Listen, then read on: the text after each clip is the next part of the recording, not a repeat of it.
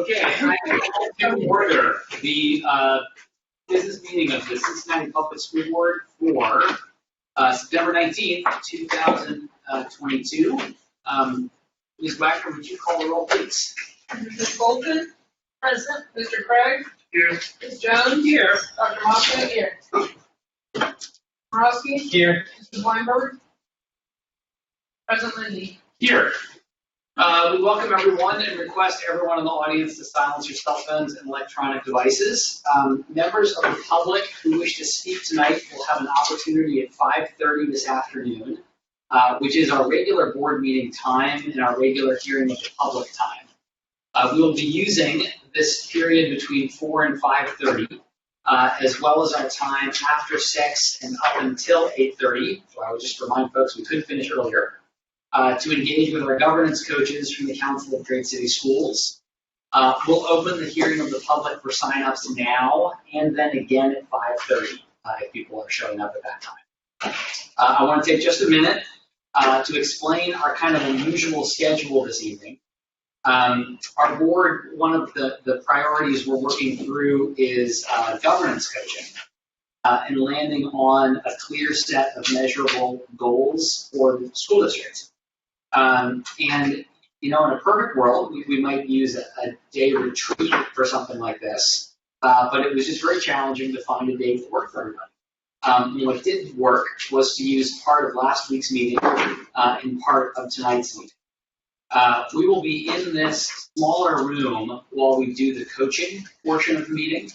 But for the business part of the meeting, which will start no later than 8:30, we will return to the aisle. So thanks for joining us, either in person or remotely. I'll mention just briefly the board priorities, which you'll see on your agenda. Moving forward, our governance work, clarifying and aligning on a strategic planning process, improving our transportation outcomes across the district, securing successful passage of the renewal levy in November, and strengthening community relationships and improved parent engagement. If we're doing our job right, you should see us spending most of our time between now and November 8th on those 5 items. With that, I will turn things over to our coach from the Council of Great City Schools. Thank you, Ben. It's good to be here in person with all of you, and thank you all for all of the work that you've done thus far regarding the development of draft goals and guardrails. We're going to pick up sort of where we left off last time with the discussions around goals. Just reminding everyone, we talked last time as well about the reason that school systems exist. The reason that Cincinnati Public Schools exist is to improve student outcomes. And that is the only reason that school systems exist, and that is what we'll be focused on as far as goals are concerned. When we talk about student outcomes, we talk about what it is that students know and are able to do. And then later we'll get to our guardrails, which are those non-negotiable conditions, that the values that need to be protected. Because the job of the board is to represent the vision and values of your community. We do this by codifying into policy those goals and guardrails. Goals representing the vision, guardrails representing the values. We talked about also last time about our goals being SMART, specific, measurable, achievable, result-focused, and time-bound. And so I know you all did some work on putting those components into your goals, and we'll continue fine-tuning that as well. We're still tonight not going to be completely concerned about the target number. If we say all third graders will be proficient according to the Ohio State test, or third grade students proficient on the Ohio, sorry, I just came from Iowa. I've got to use the Iowa word.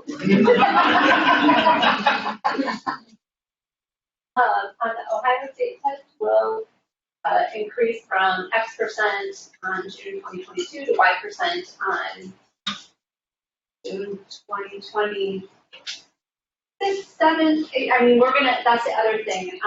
Perhaps we're not gonna, what the board is going to need to determine is if they are setting 3-year goals or 5-year goals as well. Because right now, there are a few different ideas around what that lifespan for your goals should be. So we'll do a little more work around that as well. Again, concentrating very much on being about what students know and are able to do in the goal setting area. One of the things I did send a communication earlier last week, a day or two after the session we had, encouraging everyone who is thinking about attendance or chronic absenteeism, not necessarily to sway away from that, but we talked last time about that being not as much of a goal about what students know and are able to do at the lower grade levels where they depend on adults to get them from school. And if you are compelled to still have an attendance or absenteeism goal to make it at the higher grade levels. And then just keeping in mind that if you don't make an attendance or absenteeism goal, there is likely, and that might be a question for your superintendent, is that something that she would be paying attention to as far as strategy in achieving any of the goals that are set forth. So thinking about that as you're left with only 1 to 5 goals and really being specific and honed in on what those are. The other thing I would encourage, and I believe Ray Hart spoke to this a little bit as well last time. When we have multiple grade levels in our goal, that does make it less focused. And so honing in on an individual grade level might be something you would want to consider. Also understanding that the different grade levels are going to have different proficiency levels to meet. So kind of, and thinking about, once you write these goals, you're going to hand them to Superintendent Wright, and she gets 3 interim goals measures to tell you how you're doing on those throughout the year. So if you think about multiple grade bands for a proficiency goal and what those 3 measures could look like, that already spreads it out as well. So those are a few things to keep in mind as we go through this process. Finally, before we really get started, the other thing that I want to come back around to is you see it often with our materials, and we talked about it a lot at our first 2-day workshop. The word student outcomes don't change until adult behaviors change.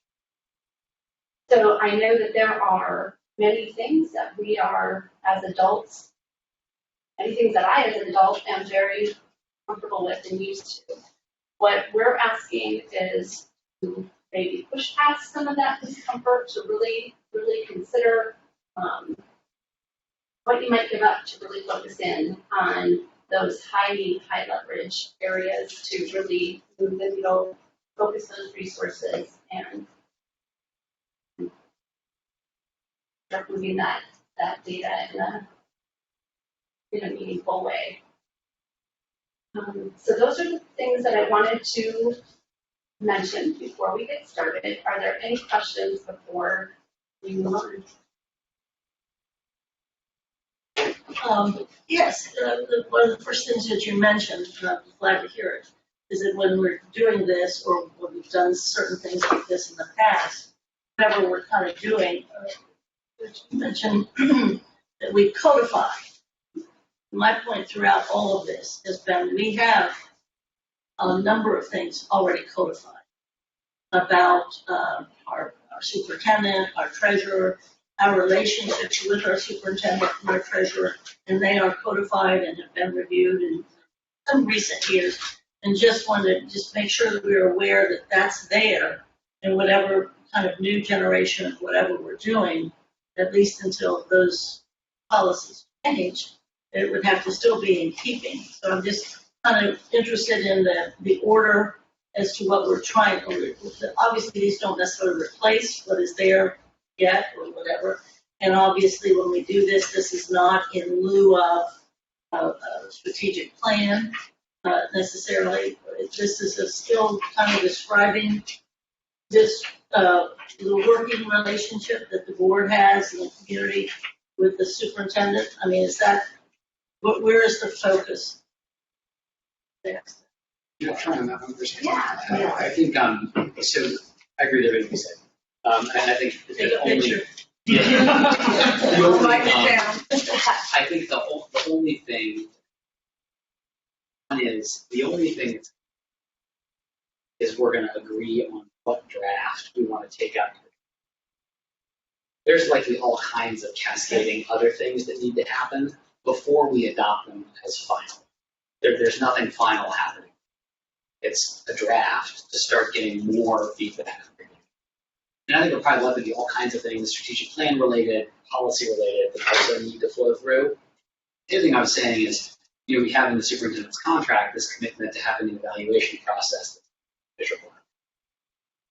And so we will do a version of that this year, that I think is the best we can do. But an even better year would be one where what we're holding her accountable for are things that have truly been vetted by our community, and would be the end result of this process. But I think there's a long list of other things in the category we're mentioning that would need to happen, but not things we need to figure out. Does that feel right? Yeah, I think that's a good response. Good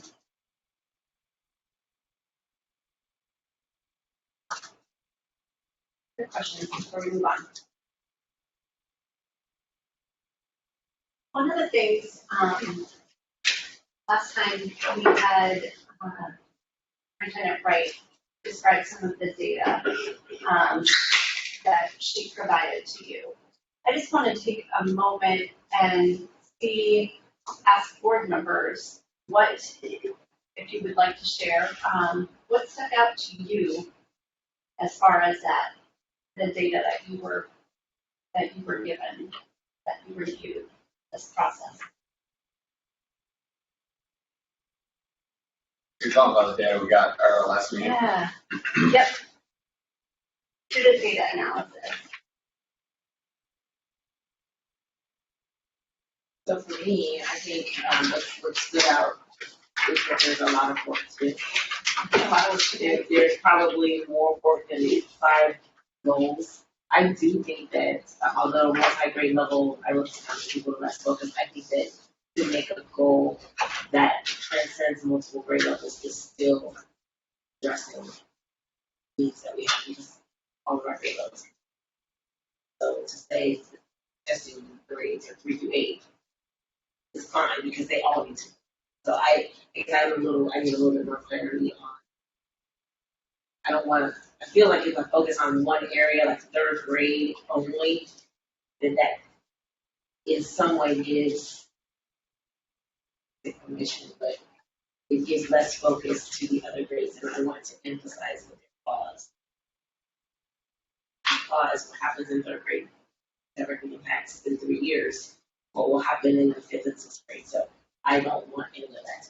But there is the data demonstrates the question that there's just so much work that needs to happen across a lot of areas. Well, I'd like to follow Dr. Moffitt's thinking about that as a person who, when I revised my first goal, and it was the 3rd through 8th grade reading proficiency level. I agree with a lot of what she's saying in that it gives a greater focus, and I'm wondering if it's decided that we leave it that way with the population of 3rd through 8th graders, is there a way, as the superintendent develops the interim goals, to address that population spread as opposed to focusing in on the one grade level? Does that make sense what I'm saying? And the population spread, I mean, can the goals be developed where we could see achievement across all those levels in some way? And especially given, and I mean, I know it all depends too on what the time frame is, if we're saying 3 years or 5 years. Is that making sense? I think so. So I think you're asking that if you left 3 to 8th grade, 8th grade, reading proficiency. yeah, reading proficiency from 3rd to 8th grade reading. Was that total population, all 3rd through 8th graders? The superintendent would still get only 3 interim goals to provide evidence for that. I think the other thing that I'll mention is that even if you didn't have a goal that spanned all those grades, it would not mean that you couldn't know how the rest of the grades were doing. It just would not be part of your monitoring. Superintendent would still be able to provide to you all of your grade level state testing scores. It just would not be what the board was focused on in those monitoring sessions where you're diving deep into the goals and the interim goals to monitor progress. So again, if you have a 3rd through 8th grade population, that will dilute the focus. And can anybody think of what inadvertent consequence could happen as far as achievement of that goal 3rd through 8th grade? That's what the board is focusing on. The other thing I want to mention is just if you focus on one grade, board doesn't mean that Irenetta's can stop teaching 4th through 8th grade, having those grades taught, or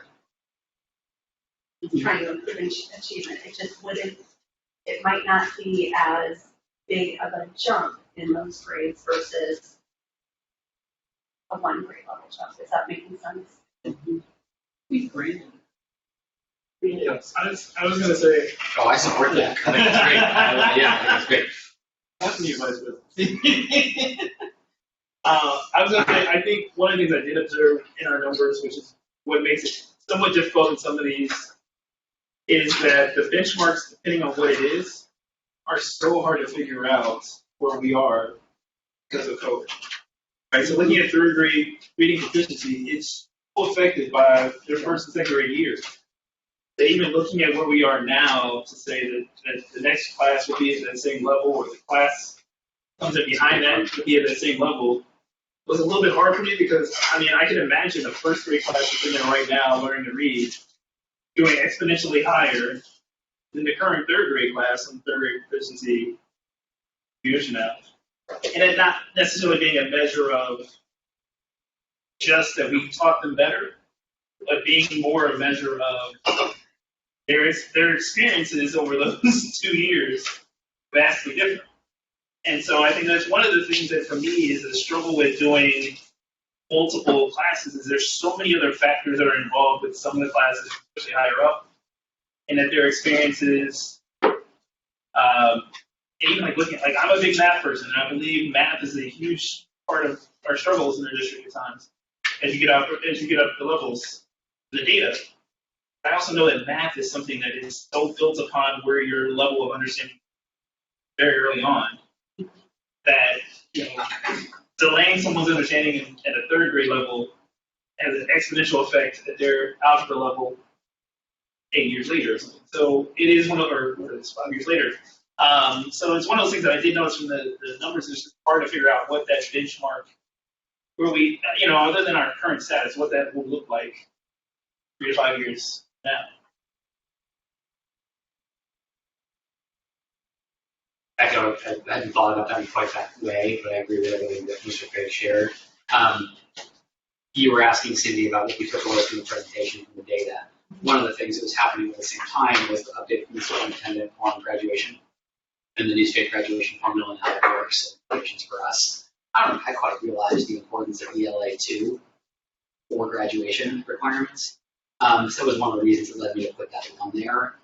If we had a goal on Algebra 1 and a goal on ELA2, those things, I feel like they matter on their own, right? And I think they would lead us to prioritize learning earlier grades. That's the only way to get them past those subjects. And by doing that, it would have a major, I think, if I'm reading this right, a major impact on our overall graduation rate, which is also something that I think came up a lot. And I just want to echo what I said at the last meeting. I'm much more, as we try to get to a set that we can take around to the community, I'm much more committed to the idea that we have a small number of measurable goals and less committed to like exact, there's not a single one of these that is a hill I would die on. I'm just excited to help create some focus for the district and could genuinely get on board with any number of different ideas as we go through the evening together. Cindy, are you facilitating? I think we should be. Right. Okay.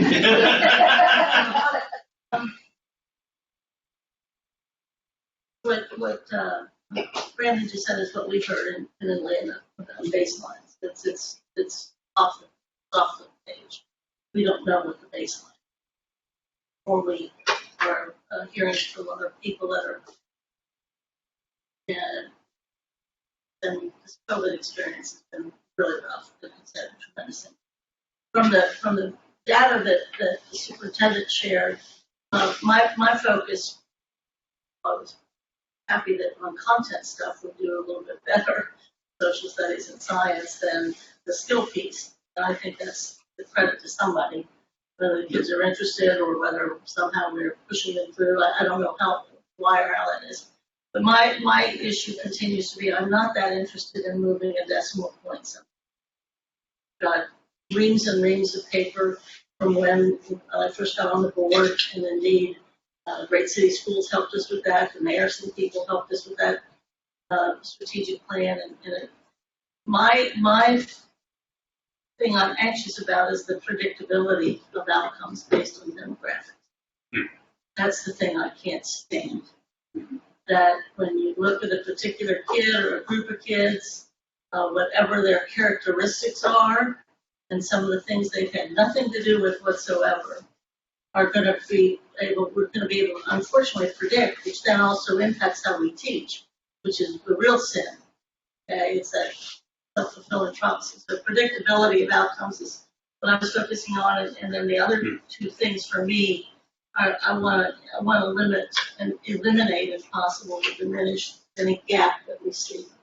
And the whole disproportionality makes us, you can't take that to the community. You can't take that to the, so when we are taking this stuff to the community, I think we have to be thinking sociologically and politically as well as educationally as to what we're focusing on. I don't know what makes the difference, but I think focusing on eliminating gaps and the predictability and being ashamed of the disproportionality are all things that make me very committed to finding those 3 or 4 goals that could make a difference. Or we could target so that it impacts down the road, which is what I was focusing on 3rd and the 6th grade current test scores or next test scores or whatever. I think that could start to change the student population and maybe give us some kind of concept as to what's our strategy. Because whatever we're doing is not working from the standpoint of eliminating gaps. So we maybe diminish them, we do things certain ways that are good and well, but I think we have to really pinpoint something. those are my words, that predictability of outcomes and gaps.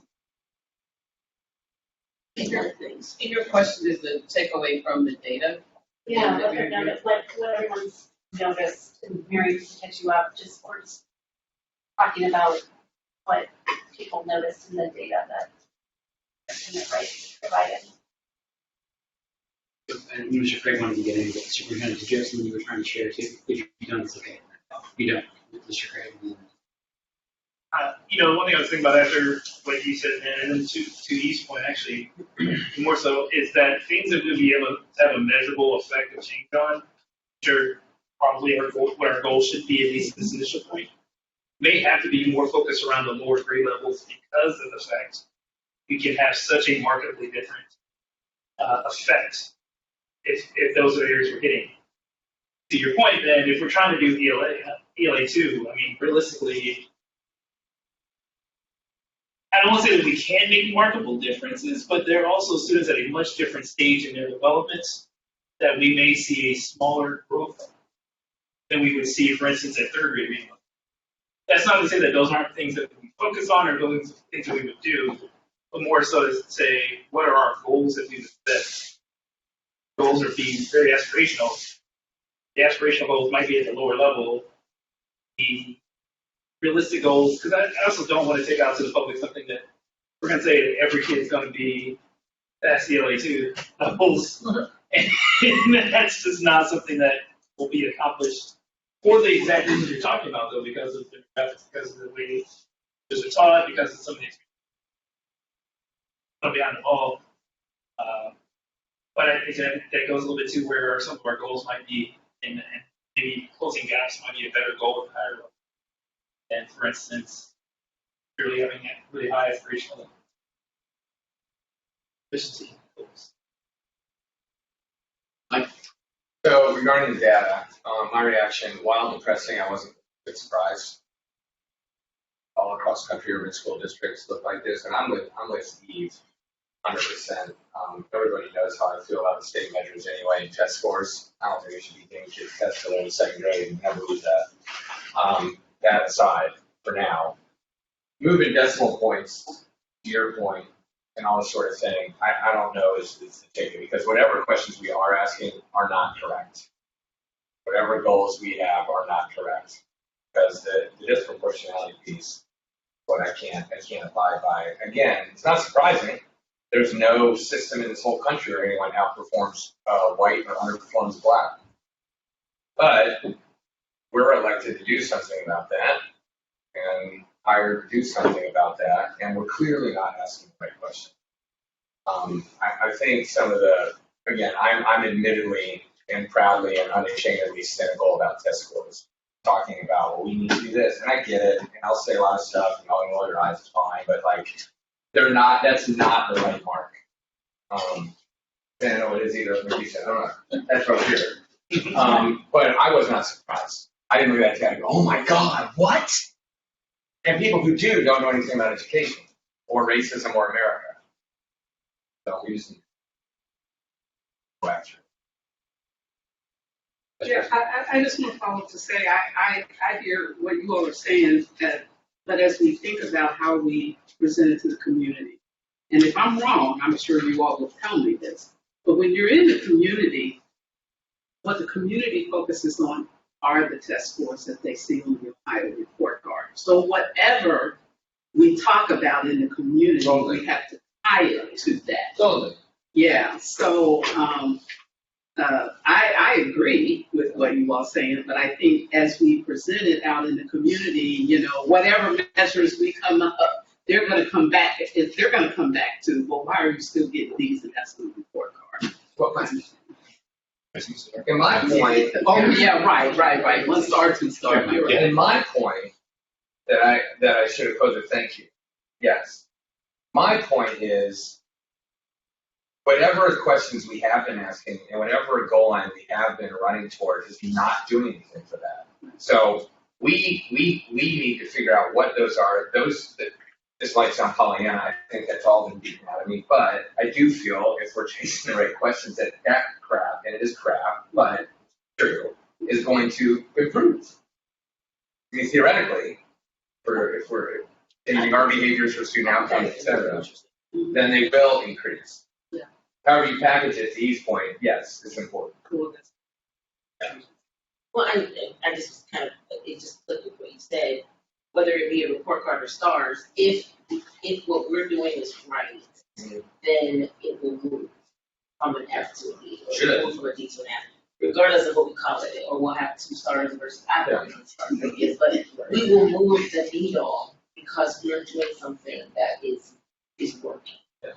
So I think, well, I think we represent the community. I still think we need, I just think we need to really hear from the community in a way that's positioning this on what are some things that you all see as important. I just think someone has told me that they done study and kids gonna be happy. Like, people want their kids to be able to read. People want their kids to know math. They want them to be employable. So what are those? I just think we need to get a really good grasp on what are some of the things that the community wants, and that will drive our goals, and then that will move the needle.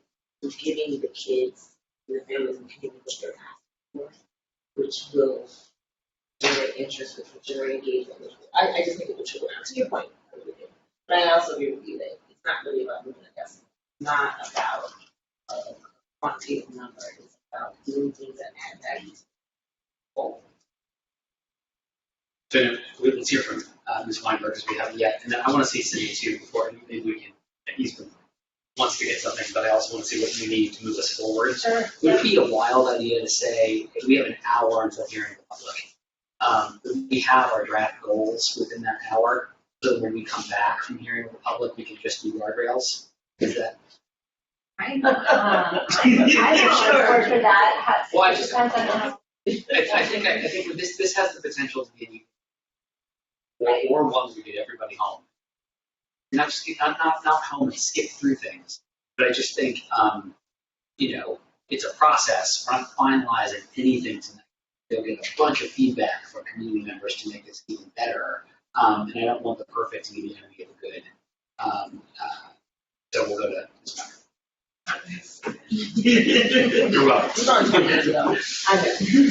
Just to kind of answer the question, I think the question. Yeah, what did you notice? Just to add a little bit, obviously being in the district for 11 years and being in the classroom 6 months ago, I was not surprised at all by it's disappointing the fact that we're better. And I am excited to come together to figure out what goals we want to put out there. And I think it is very important, including the community as well, because the community obviously consists of parents and families. And I think that they should have a say so in what they feel, and then of course us coming together. You made in your last email, you stated something about why it was better to go with one particular grade level than the vast amount of grade levels we were trying to discuss. And I think what really needs to be clear in this district is that if we do decide to go with that one level, let's say we choose 2nd grade, I just want all the other parties involved to realize that just because the emphasis is on 2nd grade, it doesn't mean that 3rd grade / 4th grade, because that's what has happened in the past. They've slacked on and moved and said, okay, well, this child can't read, we're still going to keep passing them on, blah, blah, blah. And I want to make sure that we're putting everyone accountable, coming together.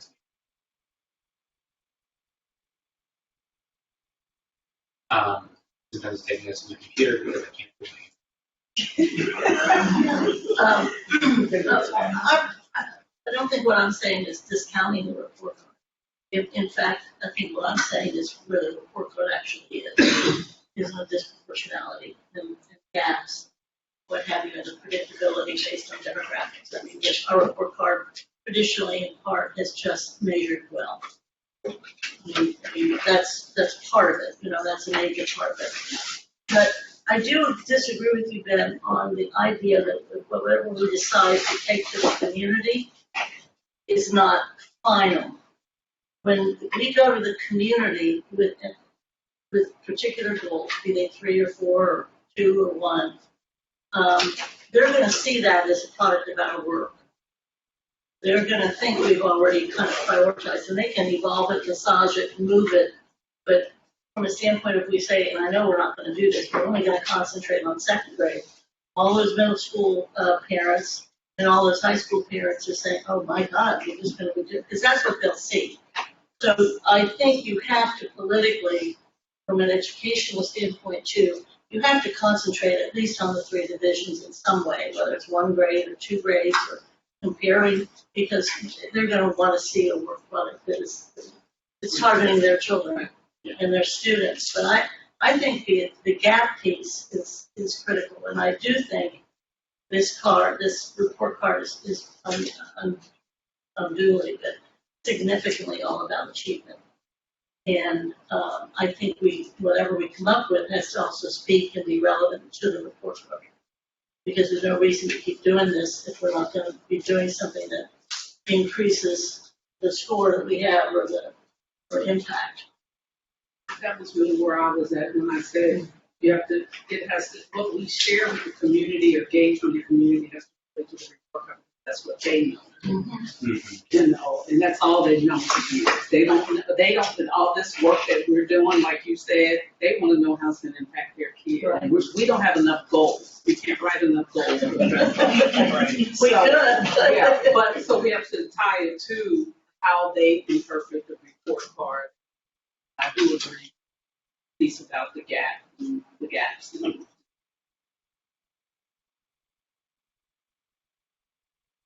I'll just add real quick. I have so much I could say, but I'm only gonna say this. One, I and the council may disagree with me around the goals, but I would concur with what I've heard across the board that when we start thinking about going to the community, I don't think that we can say to the community and expect to get support from the community that we're looking at one area or one grade level. Thus, I think someone asked what my goals were. You know, my goals were around 3rd through 8th grade reading and math. It was inclusive of high school for those assessments that have to pass, and then the conversations around graduation rate, because I think in 3rd grade as a separate indicator, simply because even though, you know, we removed from the state students being retained as a result of it. I come from a state that did retain students from it 2 times, from two states. But we've removed that, which makes sense. But I think that it's still one of those indicators because of all of this research that you hear about. I asked for the research, I've only been able to find one piece on it that was from 4th grade, but all the research that you hear about around 3rd grade, right? And so still keeping that as a separate indicator of, you know, where you want students to go. So I don't think that, even though I'm not the one going to the community on this part of it, I think that the community collectively would have some concerns around that if they're not able to see where their children, you know, show up in those specific goals, just in terms of those assessments, you know, just kind of a process. One thing I can offer in that realm, it's going to be also, again, the 1 to 5. Thinking about could, and I'm not suggesting that we do this, but I'm just going to throw this out there as an example. Having a 3rd grade goal, having an 8th grade goal, having a 3rd grade math goal, having an algebra math goal, and then having more graduation goals, for example. Those are ways that you clearly a 3rd grade goal would need to cascade down to pre-K. 8th grade goal would need to include 4th grade on that, as far as how the strategy is. So those are just some other ways of thinking about how to be inclusive of and thinking about how other grade levels can be included. If you all decide that you want to aggregate into one big group of 3rd through 8th graders, that's going to be a you all decision, but trying to give you different ways to think about how to approach this. Did it that way, you might have to give attendance to strategize around without control around it. But those are some thoughts. I think to move forward, what we need to do, and this is could be different than how you typically how you might typically work together. I am going to provide, and I know this is last minute, but that's how I was able to pull this together before I came here. This is what everyone has submitted most recently, just so you can get a chance to see what everyone's thinking was around goals. And I want you to partner up and come up with, let's see, and this is, So you need that for email. I have printed copies. Is it just your printed or can you send it? I could possibly send it for email, yeah. As far as Once we get started, I'll do that.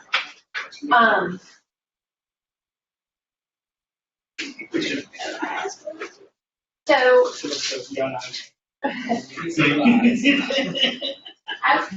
as we get together to, and this is what people have submitted, and this does not, none of this is set in stone. You might, as you're discussing, come up with something, something that's already there.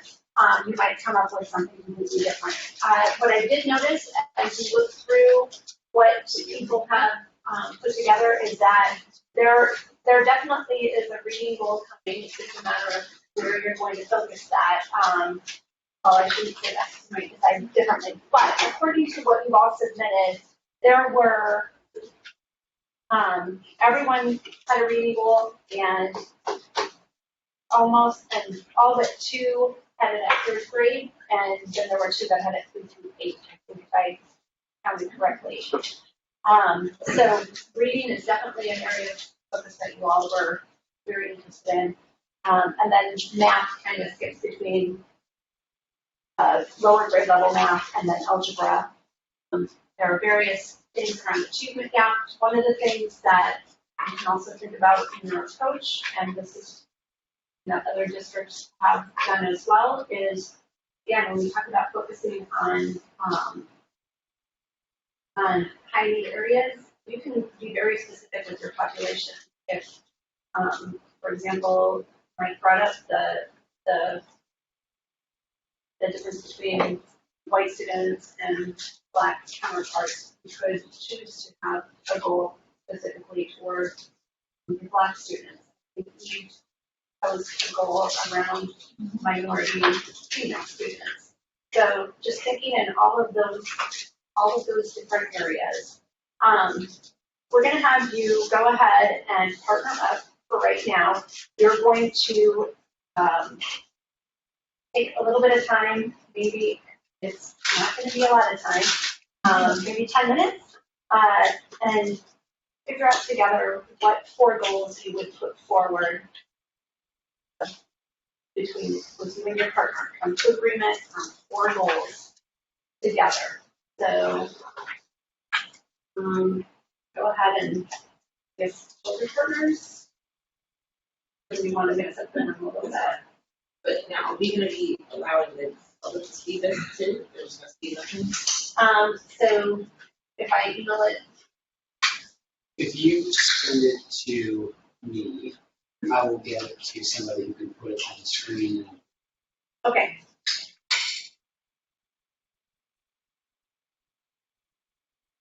And for the record, I redid my goals in the right format. These are my original goals, and they are terrible. Right format. So to be clear, just be clear. Okay. Yeah. Judge free time, like. Carolyn and I work together. We work together. So I understand. We three, you know, we'll make it easy. So he's going to be.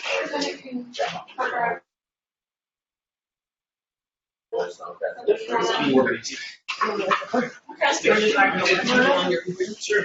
I have them on my notes. I have them on my little notepad. So this is under No, persistent to attendance. Should be just, I mean, I'm not a time waster. That's gonna die. I gotta put it down. I don't want to. I think we all need to figure, I think we'll figure that out as you all whittle down, will this be a continuous process? They're on the same page, these two. I just made these up too. You grab the ID and I just grabbed it. So she said it was. Okay.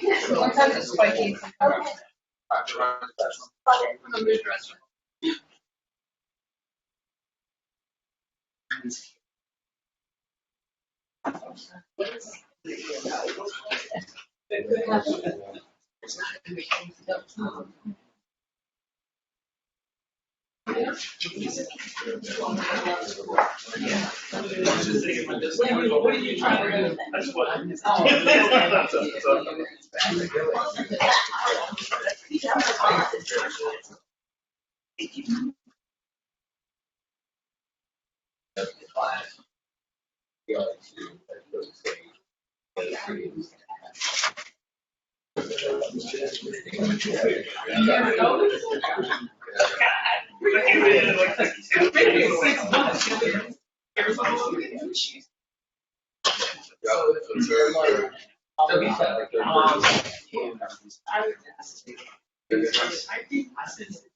Never mind.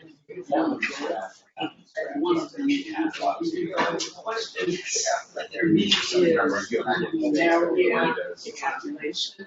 So mine's super lofty, it's probably sold. Yeah. That's what I'm.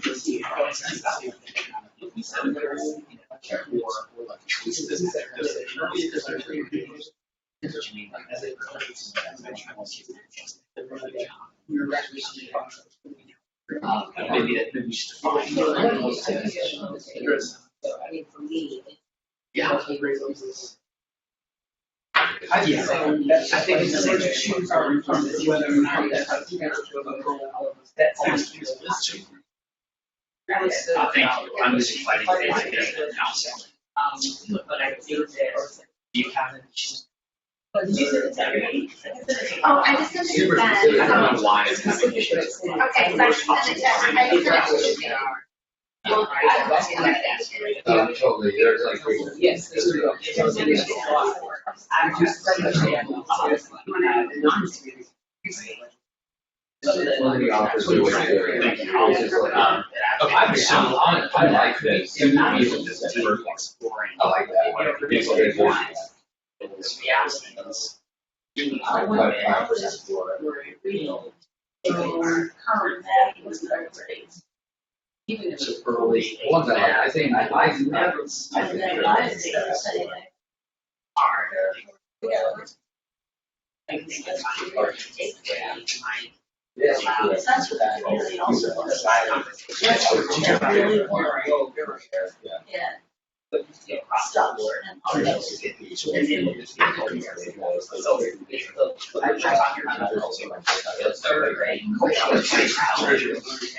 I like the surgery. I would bump it to So I'm gonna just so you have Way out to. it was never gonna be over apples to apples for years. But it also is great. But it's also saying.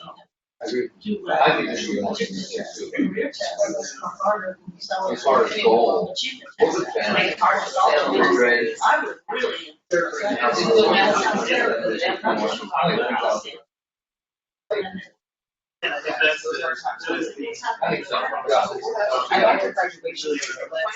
we do third grade research. I agree. Let's do some of that. I think it's- I can kind of talk about the importance of how.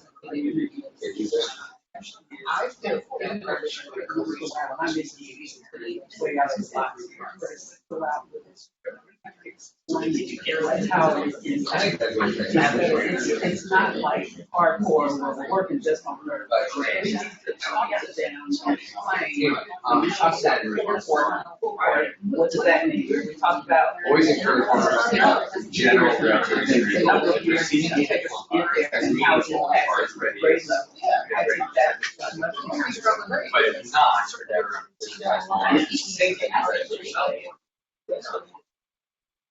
What's that?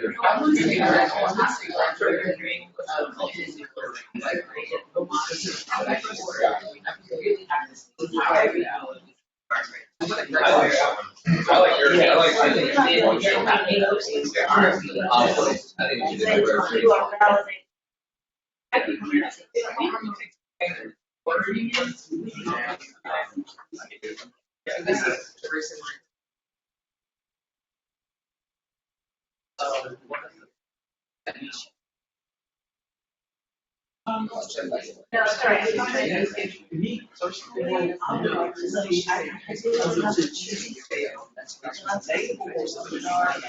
And it's, we're not the car. Now, I don't know, there's part of it's like sort of me there. Plus. Yeah. It's a great goal, Yeah. but it's not.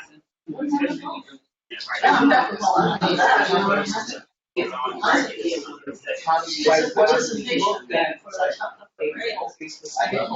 I agree. And so And that's how it works.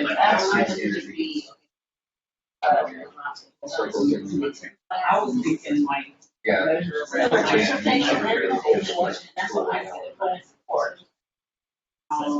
where they are now, because they're like, you're now. They're nice. And what the growth is. Yeah. So I think, right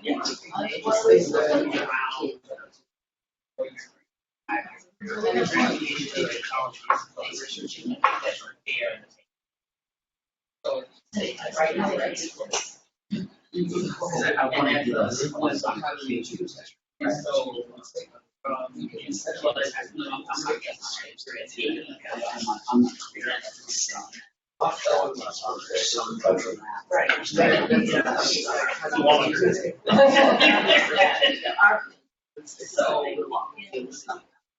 I just think that he's really not.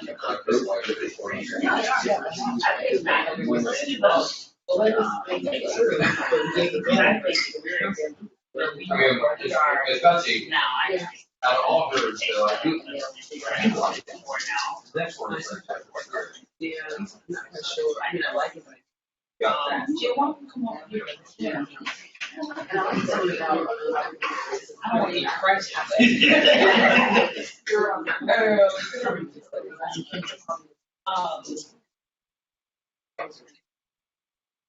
So we might, this is, I'm gonna see this. But. Maybe we're. Yeah. I was trying to say, it's great. That's our star. We didn't call it a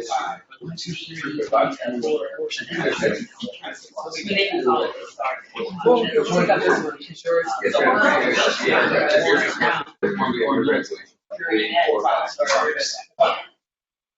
is a big group over there. Yeah. Why are you leaving us alone? Here, Rob, here for just a second. And Jen, you can hang out here. We're gonna do next. We're gonna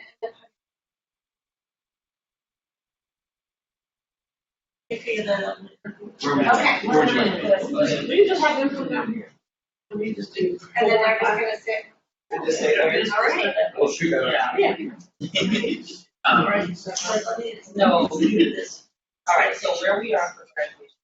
Go find my thou. We look at Thou shalt not. 78. Jesus Last. So we're especially. It can be better.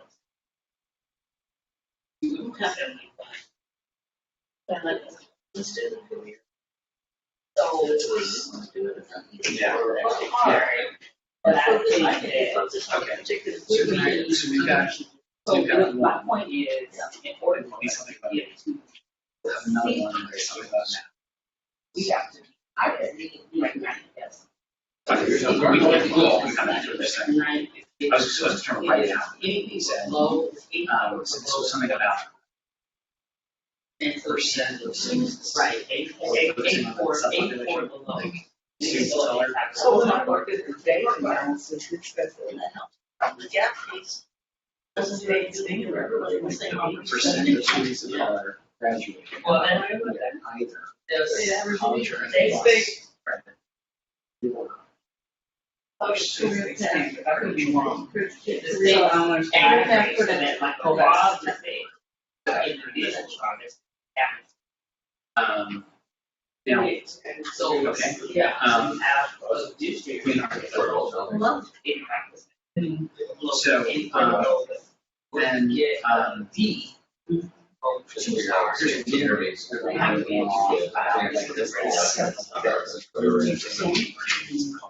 could go over those 4-year goals. I think it's interesting. Which is cheap. We can figure it exactly out. Is that just my worry? I'll work it out. It's another. yeah.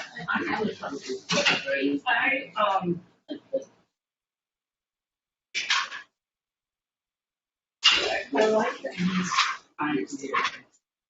The proportionality of that. Use color.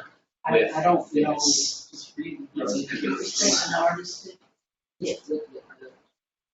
I mean, we could go in a couple of different ways. There's the racial achievement gap, and then there's CPS, minority females, college, career advice. I mean,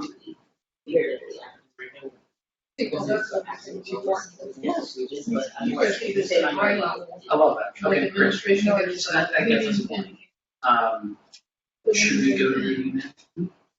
well, but unless I'm misunderstanding what she's saying, she's talking about terms of gaps and the disproportionality when it comes to disproportionality. I think is demographic.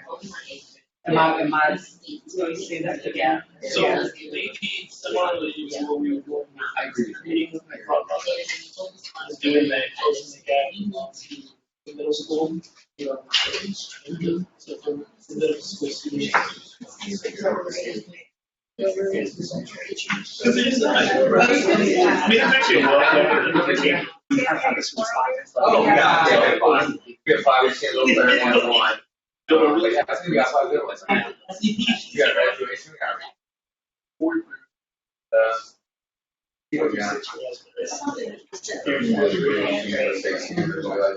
something in that. Okay, you have my So you could pick a particular area to close. We just made it in there, and like, choir. Minority students. School. Cool. Elementary school.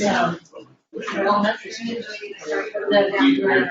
Even though it's really. No, it's really confusing. I need to talk about how we make this community, and I think that they have to hear that.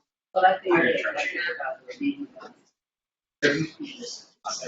My bad, question. Man, I just listened Yeah. It's my, yeah, that's my, And so, point.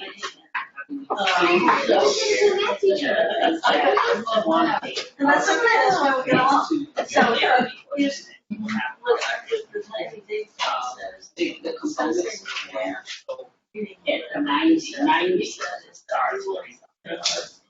So we're at, We will be the at state is right at 10. 10.5. And that's the point for Because that's math. starts at 90. That's, So for us, engineering and whatever, for little people, for middle school. And because, you know, it's We- the it's a cheaper absurdity for of us. having a standardized. I actually, Our children are prepared to even be. but I don't agree. But really, we should have some form of STEM in those middle areas. Unless you go to school with James at a border. What did you take? STEM. I asked Marion, like,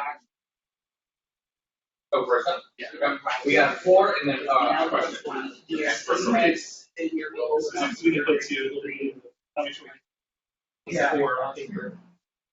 I would support it as graduation. This graduation, My experience. Number 4 is we talked about closing gap. I think one of the areas the least that I've seen, I don't see it was One the question. biggest gap. Yeah.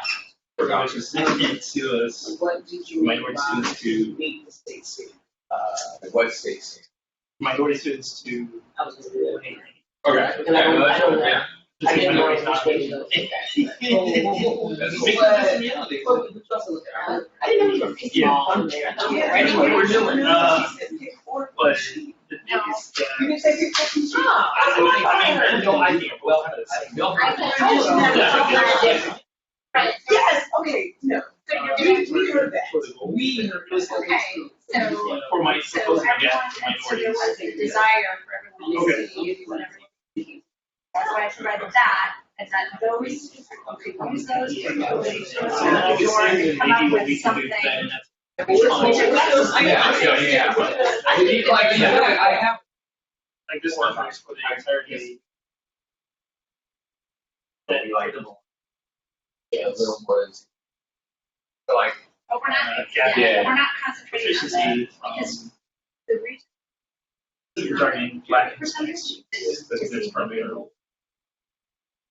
because Very I many of heard those. that the population if is you so want small. more in this level, how does But that that's phrase go?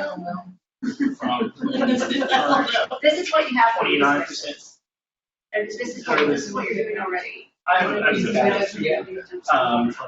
have to, the context of, Jen, how is that? That's a waterfall thing. You're How welcome. would You keep piling more water into it until you take other water out. I think that is an awesome conversation. Let me share with you what makes sense. You came up with one. It's really cool. So this is the, So there's the percentage minority students. So there's basically like a 44% plus for Muslims increase. Your X is 40. So it's a whole number. That's How long are you eliminating? Elimination. I think let's get down to 20 to 25 to 30. Already, this would get it. But in reality, what we're gonna get to, 25% might be. It will. It does. It Me, but it's not happening. The percent, 2025. the percent minority students. If we say 25, and then get 20, so.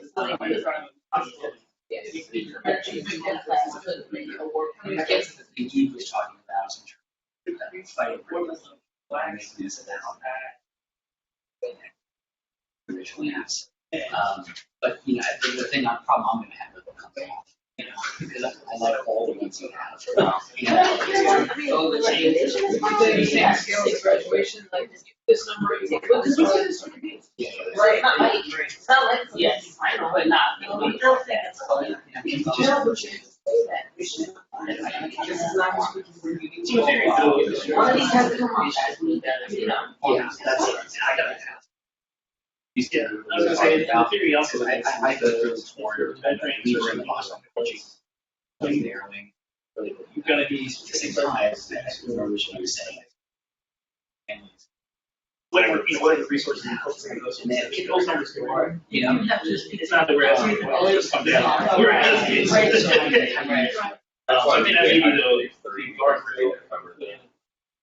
No, those are you guys should resolve tomorrow. That's like. and that's unfortunate because like how long I can drive to read That you're in the first grade. They don't have to be a CPS. CPS dictation. And so we want them to that we are the more that they can, that they're preparing them and then not sending them off for high school. So send them off. What time frame are we looking In fourth grade. I would think, obviously, if you make them go too far away, I don't see myself in it. But I don't realize that what you're doing is actually. I'm just telling you how I think. I can see that, but as a community, I would bought in as a secondary that she and you'll be registered. So the math there in the, And I feel like math. what's the what? What's the math? But you there are kids in our What happens? I have a lot of kids who've done really well on reading tests. so that we can trust us, they know that we're monitoring it. I think that, I would say, I mean, if you look at the Iowa, Trust are really. my thing, I didn't get into the math scores.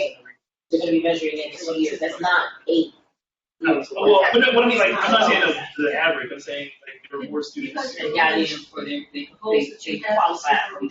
Yes, I think they qualify. Well, we were. And so, well, like, there are probably some students who barely qualify, and there are more students who routinely every year, that's there, they're in trouble for getting the thing. I don't necessarily think that math is We're important. talking about administration. I think we need, I was thinking about this when I we did talk want about to get people positions. They were to say, this is what we want to do is. You say algebra 1, that's your Yes. Yes, I should So you have third grade reading, algebra 1 to graduation rate? And that's a We had, great. graduation, which I think is kind of. It's hard to, years. it's a medical thing, but it's also a question of being. I really like, state proficiency tests. So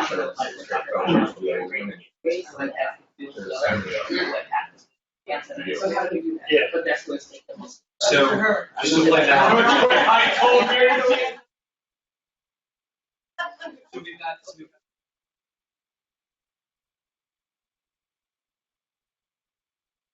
told you. High school, Go, sir. EOC. I just want to make sure that our goal for like. That would be the number. They're ready to work. So I think that's gonna be a part of communication. I noticed the CPS. We got to try to run it, yeah, y'all did a good job with this. You don't figure out. Yeah, like. I'm ready to go. Yeah. I think there's still like, there's this question about how to make. But if algebra 1 is the one that gets us close. For which one, Bob? Ready. Well, I he agree with you. I did do that. Yeah, Oh, yeah. No, I'm not saying what. Oh, I see. This is the one. I think the only problem is But I that's think, gonna be so like what, if anything else, across third, sixth, third, fourth, fifth, sixth. Greater than 40. I'm just saying right now, I'm gonna go without. You can choose which one you want to. I think. Yeah. Well, there's a state elections testing. You would have one of the reasons why you would be on. They do readings, they do math. The problem is that the height that we were, Where? You could even. You can make examples. weight, You got it. It changed. I don't know what percentage the kids are testing. that's. You're not gonna eliminate any. Like we should be. Focusing on We should one be. grade. It's not gonna happen. You have to focus on what's really important. That's what I'm saying. Third and sixth. I think what we can So say you is did the say same. third, fourth, fifth, sixth. No, Third third and and sixth. sixth. Third and fifth. Just We get a bunch of do it, I did it because if you do it over 3 years, you start into, first of all, get ready for that. So we can say, Two more And then times. that kid is also ready to actually start high school. I would say, if we could say. And then, yeah. So not saying everyone's actually, I'm saying. And that's where we have our problem. That's where our dropout rate is. And it really is. This number is. Okay, we're gonna wrap it up in a couple of minutes, and when you have your 4 goals that your group has decided on, if someone could write them, or a short paper. Do it better. And then we'll stick them Figure on out. the wall as your. We don't need to worry about the Yeah, we have those, we have 4. That are solid. Graduation, third thing, and Yeah, I think I would have to show it to you before. Yes. I just like it. I do think. you're right. Well, we can choose like 3 and 6. So it's more growth than we've ever had. Yes. They want it now, we're busy. You say second? I think I'll write this up here. That's it. Well, and they wait for a while, and then it's 15 to stop. Those 3 years, that it kind of stopped. Because we found these numbers. that would be an interesting reading. When that happened, that the evidence for the disqualified for long. Come on, you guys. We gotta figure that out. Yes, that's. So we have to do that. I can tell you. Right, the good news is, we're only processing one. Yeah. Right. The bad news is, I'm not sure we have all of them. We got 4. 4. Did we give you 4? Yeah. We need just to write it. I think that we're gonna have some, yeah, Easy, down here. I do, but the thing is, it's gonna wind up being like, because it's 3rd and 6th grade in 2 subjects, 4 different ways. So it's trying to like sandwich 4. That's Different percentages.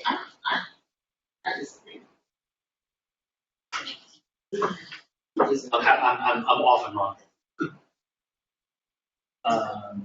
Okay. I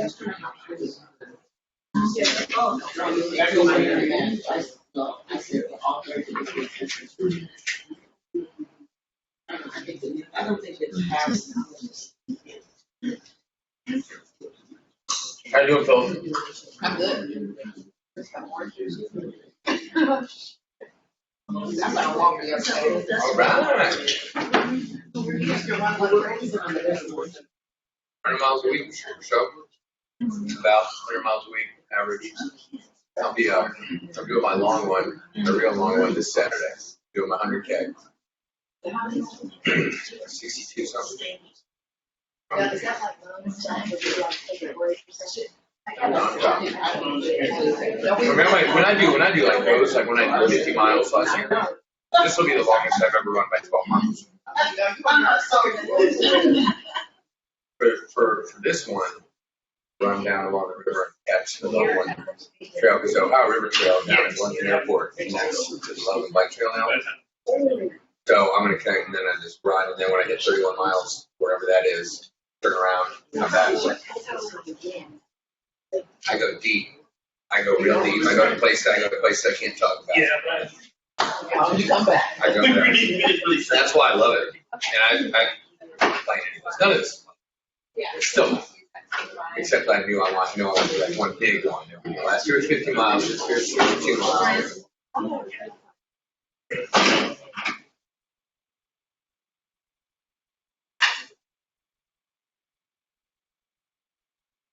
$62.2.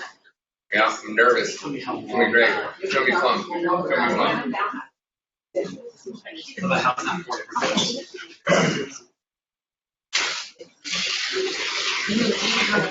you? Yeah.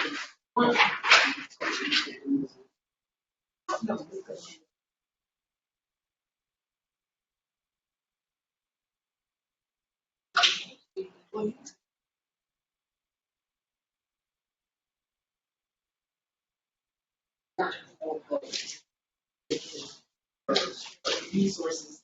Yeah.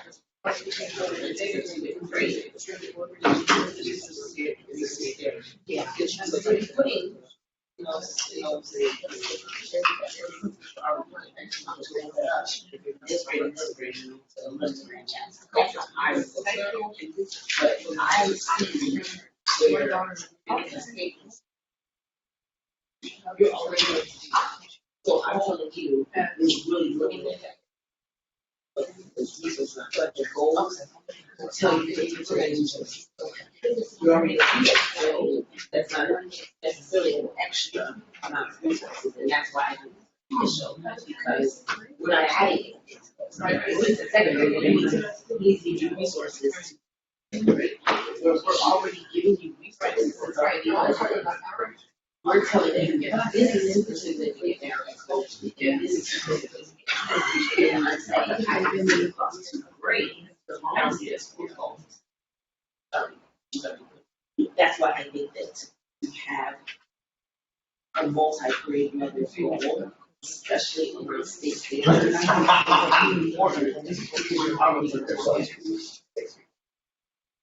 Well, If your goals are about resources, it was so big. Oh, yeah. I think it was one thing. I hear you saying, well, I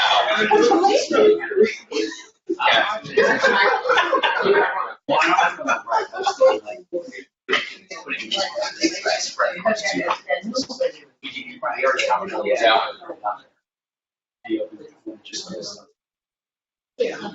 Yeah. Well, I don't think I'm gonna be able to.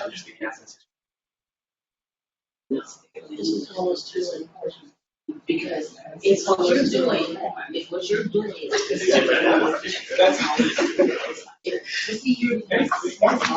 All are welcome. Because we service K, pre-K through 12. So you're asking me, as a person who has an allocation, hey, I'm going to work on striking.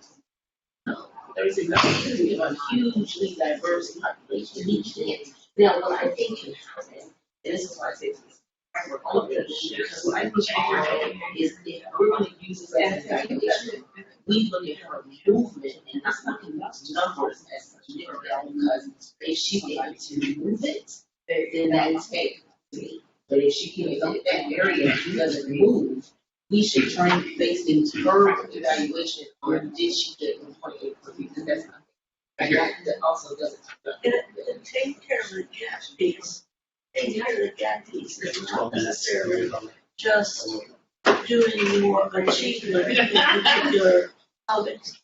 What you're really doing, targeting the gap. Why is there a gap? You're not gonna tell me. You're not, yeah, it's a completely different way of looking at it. And this is.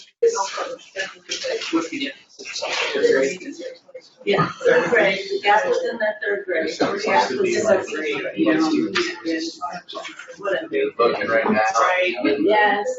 This is all, it's gonna work. Something like magic. The six, each of those is focusing on not trying to go reading straight.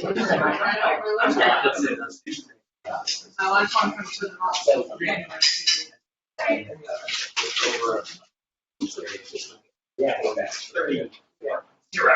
Exactly, what are they doing?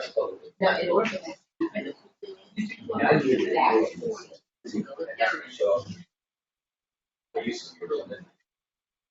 If the white students stay the same, you have to target resources. Who's that? 10% gap. Because you're not focusing on high. And this is the, you would have one here, this is.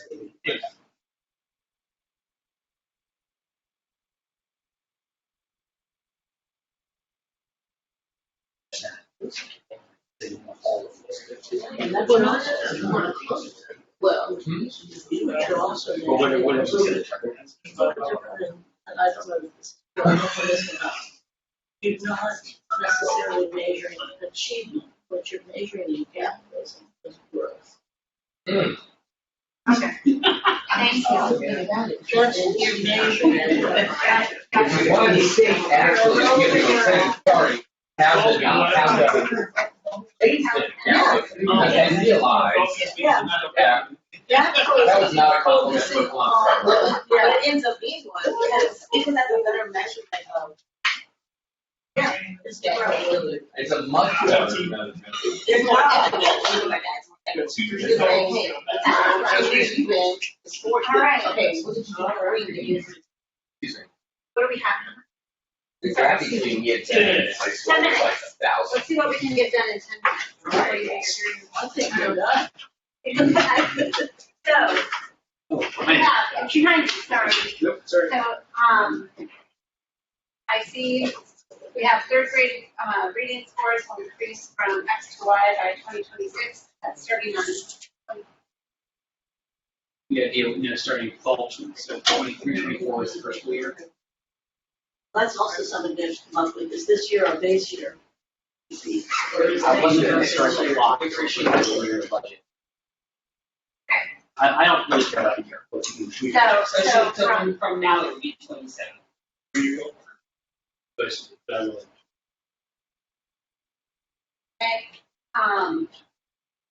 On the big top. So for now, can we 22, make it 27? Sure. 26. And then do we need to include that our specific with state test? Yeah, is that what it's the same time? Supposed to be OSD. I was sorry, I was trying to move quickly. That's okay. I put it- yeah, you're All right. right, you're right, you're right. So, third grade reading goal. Here's the current cohort of 2022, 23 third graders. You know, specifics. Yeah, we don't need, we'll just say 1% by completion of their seventh grade year. So, that.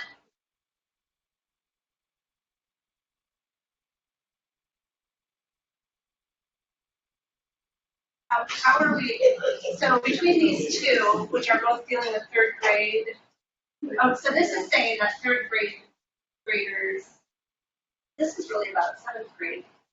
It's the third grade cohort. It's third grade cohort. We again focus a little bit on that. That group. Okay. And so the potential, the proficiency to be measured along the way of that cohort, those things that we were doing in third grade would be carried on. Fourth grade would be carried on to future years. So eventually those follow. But we are open to change. I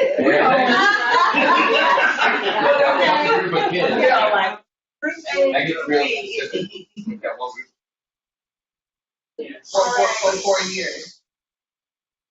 Second one, for right now, we're just gonna see what the clarity are. Algebra 1 scores will increase from X to Y by 2026. Which could be 7 if on the OSD and. Yep, and then down here, we've got Algebra 1. First time Algebra 1 test takers, the Increase. will increase from the 23 school year to the 28 school year. The activity that you have is for first time test takers because multiple times are no longer included in the scorecard. Oh, so they're essentially. Same. So we're good with that. Look at that. Love it. We can wordsmith as needed, so we'll just do that. Cutting that out because we've got it here and. Okay, now we've got graduation. Percent of minority students graduating with a CPS or workforce credential will increase from okay. Here we have increased the percentage of students who meet the requirements for graduation from 20.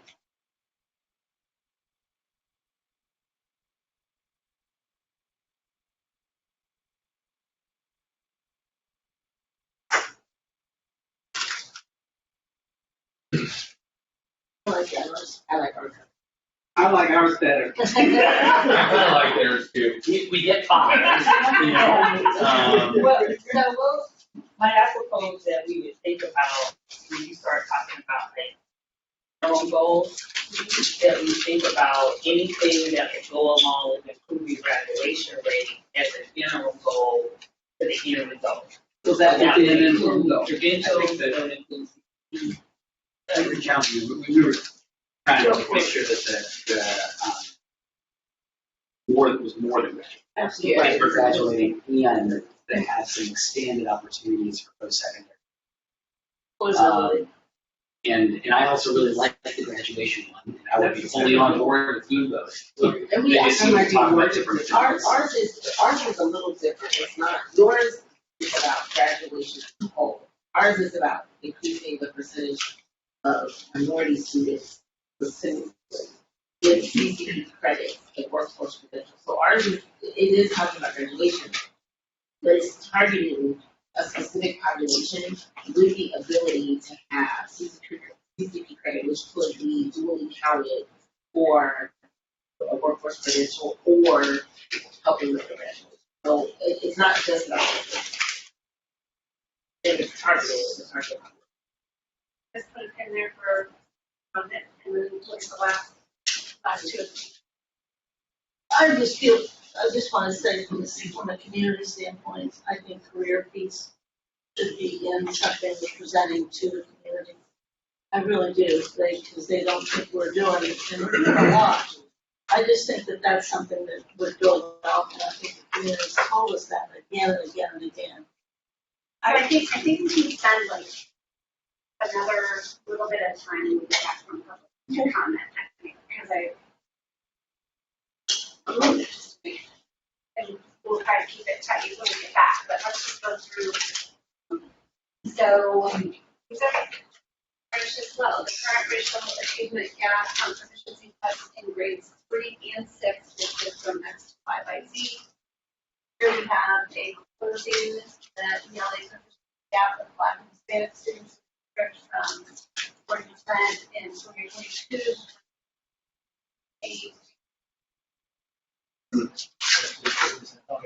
Back to the specifics or. Yeah. I really like that, unless it raises some kind of technical that are deal breakers. But I think it speaks to some of the predictability you were mentioning, just from one goal and your perspective. I guess I like it. I just wonder if that could be an goal because we're saying the current racial achievement. Does that not include them there? I think the only thing that I specifically target with those two groups is that, so one, American Indian, there's a low population of one person can flip it completely. Asian is not actually a gap, so there is no gap between Asian and then multiracial.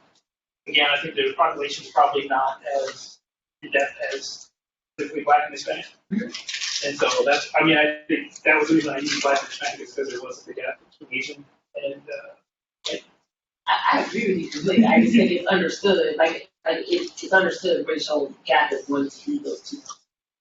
I just think that. I don't think it is. You don't think so? Well, there's no gap. Not for the majority of people. But I there's think no you gap. gotta call it out. Oh, okay. Personally, I think you gotta. If I can throw out, and I understand the question about number 3. I'll just go on this side. This one over here from earlier, I will just say that, in order for us to, I guess this goes back to the point that if we decide on this, inherently there's some other things that have to happen. So whether we just decide on this or not, we still have to focus on graduation rate. We can't get to a C on the report card if it's not at least 90%. And right now we're like at 78. So that's kind of the key. We're at 78 as a district. The other piece of this is there is a very intentional focus right now on removing our Hispanic students from the district. The IDEA school that's in our district right now is all focused on our Hispanic They bought population. 30 buses. So I think if we don't do anything to call them out right now, then that's gonna be a problem. They did. I think that's right. The other thing is supporting graduation, we talk about being a straightforward community. They care about the graduation rate, period. That's very black and white in stated definitions and. Right, so we'll get back to this for That was a good start. Yeah, thank you. Okay, so we're going to take a transition here from our previous coaching session.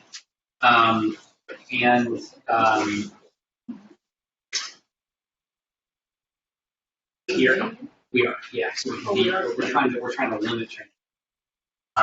So we have the room set up. We had this one. So. Sorry, guys.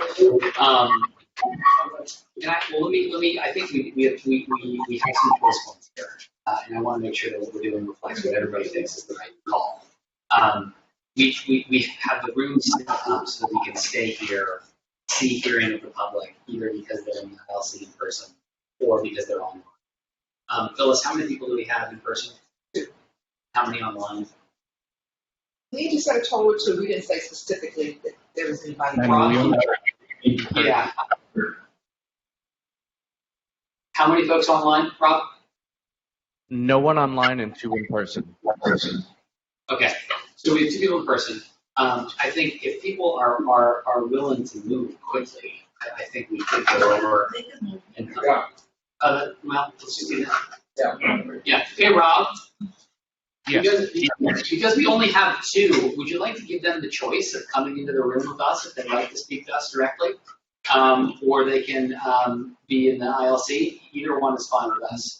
Yeah, they both would be happy to come over. I'll work them over. Great. Thank you very much. They're on their way. Yeah, and Rob, can we get your help still keeping time? Yes, absolutely. Great, thank you.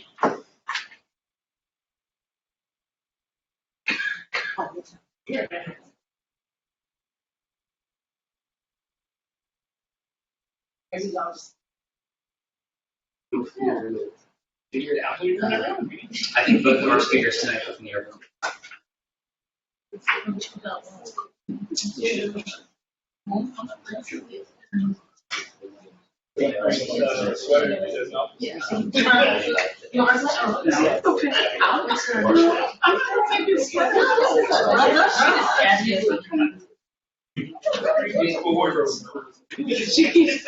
She keeps winter clothes.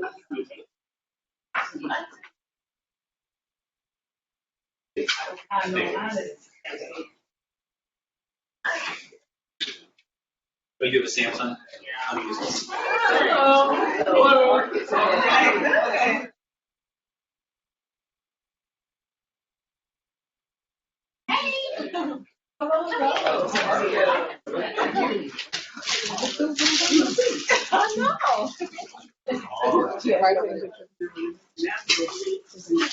So we're now at the item on the agenda. We're here in the public.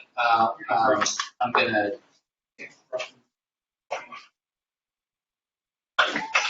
Okay. So all of our speakers tonight are in person, which is wonderful. Everyone will have 2 minutes to speak. When the timer goes off, your time is up. Please refrain from discussing any personnel items.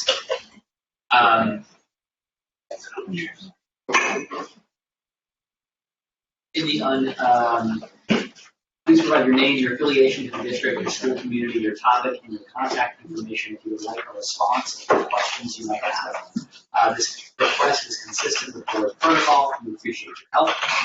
In the unusual event that someone is not willing to follow this protocol, we do reserve the right to end that person's time. Rob, how many speakers do we have this evening? We have 2. We have 2. Great. And the first person is? Jasmine Costin. Jasmine, would you like to hear from you? Hi. Hello, everyone. My name is Jasmine Costin, and I proudly serve as the Vice President of Government and Community Relations for the Urban League of Greater Southwestern Ohio. We are so excited today to just kind of introduce you to our Black Caregiver Network toolkit that we would love to give to the district.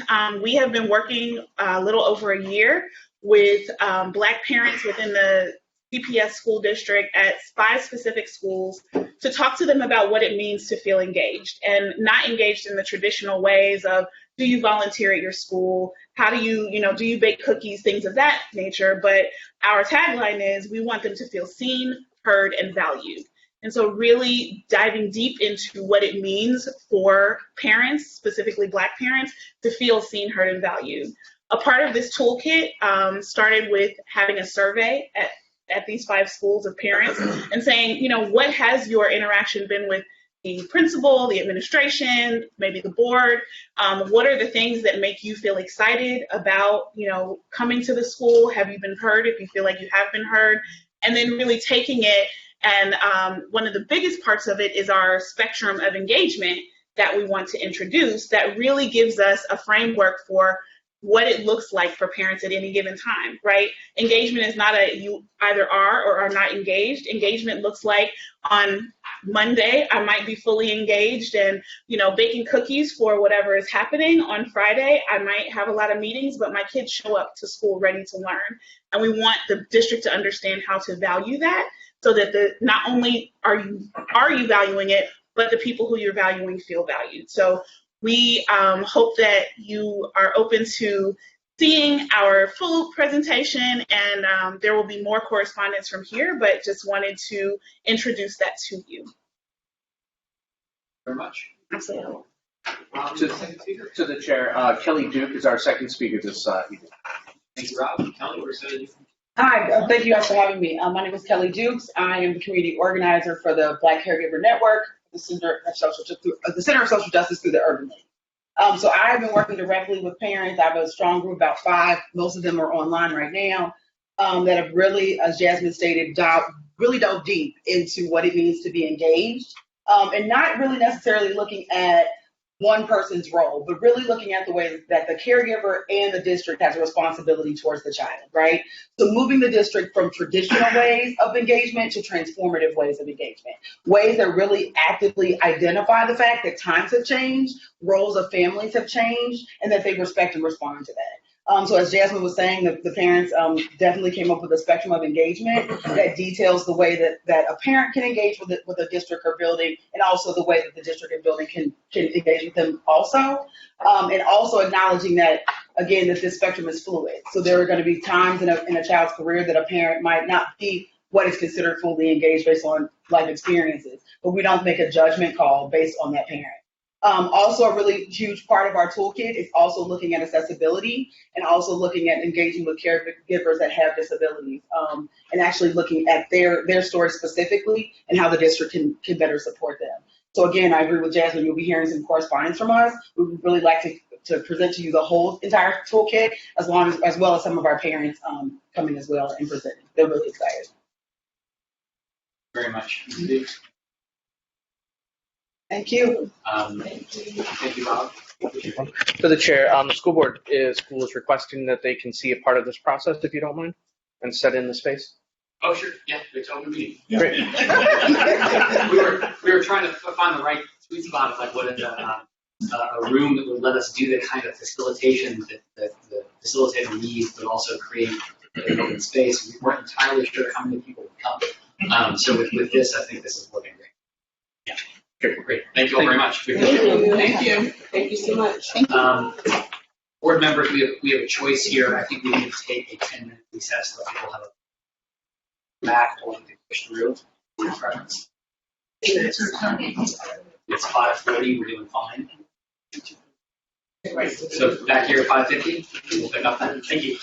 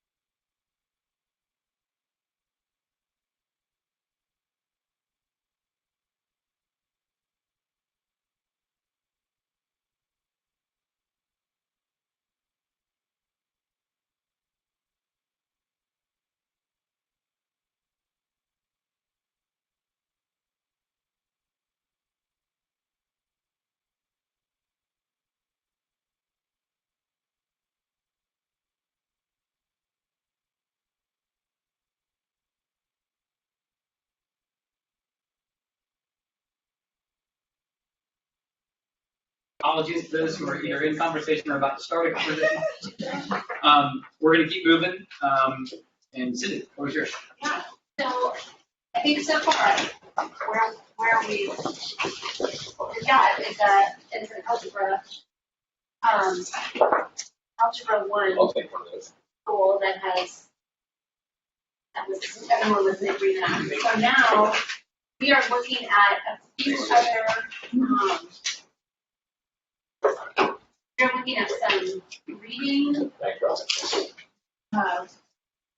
reading goals, a graduation rate goal, and a graduation CCP credit or workforce credentials. Two things. And then we've got a couple of achievement gap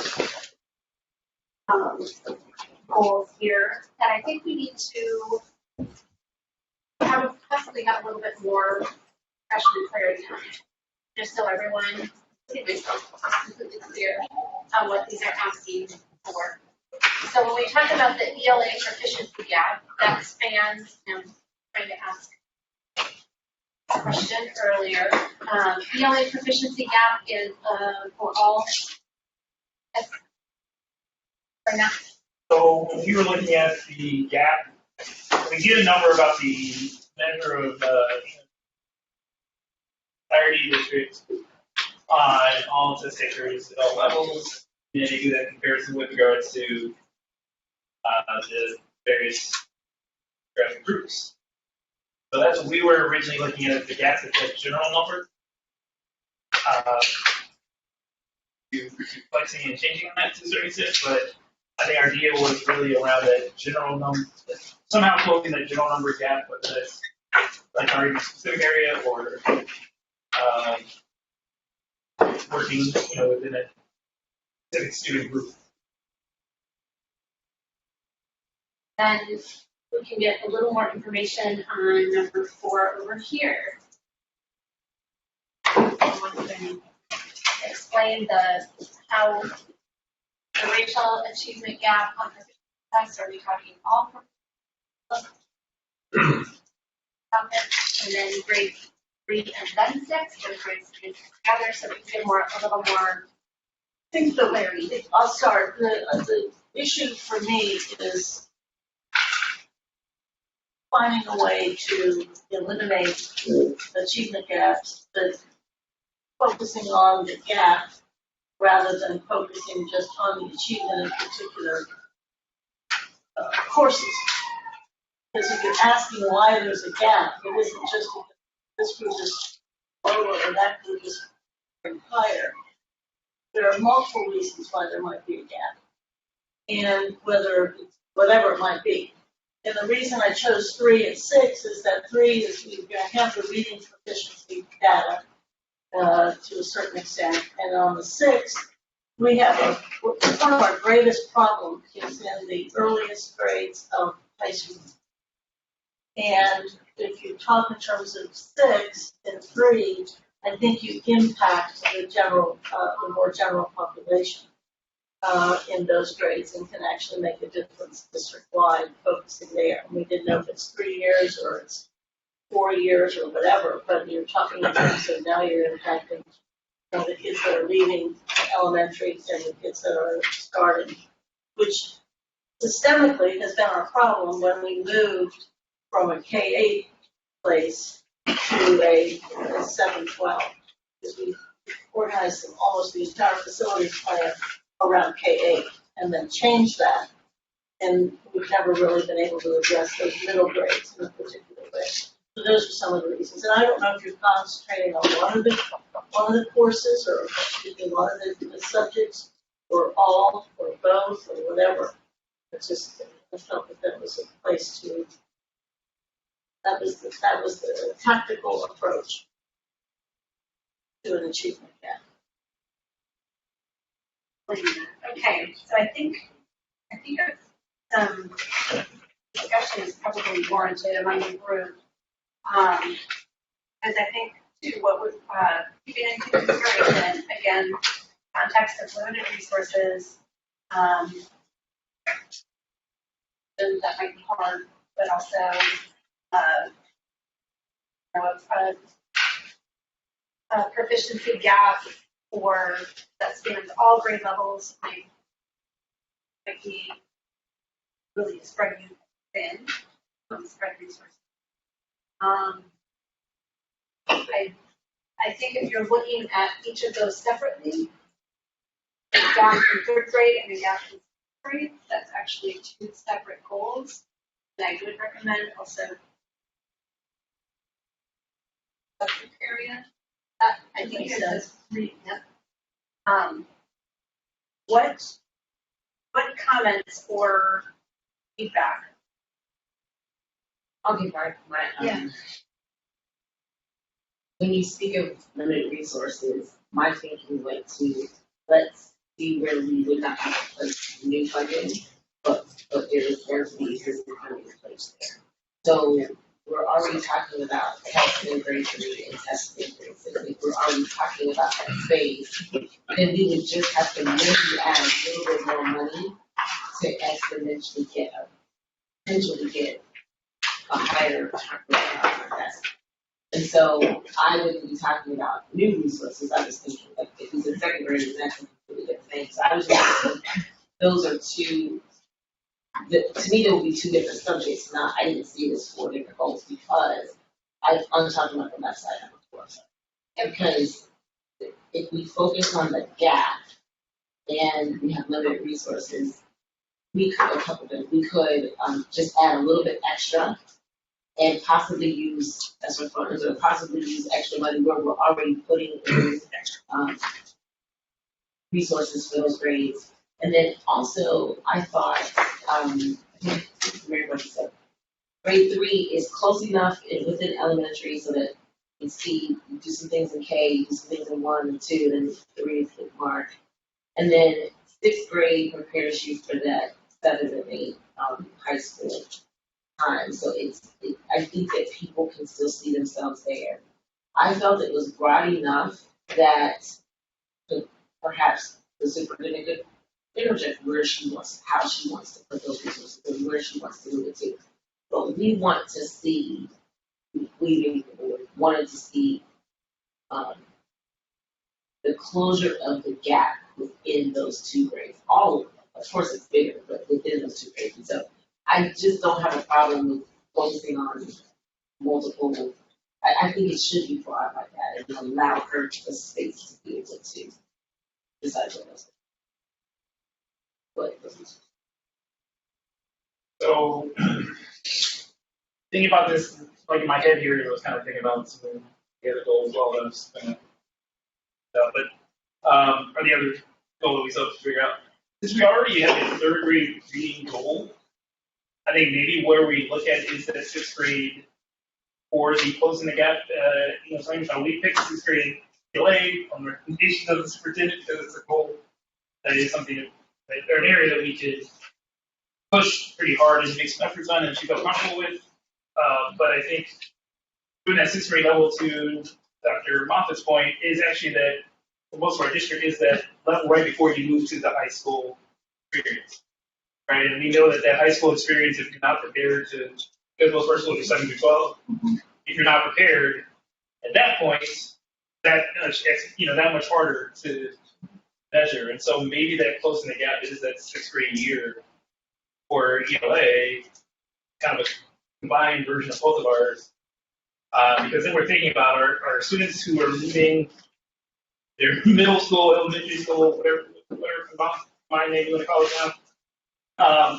Entering that high school experience ready to, because then the next measure really is the ELA one that they would have to be efficient in. well, I just also We're going to mic you again today. ours is different. It's talking about I want to achievement. I want to get everybody before we go back to the second. So I like what Brandon said, and I like both of the racial achievement gap ones. I will say, while I have the floor, I'm fine with the 3rd grade reading, the algebra 1, and the graduation, the purple graduation, the 90% audacious goal. I like those 3. I'll just put that out there. But for the 4th one, and I agree with Brandon, but I would say something about ELA too. the ELA 2, because you need that one. That's going to impact graduation. It's going to pull a lot of levers. And also, I mean, I'm not as smart or as talented as superintendent, but I would imagine that if you went after the racial achievement in ELA 2, I mean, that's going to impact both of those. Third, sixth, it's going to impact. I mean, you're going to have to get after them. We don't have an ELA 2, and I just feel like we have third grade reading, algebra 1, crazy 90% goal, love it, on ELA 2. And again, to Eve's point early on about taking them to the public, I mean, these are all things you need to graduate. It's not like we pulled these out of a hat. But I think tying racial disparities to at least one of them sound, and ELA 2 would be the one I'd vote for. So I like everything that Mike just said, except for the part about the graduation going from 78 to 90. I know we talked about this. I actually like that 90. I want that to go up a little bit higher, so I would start from graduation from the 78% to 95%. Sorry, I'm just thinking bigger. Well, But here's the other thing. yes, I see 3 years, but I still think. So we're not going to get too high up on the ending percentage rate, because once you all decide what, We look at data. yes. We look at data. That's all I want.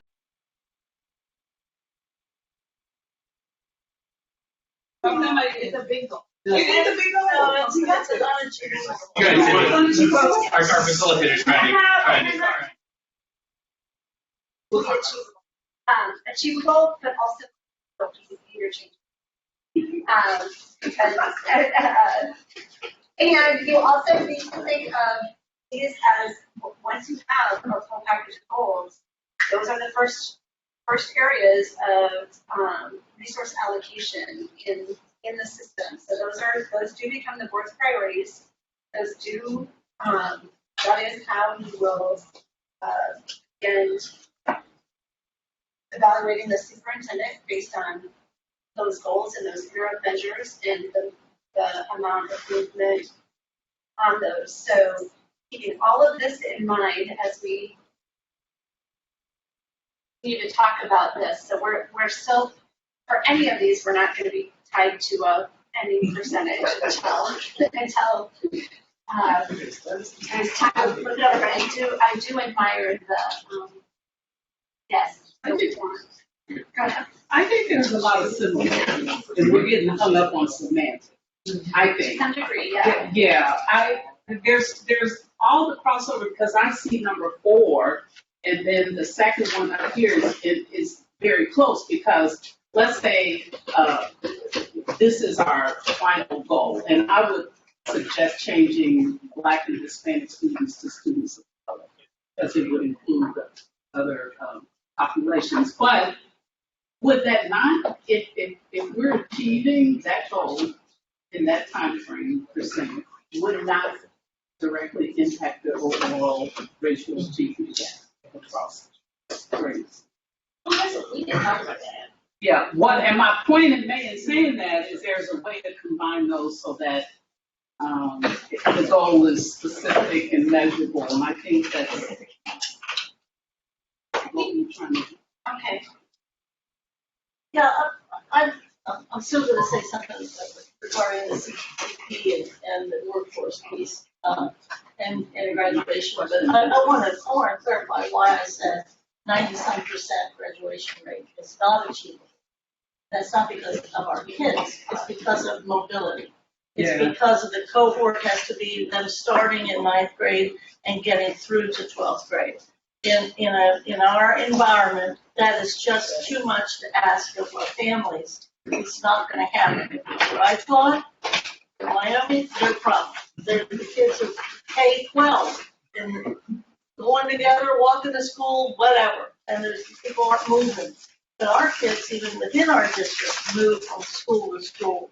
And I just, I very frankly, I do think that the graduation rate related towards being an F when you get 78%, I would always think well, that's not good, because it's at least a C plus or something. But now it's stars or zeros or whatever. But I want to make sure people know that I know that our kids do it, but not under the conditions that they have to learn and the mobility.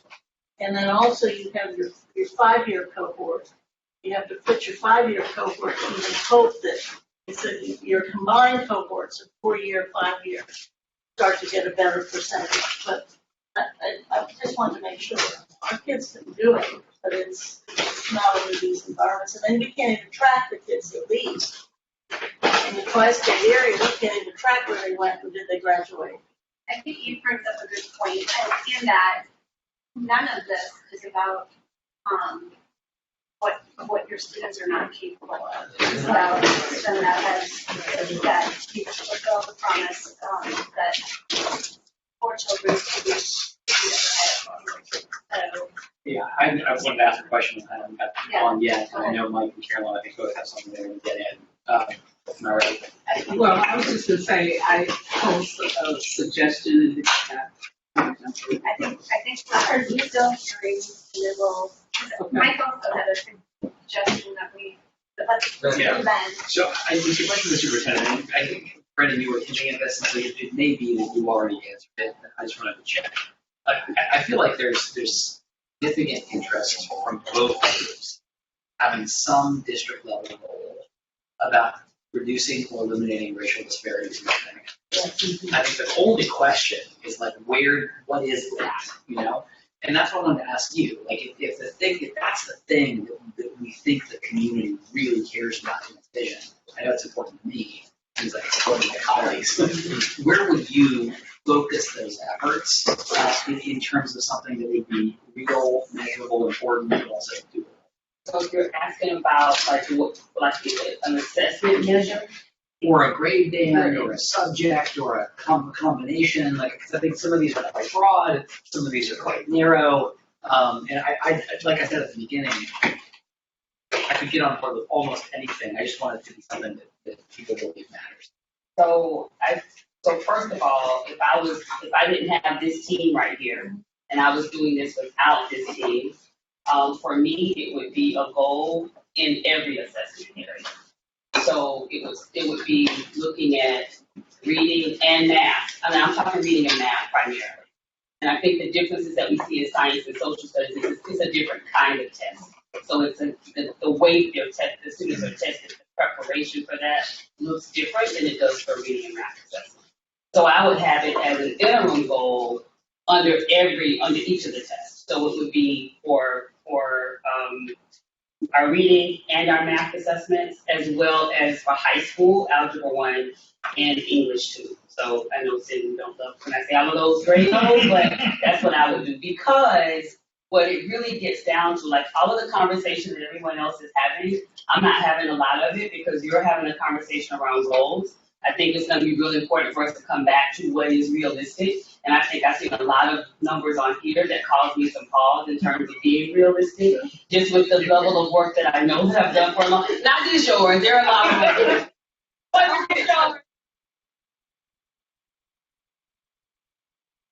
Is strategy and implementation, right? So we're talking about the goals. I'm thinking about how do we get to whatever those goals are within that 4-year period or 5-year period. So if it were me, I would do an assessment, and I would, and because to eliminate the gap is almost as, when I think about just a 5-year period, with as broad as our gap is, I almost think about that like, how realistic is that?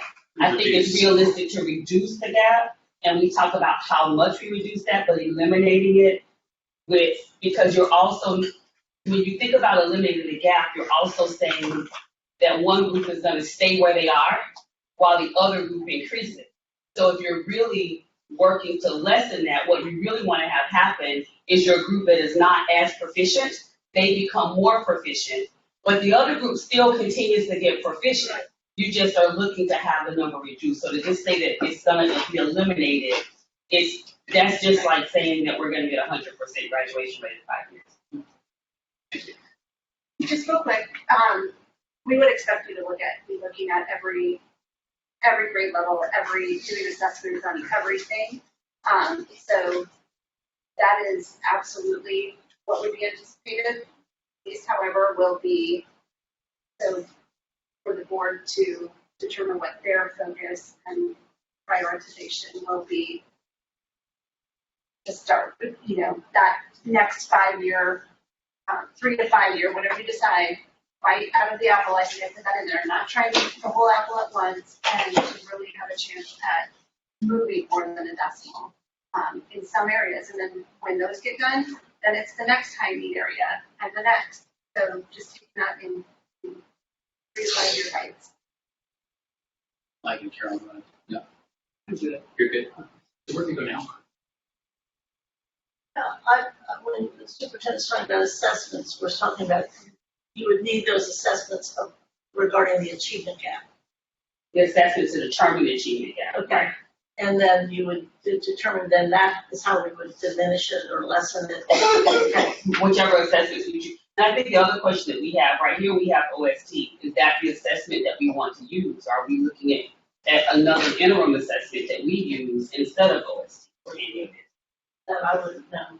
I do think though that it's crucial.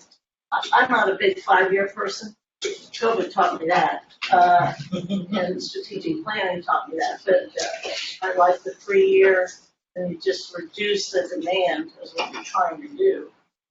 But it concentrates you more on that as a mission. So I think where we're at, we need to let's start at the top. We have a 3rd grade reading score goal, have a current cohort 3rd achieving at their 7th grade. Actually, I'm fine with theirs. That's the I spirit, have no right? problem with theirs. $5 big Exactly. Moving on. Did it. Okay with We gotta go somewhere. Okay, we got 2. We got 2. Got 2. Now, let's talk again about this. Yeah. We've got one that spans all grade levels. One is, I'm going to say, I'm trying to remember, 3 and 6. So it's actually 2 and 1. So really, we're going to goal 5. I like that. I like to. Somebody need clarification? That should just be. Oh, How many goals in school they have? 3 and 5? That's 3 and 5. all. So you've got 2 so far. So you've got 1, 2. My markers. Give this lady a mark. And I was wondering, You come all the way to Cincinnati and you can work in Parker.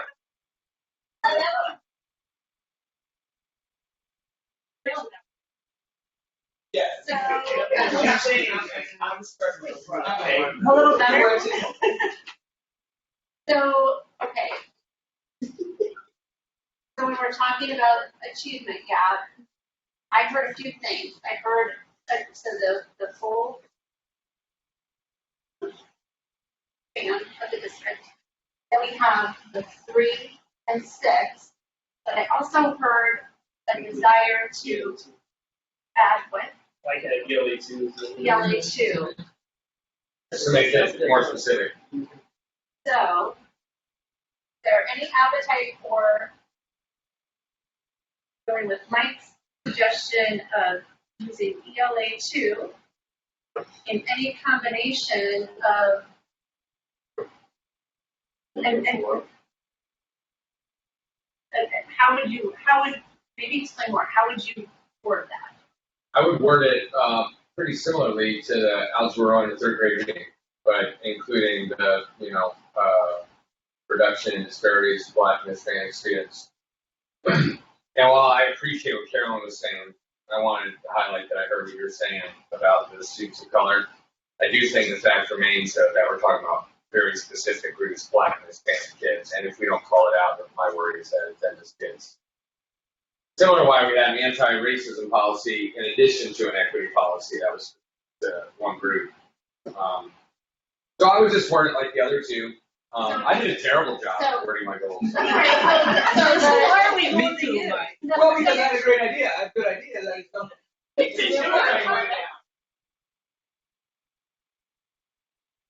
Black and Hispanics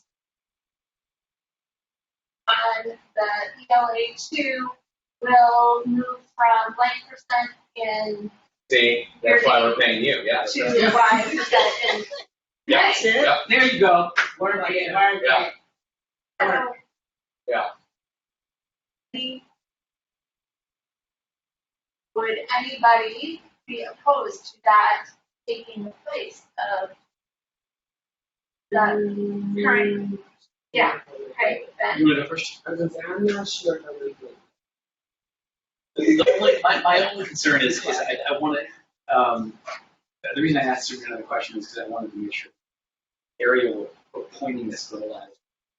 I was surprised. I understand totally why you would want to do all of that. I just feel stuck about where we go because I understand the point we're making. I understand the point you're making, and I could go either way. If I was forced to pick, if I had to pick one, I would actually pick sixth grade.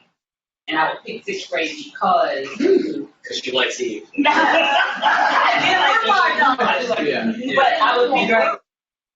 I would pick sixth grade. Our district. End of elementary. But when you look at the data across what would be your traditional middle schools, everything starts to decline from sixth grade through eighth grade. And so I would select sixth because if we're setting them up, if we can get the gap reduced by sixth grade, we're setting them up to be more successful as they transition into high I'm on board with it. I might make a suggestion, and I think it actually might incorporate Mike's idea into the graduation more. So I will come back to it. Okay, good. Yeah. Okay, so are we saying the current racial achievement gap on for reading, is that? Yeah. Efficiency will turn from blank to blank by blank. Fortunately. I just have a question. We are boiling this down. I just want it on record that I'm a little uncomfortable that we are boiling this down so far without input from the community. So I just, because what if the community says, okay, we want you to focus on, I'm just thinking very far, career tech. We want career tech. And we go to 5 sessions and they say career tech and we're talking about that. I just think, as a suggestion, I'm wondering, through your experience, can we go to the community and say, hey, we've got 7, we have to come up with 4. Some things have to be eliminated. This is what we came up with. Do you all agree? What do you, in doing our engagement session, I guess I'm just nervous that we're spending so much time boiling this down to what we think, and we haven't done an assessment. It's going to after the report cards come out.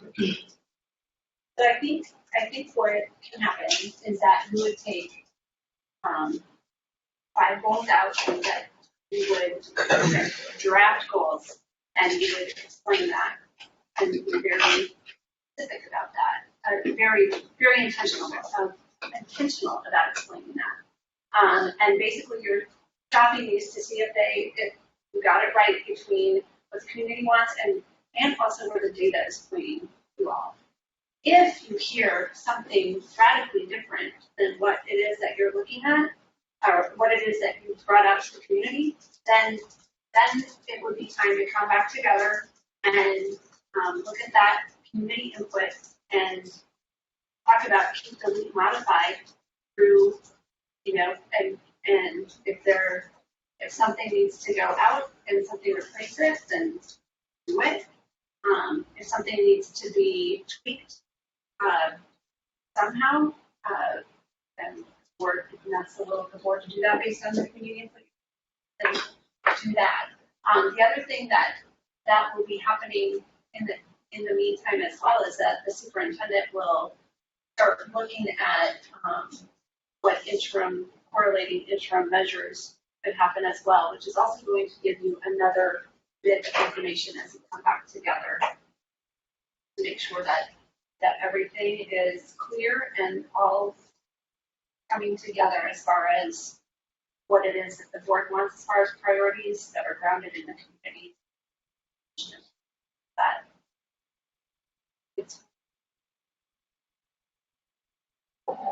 You want us to call this 4, 3, 5 is fine. okay. We're close, right? We Yeah, got the- so 1, 2, we're taking that out, so, 3 to 5. 2.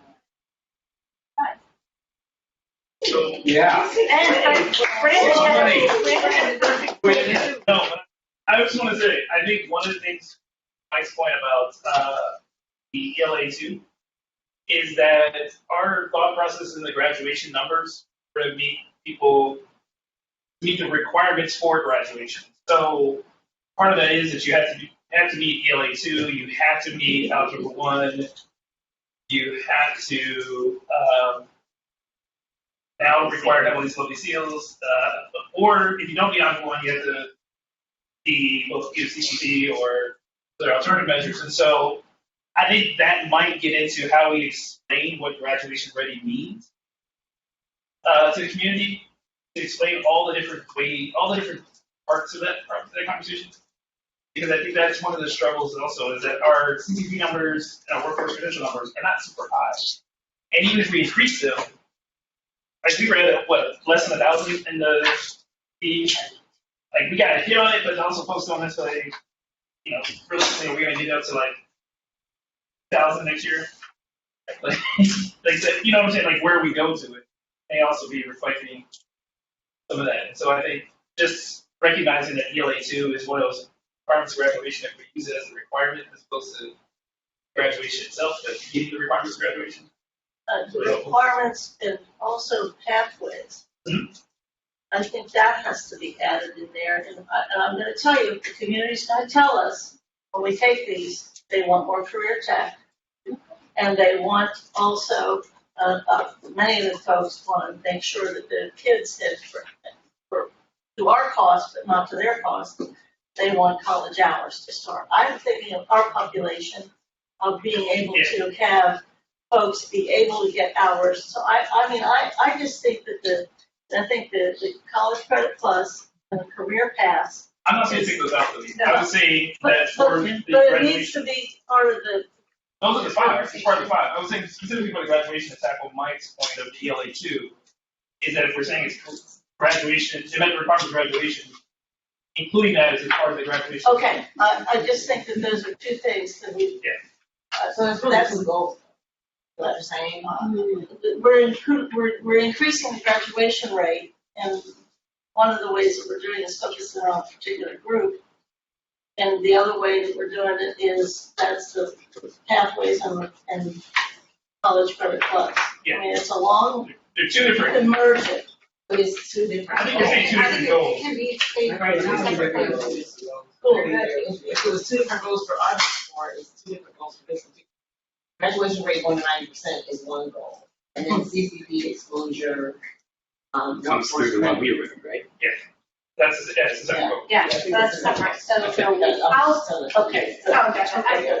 I think you said Okay. that better for you. So it seems like there might be. Do you want to take a? Yeah, Jen, did you want to say anything about food? I think you can hear it. Everybody should pitch in a hat. It was provided very innocently by a vendor. It's fine, that could. We can't accept gifts from vendors. Oh, yeah.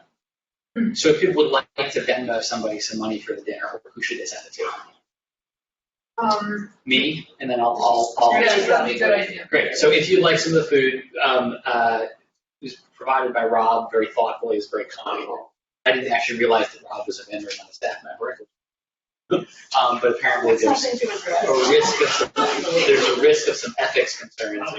So it's very nice. And if people would like some food in nominal amounts, Venmo me. Take cards. I take goodwill, and I will make a contribution. Done. Great. I think if people, I've never seen. What do you want money for your house? Now we know all about it. If you're listening, I would like to contribute towards dinner. So let's reconvene in 15. I don't even know what that is. 15. We're in the big room. Here, we're gonna go regardless. 6:40, right here. That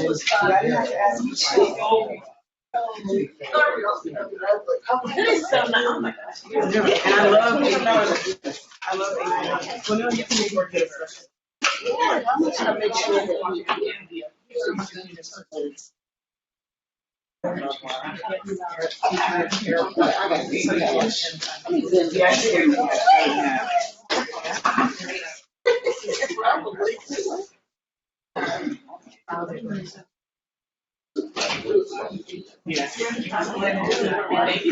staff.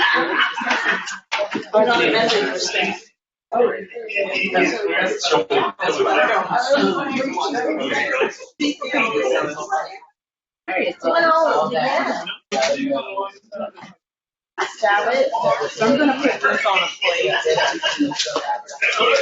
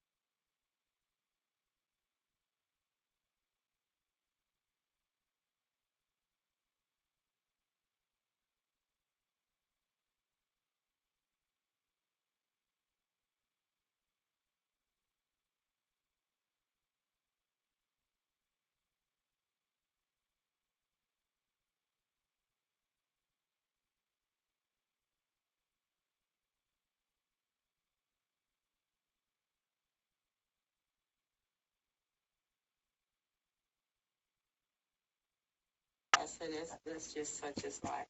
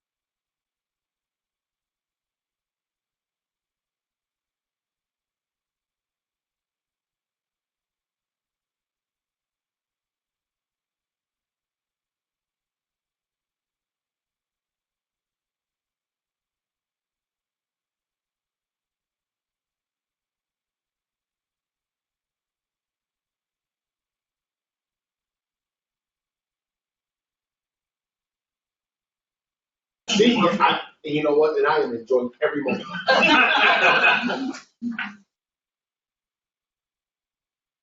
You know what? You got 16? 16? That's from myself.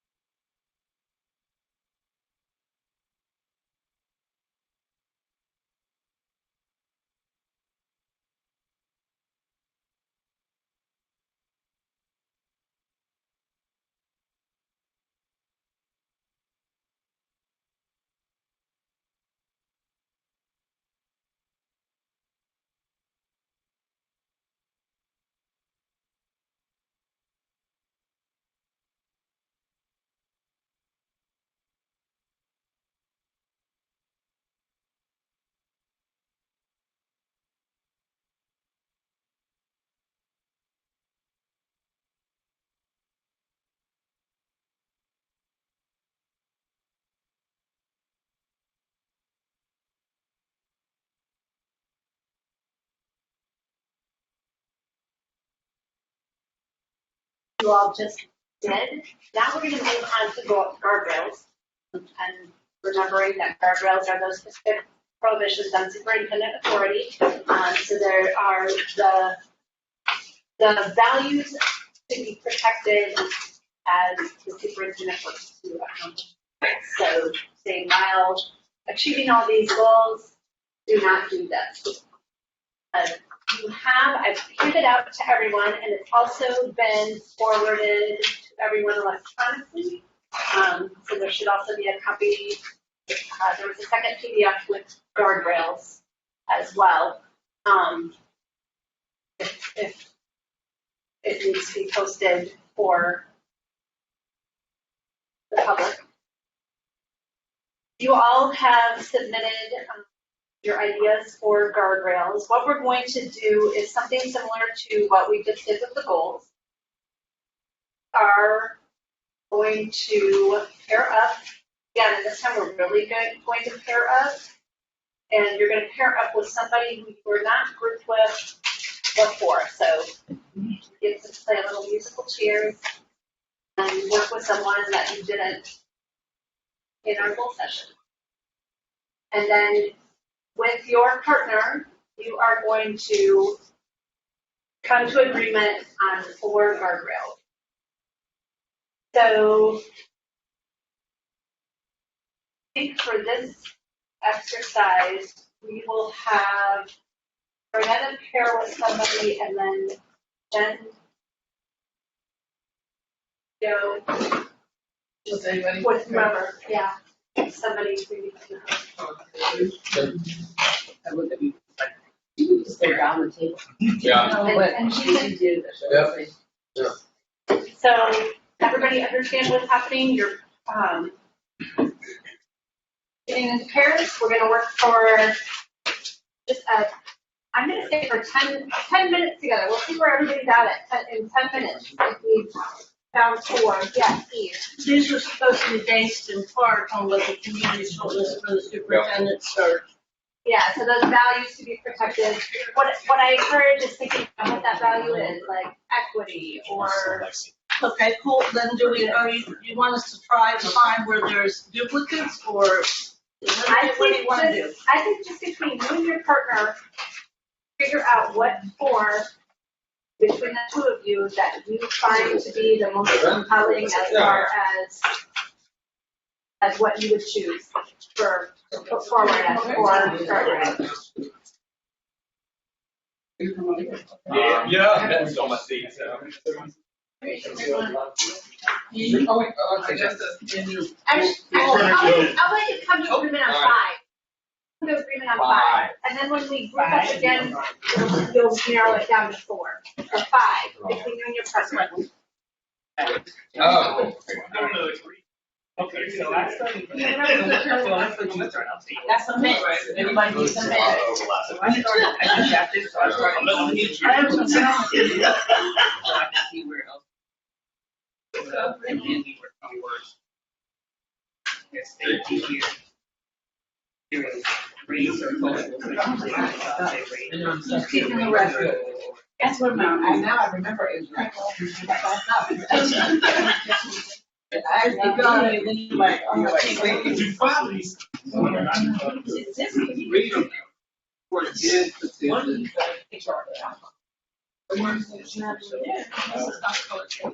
You don't share that. I'll give you color coded version if you want. yeah, no. I looked right at it. Okay, we gotta read this first. So try to figure out. Read them together instead of individually or propose. Do we have time? We can do it faster.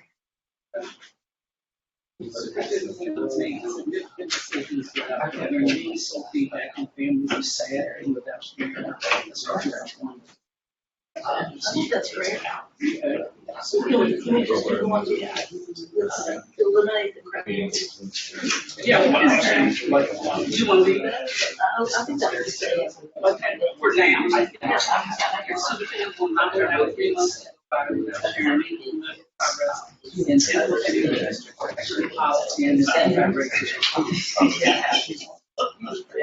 it's kind of hard to say yes. Well, right now, let's just say yes if we don't say Okay, that. we can, And then we can do something. Yeah.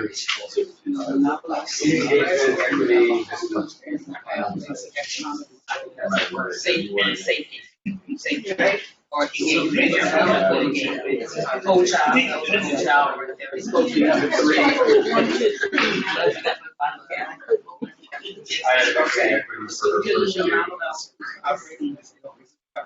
Students in art.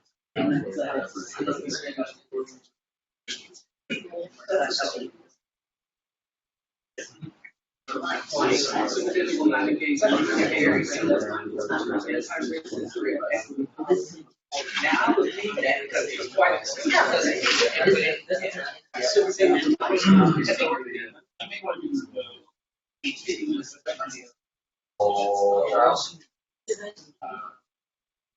You see why that's why I did it like that.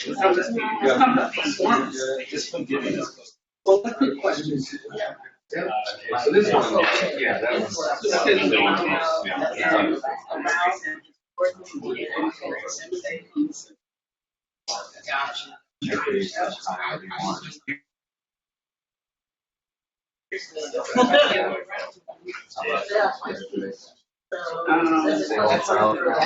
I think that's part of questions. Brandon. That's all we're not, physical excellence status, okay, thou shalt not. Thou shalt not have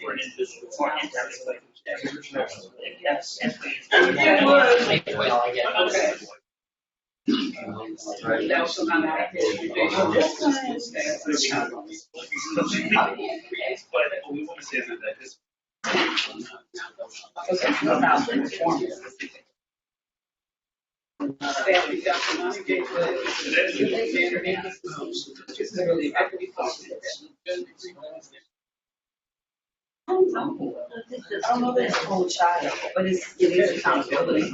He said no. I don't know. I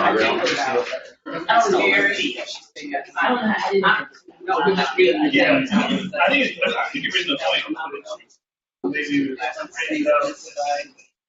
that you don't want to make sure that the discipline. I mean, I don't think it's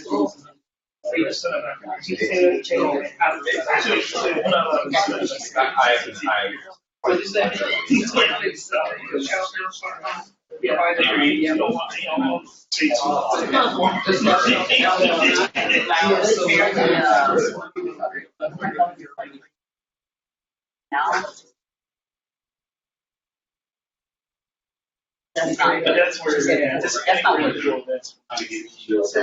because I'm not, I know I'm not.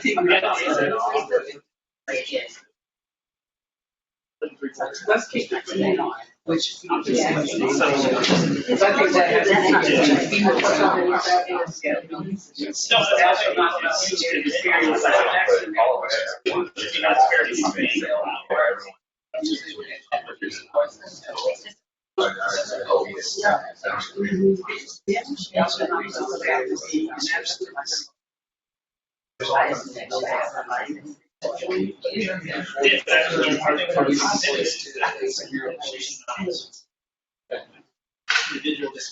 think Come on.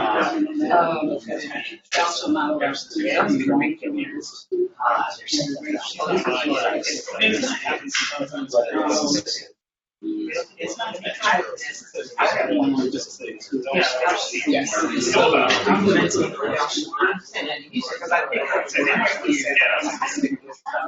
Because I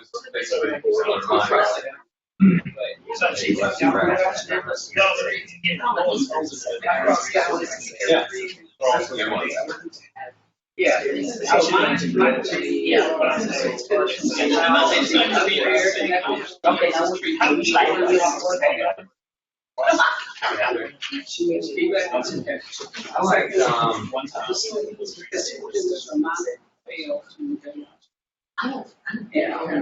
I guess that's like. I've been to before, I don't know where it is.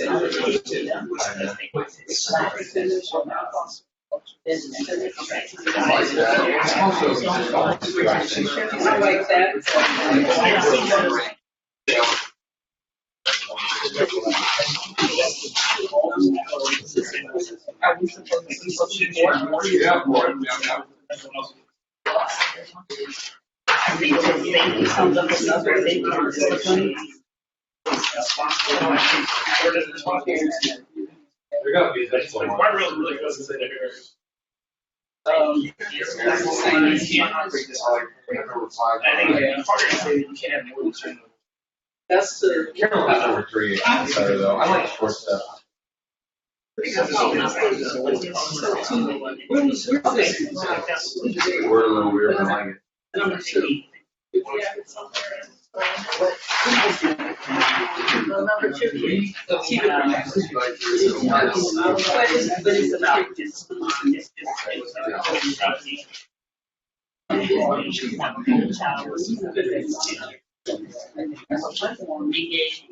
Yeah, that's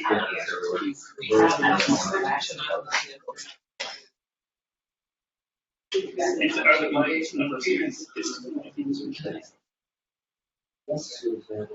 I mean, that's what I'm saying. That says you just report it. There was a engagement. Here's here, the second one. There's Green's number 2, there's Mary's number 2.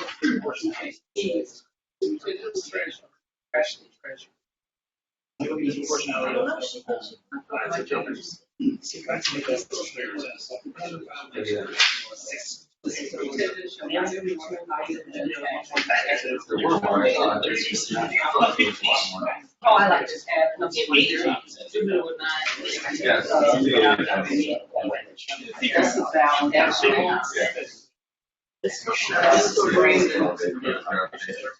Yeah, well, Brandon, it's the same thing.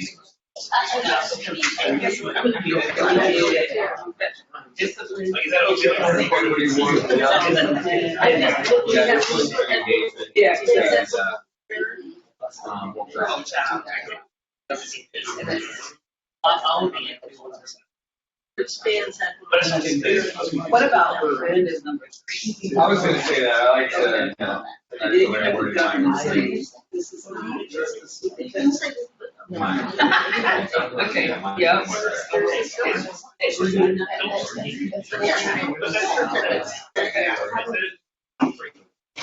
and it's also like,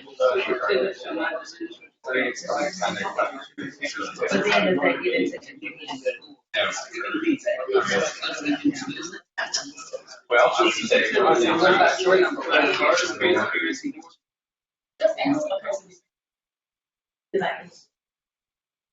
I see, I have my name.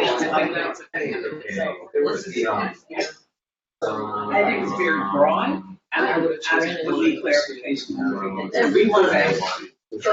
No, I sort of like the set percentage points, if it has to still match up to what the personality is. But otherwise, it's actually guaranteed. G's number 2, So our social second might do these are. Free of. Having a 25% difference is not necessarily high. Fortunately, things are What about number 1? Okay. Say what though, if you do that, that also. So, I just where it is. Decisions on them. I'm gonna pick a question for time. Can I put a question mark? I'm gonna start showing question marks. Well, that's okay. You can do that. So you don't like 4. You don't like 3. No, I don't. Yeah, from the guardrail. No, there's something wrong with that. We'll wait. We'll go fast. Yes, you got a mic. I don't like my guardrail to be.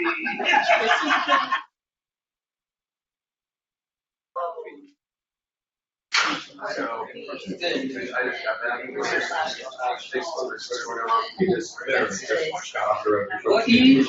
You want all yours to say. No. You have to explain, so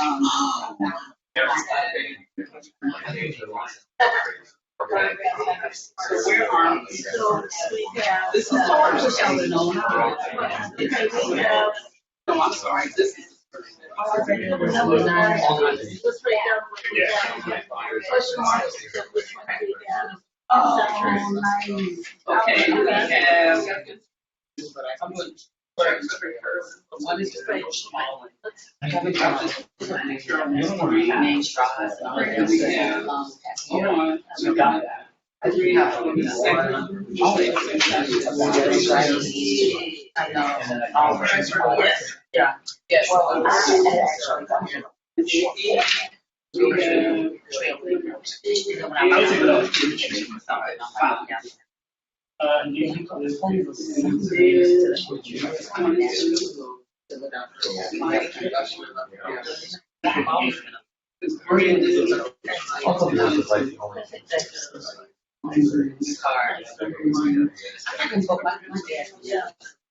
Yeah.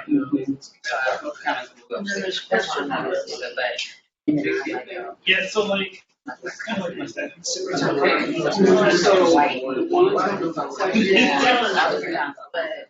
I could start. And I did one. And so I said, and I got it. So.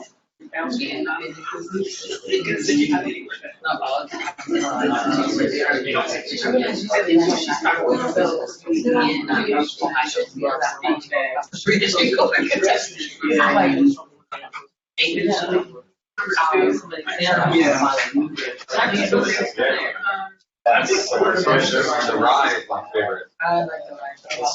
Those people.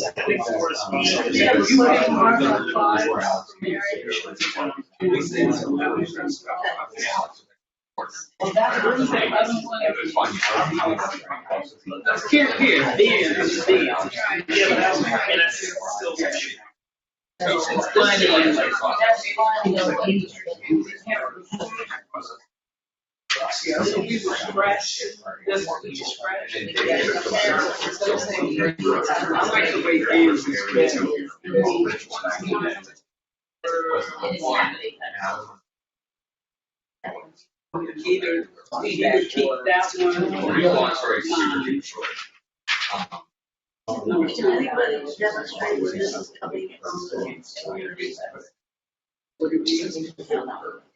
These are supposed to be coming from the No, I mean,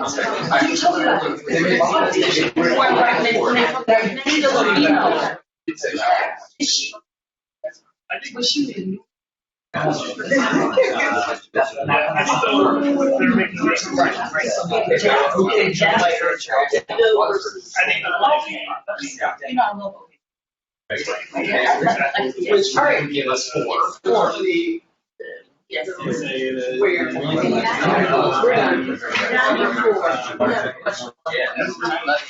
Right now, like, when I finished yours tonight, I was like, it's gonna be dead. You got 3, 4, 5.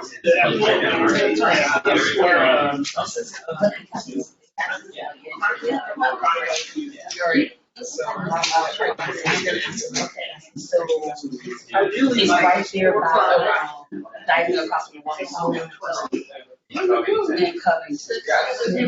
Having the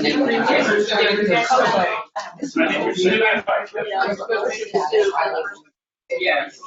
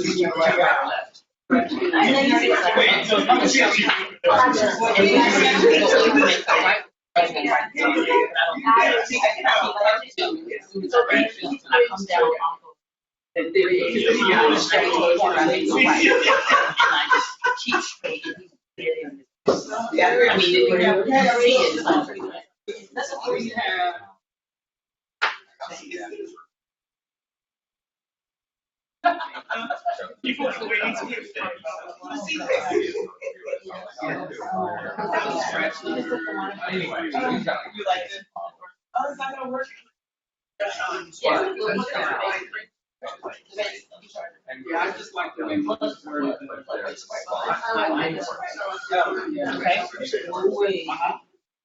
So you're.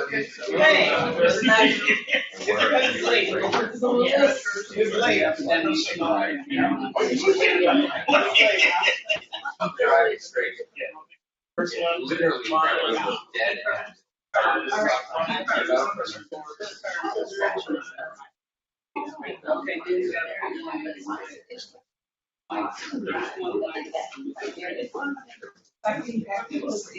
Yep. We should have. Pretty much with not, but you take that right to drive. I'm like, honestly, it's like. It's right by one source, so nobody else does. I know where exactly you're talking about. So we did one of yours. We create more lives. Yes. I tell you what, that company did like this. People, those who deserve our money. I did not know, but I think it's.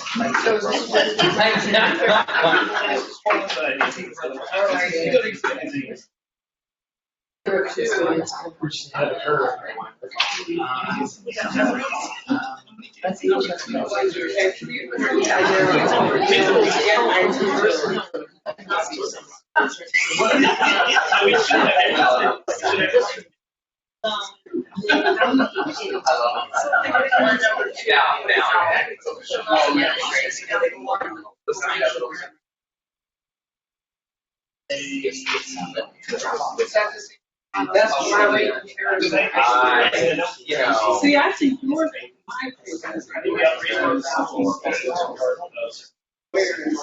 Is that not engagement? It's a deeper type. Yes.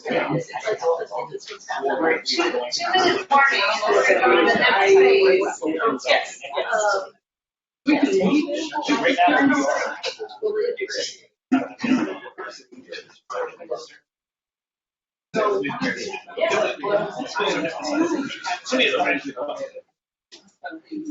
I know that, yeah, it's confidential. We'll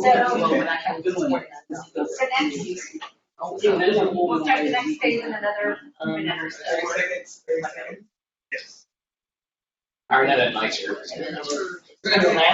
We're done. I said you guys are done. A while ago. We covered serious bases. Excellent. You know what I said?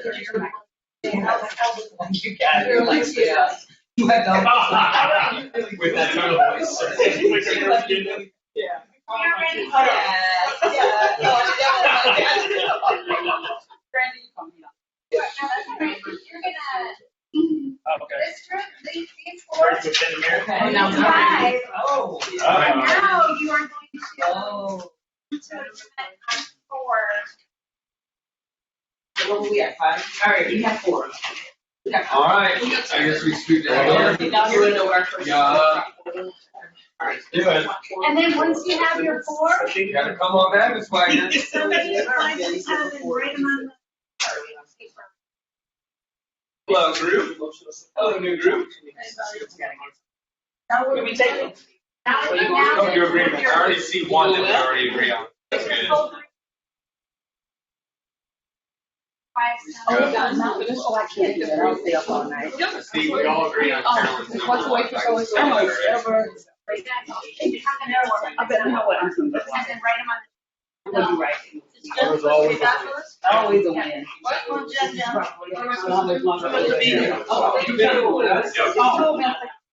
Okay. Well, I just go through and see what our four are and then go from there. All right, what was your number one? Carolyn, number one? Oh, we had that one. You actually.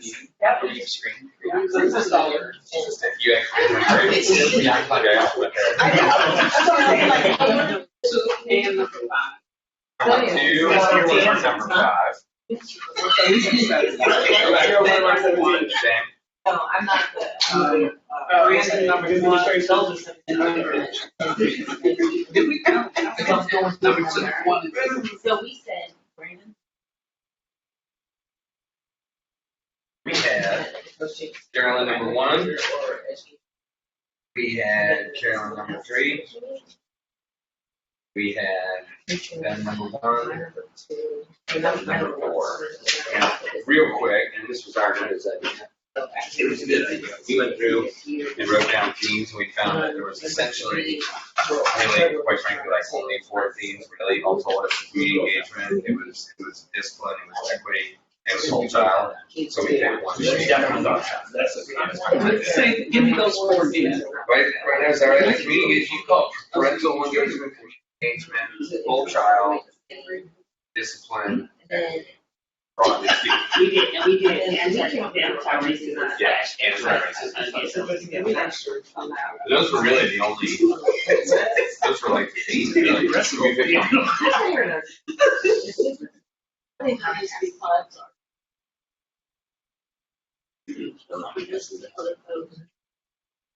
well, we can all say Carolyn's number 1 and Ben's number 1 is 2 of ours, because they're all different, right?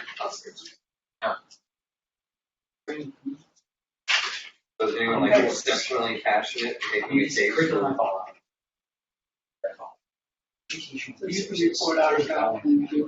I'll make a passionate case for Carolyn. I would too. I'll take that for. I think. You got 2.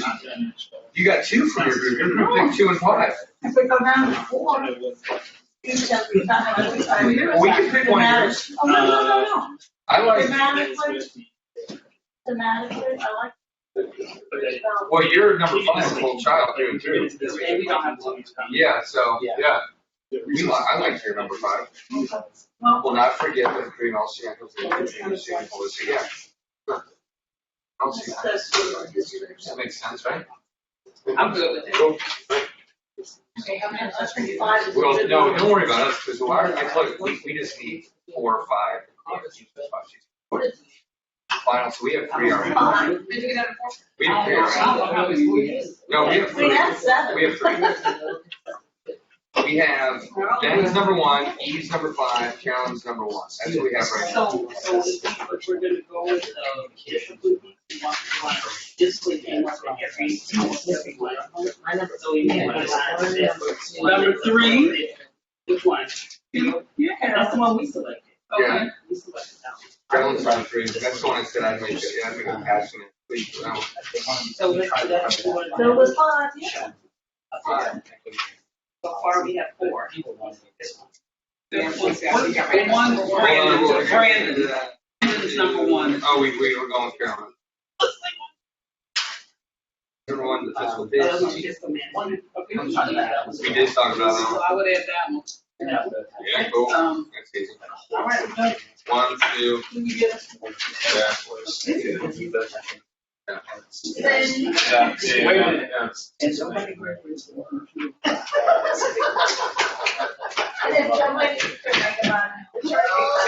That's why you shouldn't have used his number 1. Who's number 1? I'm number 1. Am I right? You can't read my hand.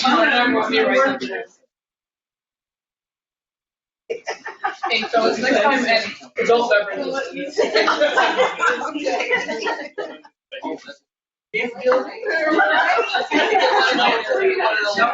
Waiver or something. No. It was good, but we was trying to find the most optimal to clean it up. Mine are good. You know, Hey. everybody, there were some common things. I like this, but whatever the superintendent wanted, we should say no. Hey, I can take it. I'm serious.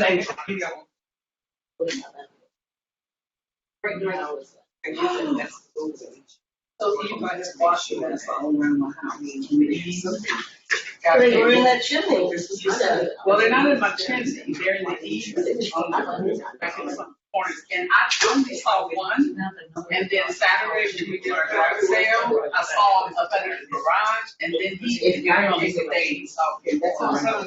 So I just bought a package, and it come out monthly. I say down here. I'm out of nowhere, but I'm gonna tell her, I'm running around with the mics. Oh, no. See, I have to move. I'm the mice or snakes. Or lizards. You need to get a cat. I have 3 feral cats. Do you?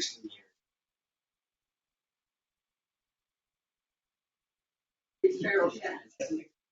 Have two insanely domesticated cats. One that thinks it's a real cat. And this being. I used to have a real cat, but he passed away. Did they even see it, Pat? No, I had 2 cats. I've always had cats. I have 3 in this feral cat.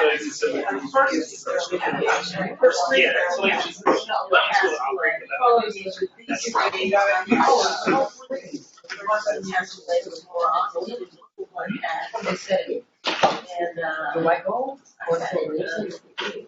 You doing all right down here? Yeah, I'm good. I've actually got to run. I forgot I got to get my kid ready for This is what I'm saying, this is not a goal. stuff we got going on tomorrow. This is it should allow.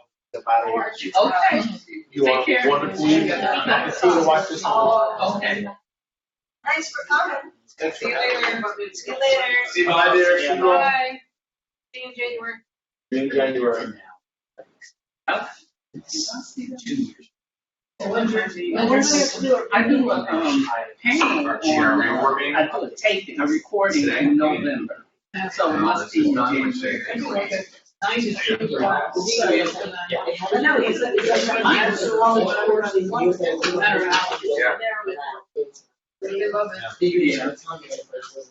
There's like, Yeah. What I That was between this last class and this Makes class. sense, though, but when we went through, we realized there's only Very people that want to the board. About 70 that I'm in. He's connected me with the school board's president in its name. They want me to present them. I mean, that's technically what we're, just. Yes. In the, you don't. He claimed it was part of my social. I'm a student of the track. There's nothing bad you can put it in there. Can I just go back there and see something? It's saying That's my stuff.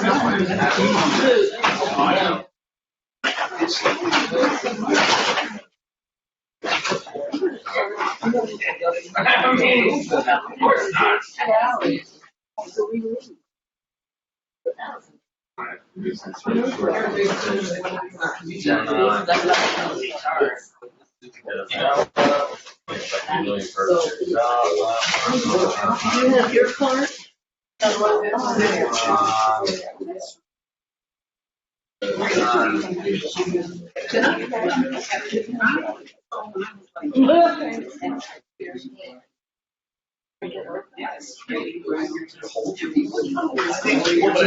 To see the result though.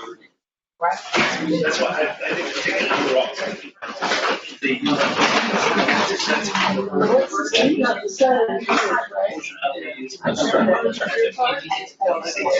Giving a number to it for my issue. I think we should give. I'm fine with it. That'd be great. I thought we should. That is I think one we definitely are doing. we're gonna have to take stuff home. Yeah. Premium number 2.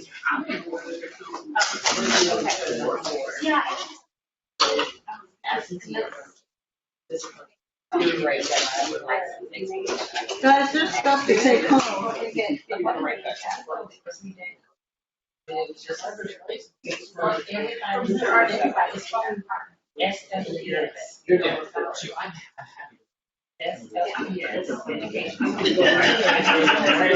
When you volunteer, you know. Can it be worse than you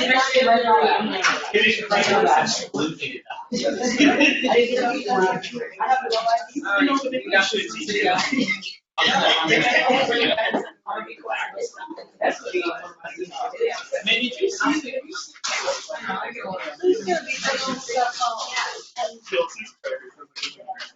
So we can go out. What? I know it.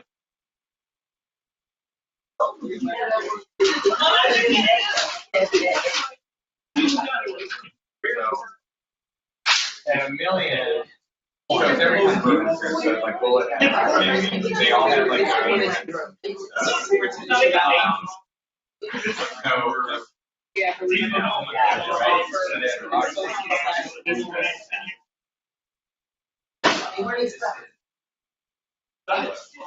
they have it all. So I was spelled KI. Was the first one very all the way One down? was spelled K. So just last week. No, it's. Bye. So it sounds like but it was tons of fun. Like sometimes. And then you still engage. Yeah. All right.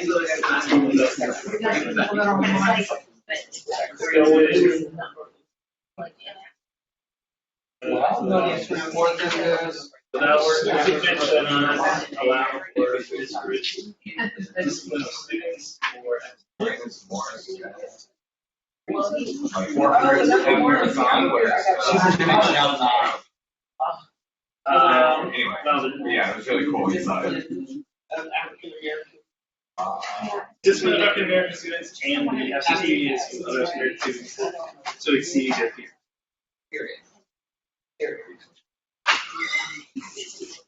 We all know there is substance of chronic abstinence. You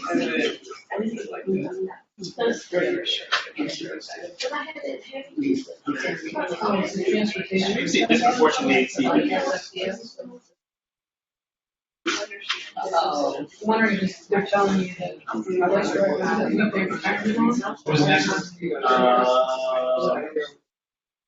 It's number Oh, this two. one. That's it. It really was. Awesome. Okay, now I know who to ask. Now, that's all I have to do. It was number 4. We got all these for you.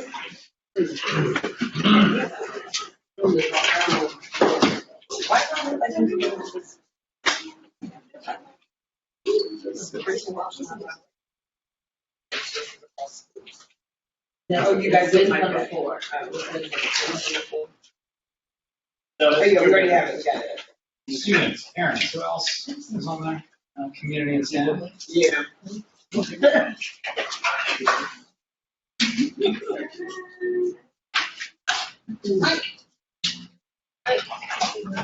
You're in, I could have asked you. You remember Diggable Planets? Do I remember? Yeah, I still remember the guy. Listen to them still. They're awesome. That was back in the 90s. That was late 80s, early 90s. Yeah, for sure. I just asked Brittany, I was like, who made that sound good like that? Yeah. Yeah, what was that other side? They had like a big, it wasn't big, it wasn't a big, they got overshadowed by those developments. They drove that Tennessee, window on that overshadowed. The only one anyone did. Oh, Well, thank you so much. Oh my God, thank you. what was the dig? Now I need to know. I remember this. I can do it one. Not one day. Well, we're gonna do it all that way. Anything we can think of, we'd like to take some, please. The rebirth of Okay, Slick, we'll pull it out there and get it cleaned up and then. rebirth of Slick, Nickelback. Still solid, or you want to try it? Oh my gosh, thank you so much, Rob. Oh, man. Thank you. Yeah. Wow, dude. I think that's actually I just brought back in this town. You just took me back. Yeah, they formed in '87. That's right. 87. I thought it was in the 90s. That's when they had their like album that had. It only had 2 studio albums. Yes. Oh my God. When they were in the 93, 94. I remember that. I was in college. Yeah, I'm gonna look at Arrested Development, but I bet you had a lot of. Arrested Development had, Oh, And Tennessee. Mr. Wendell, that was a big one. I don't know how to look the HQ board. Telling our ages.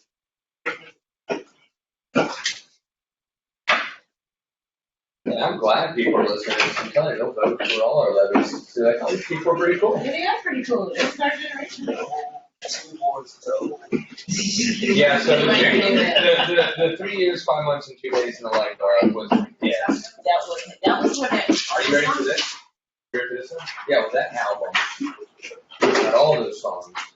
Yeah, you know how many albums they have? I thought that one was come back. Right. See what we got here. Since then, Wow. I didn't even know there was so many. I remember the Unplugged album. Really? And I remember the second one, Sing Along Duty. I remember that. And it went to our credits. That was like, then it was, then like early 2000s. Yeah, that's So the problem. probably not even the same. Yeah, because they came out with hip hop with Probably not even the same crew. So 5 and 5, so They came out tell me, late.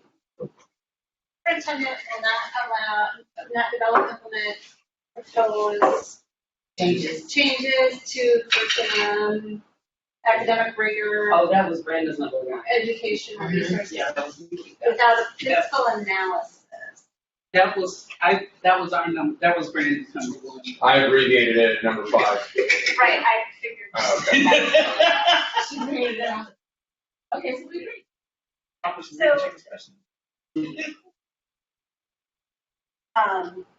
Inadvertent consequences of a guardrail.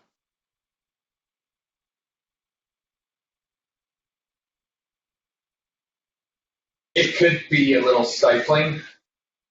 I mean,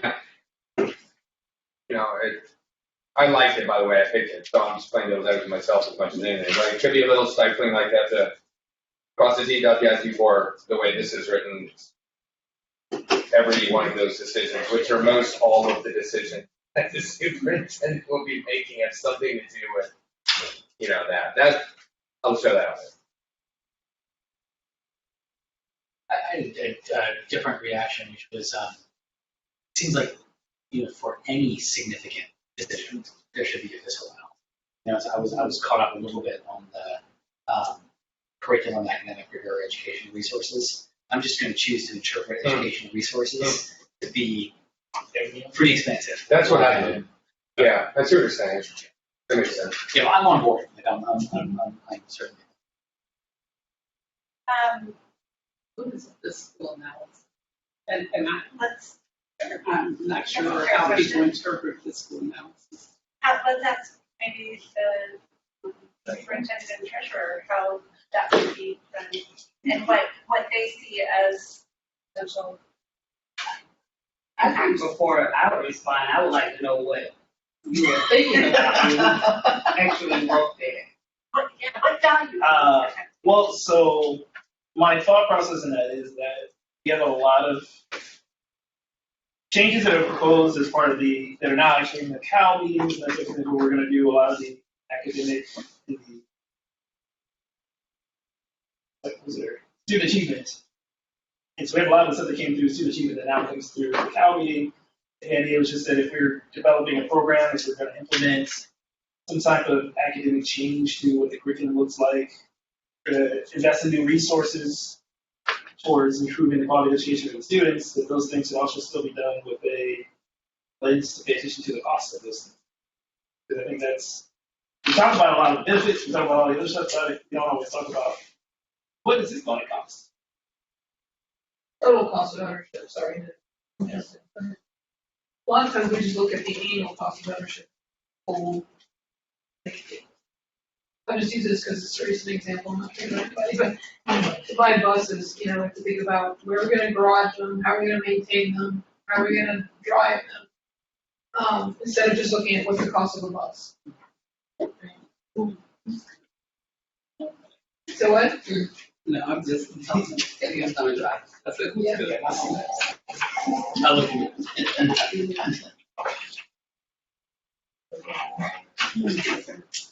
So I guess my question here would be, if I'm implementing this, like, as long, I see being able to do this, as long as the fiscal analysis, if it's not what we believe that it should be, but it's the decision that is recommended to move forward, that we're still able to move forward, so that doesn't become the factor that says if it doesn't meet whatever this fiscal, whatever that is, that we don't report this best decision.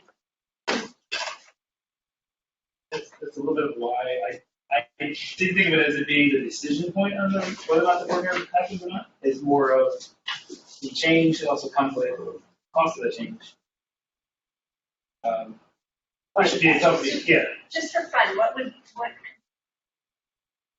think of what an interim goal would be, or an interim guardrail would be? Because that would be a smart measure. Yeah, because the superintendent will be charged with coming up with guardrails, which are written in smart format, that provide evidence that this is being honored. Have an issue. That's what you will monitor. That's Monitoring is not oversight. By So- definition. So you will have monitoring reports that you receive during the year that the superintendent will provide.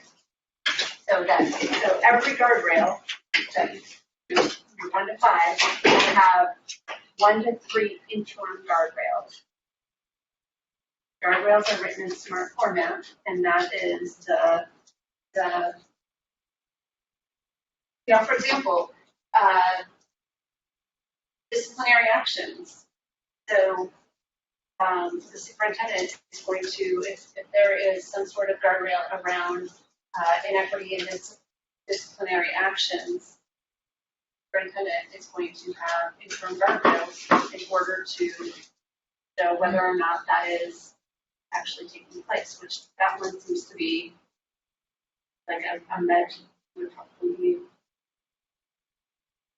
putting together a smart interim guardrail that is around the percentage of disciplinary. This came up in our group too. Like we didn't talk about this much about this over the 2 days, which a little bit, the 2 days in June, not a ton. Like we as a board get a chance to say yes or no to what the superintendent proposes as the way to check that these things are actually. So like. I just have, What's your reaction? my reaction, I don't understand the person that we're saying thou shalt not is helping us figure out what thou shalt not do, is the thou shalt. Thou. Well, it's the push and pull, just like with the goals. If we say this is the value. I understand goals, and that's the only person in this room that can figure out how to achieve those goals. None of us can. But on guardrails, I'm having trouble in that relationship piece. I think what I was trying to pull out is, and we may still disagree, but I'm optimistic that there's a thing. Like if she comes back with something and we look at it and we're like, oh no, like that's not the value. Like we get to vote that down. But even actually, in that dialogue, that's not quite true. That's not wrong. Okay, just kidding. So when the superintendent brings back what her interpretation of what these mean by way of interim guardrails, which are those 1 to 3 measures, at that point, if she hasn't captured what you all intended as a board, the superintendent owns those interim guardrails, and if it's a reasonable interpretation, so to speak, of what that guardrail is, then it's up to the board to rewrite and modify the guardrail in such a way that it is more. but our predisposition is not necessarily, since this work has to be done in public, to say no to what the superintendent has proposed. I mean, that's an awkward, weird, imbalance. Right, and it's not saying no to what the superintendent proposes, and then it's clear with the superintendent about your expectations. If you aren't clear enough for her to write guardrail or interim guardrails, then you need to get more clear. I think one of the struggles, and again, I think this is true for all of the guardrails that we talked about, at least in our groups that we talked about. So is that our statements are the things that, like, at the very minimum should be done. And, like, if it's not done, this is a problem. And so, to a certain extent, guardrails are the things that say, this is unacceptable. Like, you need your behavior, this needs to change. And, and I think the hard part, to your point, is, so she comes back with interim guardrails that are totally off left field that have nothing to do with the guardrail. From a board perspective, we still decide to hold her to what our guardrail says. At the end of the day, the district still is living up to that. That's something for us to address. We can also make changes to it based on the information she brings back. I don't imagine Superintendent Wright to bring back something like, we said, thou shalt not be disproportionate discipline. She's like, we should be absolutely disproportionate every day of the week. Like, I would imagine that be the case. But I do imagine there would be some instances where it may not necessarily 100% align with how we thought about the guardrail. And I think to maybe Cindy's point, is that that's when we decide whether or not the guardrail will be broke. It's one we want to stick with, and if that's the case, that's what we hold her accountable. Hold her accountable on her, with her. Yes. Well, there you go. So, I mean, that's part of the confusion. So, if the board has a guardrail, It's supposed to reflect the community values that's as we understand it. It's nothing we invented or our personal necessarily. It's what the community we think. Yep, so the value, yep, that you heard from the community that needs to be protected. Because you're representing that, it's not everybody's job to represent the values of the community. However, it's her job to interpret what you brought forward in these also are policy statements as far as what to avoid on her pathway to implementation around those goals. So what to, when you're working to achieve these goals, these are the non-negotiable that on your pathway there. Is that, yep? Yes, the paradigm on which she operates. Yep. Yeah. Yep. Gives her freedom. So it gives her freedom to make choices so long as she's honoring these guardrails and legal parameters. And the flexibility and ability to have creativity within this set of guardrails. So when we're talking about conducting a fiscal analysis, is everybody clear on what that? Does anybody have questions or comments or any more clarity needed on that?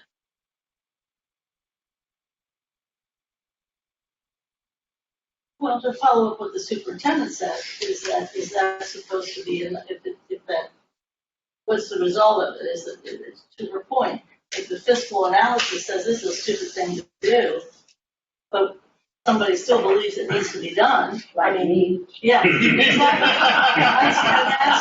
Exactly. I mean, that's what you were saying, we don't need to, read between the lines, that this is kind of going to where we are, which is good.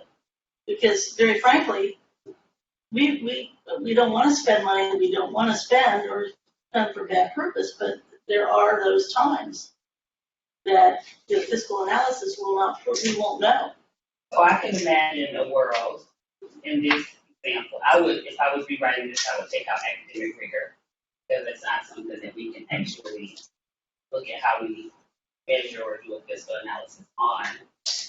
But if I'm thinking about curriculum or education resources, I can imagine a world where I have used resources previously that possibly the district has never used that might be expensive. But if they've given the kind of, and I'm not, if they've given results like I know that our district is looking to have, I am not going to not bring that as a recommendation that says, though, this is the analysis, this is the cost of what it would be. Because I think this is only relevant when we're talking about when it's changing or when it's asking the district to pay more money for something. That's the way that this looks I to mean, in me. theory, it could be if it costs less, but I mean, I think it, like, in my head is really, you just, every proposal would come with any change. It's my return on investment.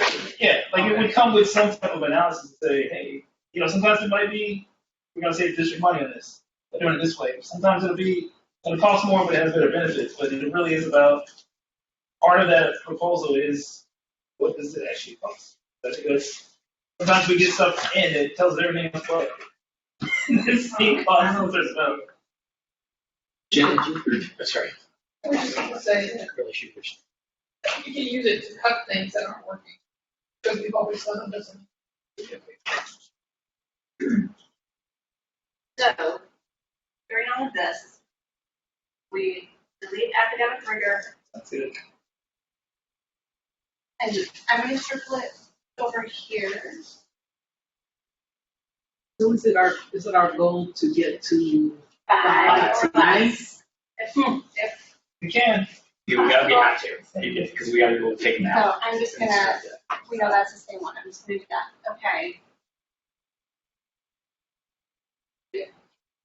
Trying to read some of the shorthand here, so, okay, superintendent shall not allow schools to operate without social and emotional support or without rich opportunities in arts, athletic, and civic engagement. Anything over here? With 3, 3 is the closest. 6, Yeah, well-being, barrier-free, education opportunities. I think they're, the only, like, on number 1, my question about that, I understand the question, the statement, but would that be? I don't know. Feels like.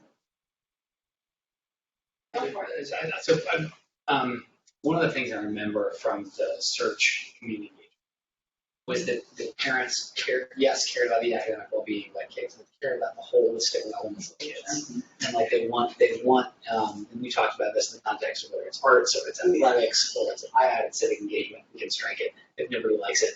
But that like, and as a parent, yes, I want my kids to learn to read, but I really want them to love school and find things they're excited about, and feel like a whole person.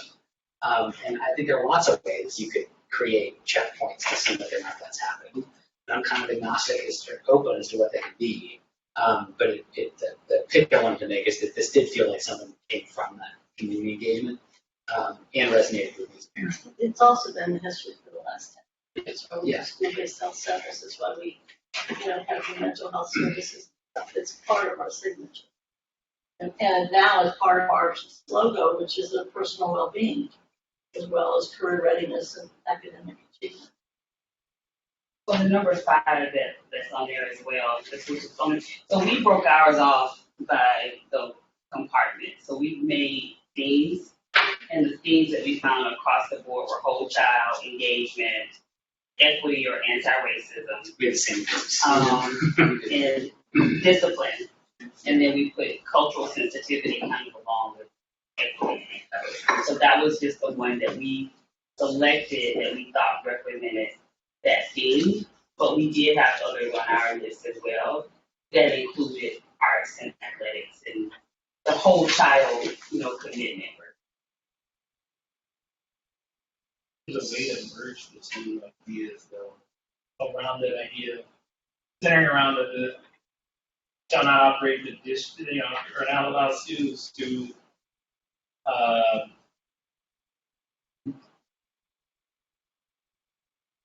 not allow schools or not allow the districts to create improving or something that affects by implementing things that it's not really sure how to phrase it out, but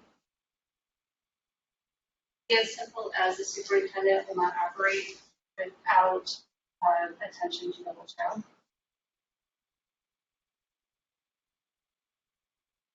Significant attention to the whole child. And because Kareem just, and I understand, I think I'm thinking differently because I see the guardrails as more broad. Because if she's going to be putting in interim guardrails that speaks to the specific, then we would want her to address some of these areas, right? So And I think what I'm struggling with is that the more we talk about this, I feel like I don't know what guardrails are. I'm thinking that they're broad statements that have action attached to them. So a lot of these feel like actions to me and not broad scope. And I don't know. I'm just So it's, struggling with it a little bit. yeah, so it's prohibition that involves actions or a class of actions that the superintendent cannot participate in. Right. So in that one, if the categorically it is a whole child, are there other things that would fall under a whole child that are not up there? Other areas of focus. What was your take? Mine was just, I not operate without attention to If you put that and then say, including and list out the social, the arts.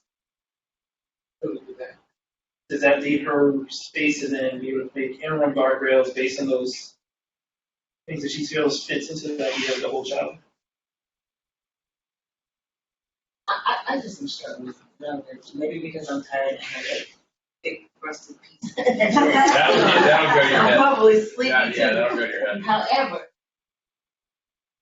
I look at guardrails being areas that we want you to focus on. For interim meaning, how you do that is up to you.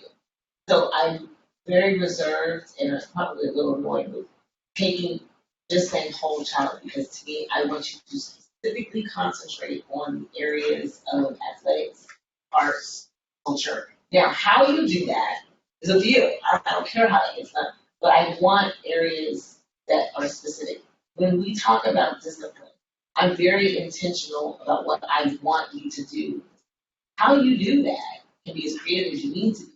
But I think that there are things that the community is seeing that we have branded ourselves with as a district that I want to be maintained. And I don't want to give that away with an inference that could potentially take it away from what I believe the community values. And I'll give you an example of that. Just whole child, that might mean a focus of, to be very simplistic, that might mean only arts. And for someone else, that might mean only music.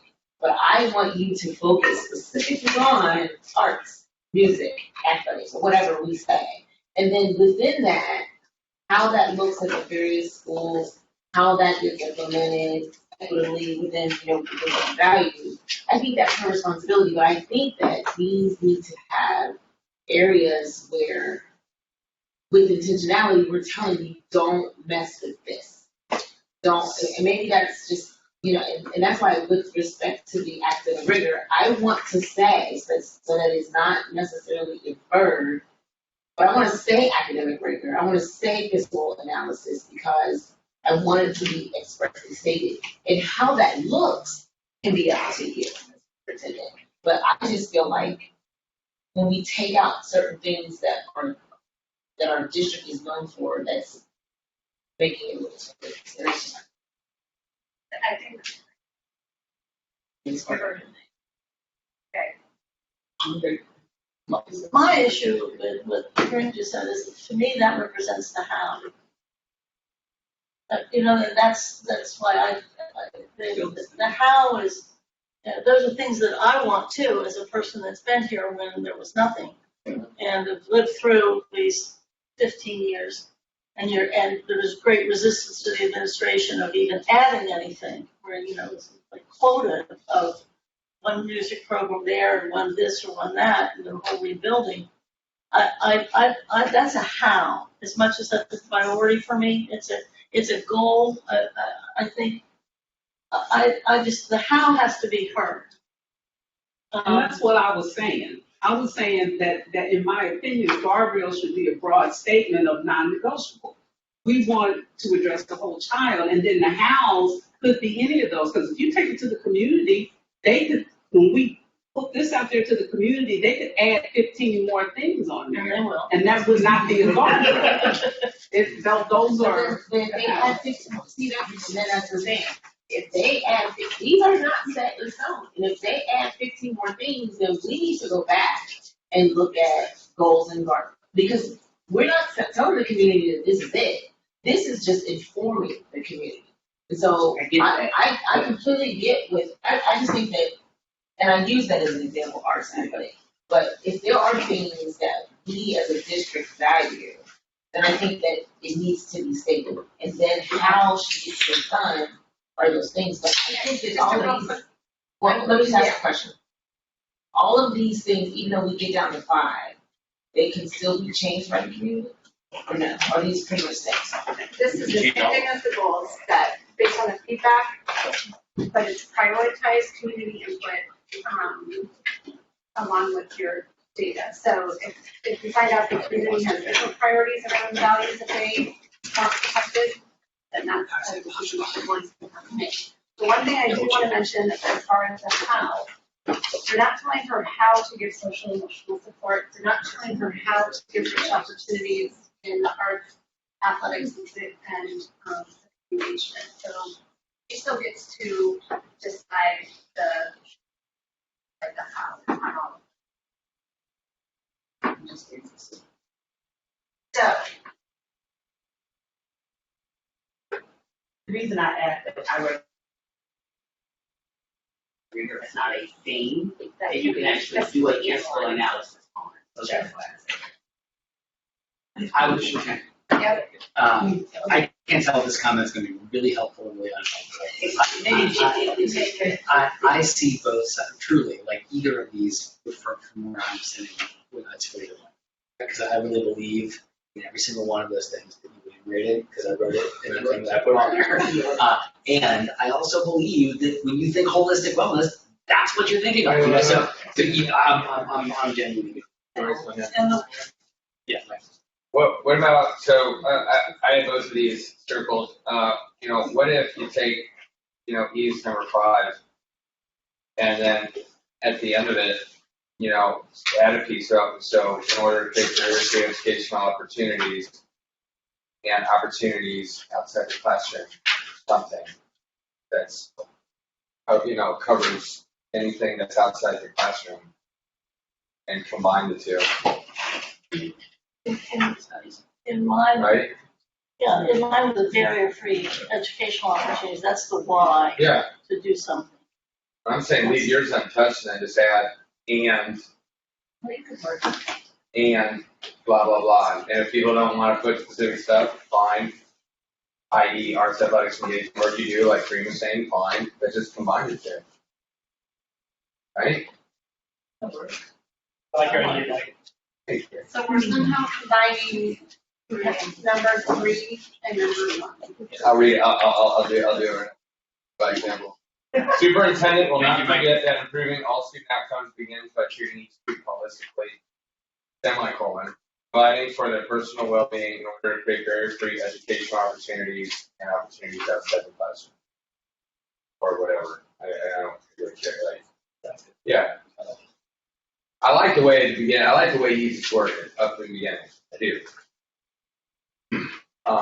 And then, throwing in Ben's there. Yeah.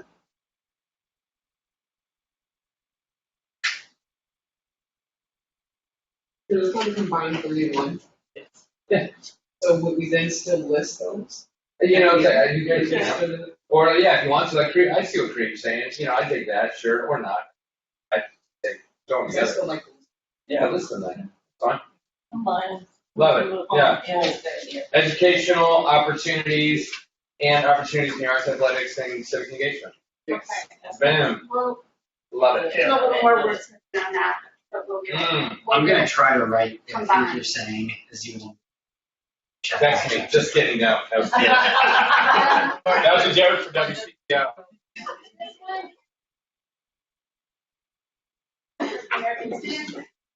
Or chronic absenteeism of African American students. Here's this proportionally, so you're combining chronic absenteeism and discipline. We have them separate, but then we decide. I got that. Okay. And this one is superintendent will foster a culture of systemic equity and disciplinary action. So I like that. It's such a one. I'm not like nervous to tell you how we got there, but yeah. Did I like it? this one, What we're trying to get at. So we know that there can be a student who has an interaction with a teacher or an administrator, and they have 5 actions for that one interaction. The same, like an African American student could cuss the teacher out, and she says, "Oh, he assaulted me. Oh, he verbally assaulted me, physically assaulted me. Oh, and he was belligerent." And 5 different interactions based on that one interaction. Another student could have the same type of interaction, and the teacher say, "Oh, there's just 2." That happens. And so when we get a disciplinary report, it's the last one that we had said 4,000 from African American students, and the next highest was 600, and it was for and it was 400 for white. That when we peel back those layers, they count interaction. So it's not 4,000 actions, it's 4,000 interactions, which could mean that one student had 5 against them, and another student had. So I originally had 25%, by 25%. Brandon said take the number out, but that you could, that's a guardrail, you could say to yourself, doing more training. There's things that you could do to reduce that. So that's why we stopped there. This time. any, Does that make sense? That's me. I don't see it as the same thing though, as what's up there. That's what she's speaking to. Yeah, she's speaking to another people over here on that side. On which side? Is it purple? Yeah, purple. But I thought that's what I'm saying, that's why we put those 2 together. Oh, okay. Trying to actually give them this. I'm but saying, we're, I thought everybody said they would like to know the 2 over here though. Yes, sir. I thought it was something like 2. Yeah. No, I thought they like our 2 too. So I was trying to see how we got our 2. Yeah. Well, that would be the interim, that's the interim, you put that up there, and then there's an interim, Interim guardrail. yeah, But that's hers to do the interim, not ours. Right. right. okay, so are we taking this one out there? Disproportionality, Can you just say it one more time? it is, the superintendent will not foster a culture of systemic inequity and disciplinary action for all. Which is also reducing the disproportionality of discipline for minorities versus not, or black versus everybody else. Well, our number 2 is specifically speaks to black African American students because it is so egregious and more than everybody else. So they're really not the same. Systemic racial, like systemic racial inequity? You said that. We didn't. They said that. They said. I'm saying if we added that. It's already there, systemic, and that's. I was saying systemic racial. Great at racial. That's what I think that's what we're talking about. I think we just made it explicit. Yeah. It's actually. It makes sense, but does that get to what? It is gender. It's gender-based. That's why I wrote it very general, because I thought in the guardrails, she could specify more what we're talking about. And that's where I'm struggling with, is because I'm trying to keep it. Yeah. That's what so this is protecting the value of equity, not only based on race, but also on gender. But then I don't understand why we don't just say that. That's what I'm confused about. Why wouldn't we just say systemic racial and gender inequities? Because that's what we want to get at. I think we can. Okay, we can. I'm not just saying. No, but I think we get, me and you, we're getting so in the weeds of the details, and I don't think it's necessary. I think we can say racial and gender. That's not the issue for me. I just don't want us. I didn't think we wanted to get into like formulating the interim guardrails which specify all these other layers. So you wanted to put racial and gender? Well, I thought the guardrails was where we're supposed to talk about what we're looking for under the guard. Well, There's also you an get more economic specific issue if she to doesn't. discipline in this I district. think there are two ways to it. Both like we could be specific now, or we could be general and see what she comes back with, and if for some reason, would you be surprised if That's necessary? So That's fine, Okay. yeah. That's fine. So, But how much money you have does have something. You say economic. That's why it's broad. So, I think we actually can take, I mean, we added the chronic absenteeism solely because we had two separate, so we're trying to make it the one, so I don't know that. You suggested we sneak it in. You. so. Got Yeah. a combo, Yeah. 3.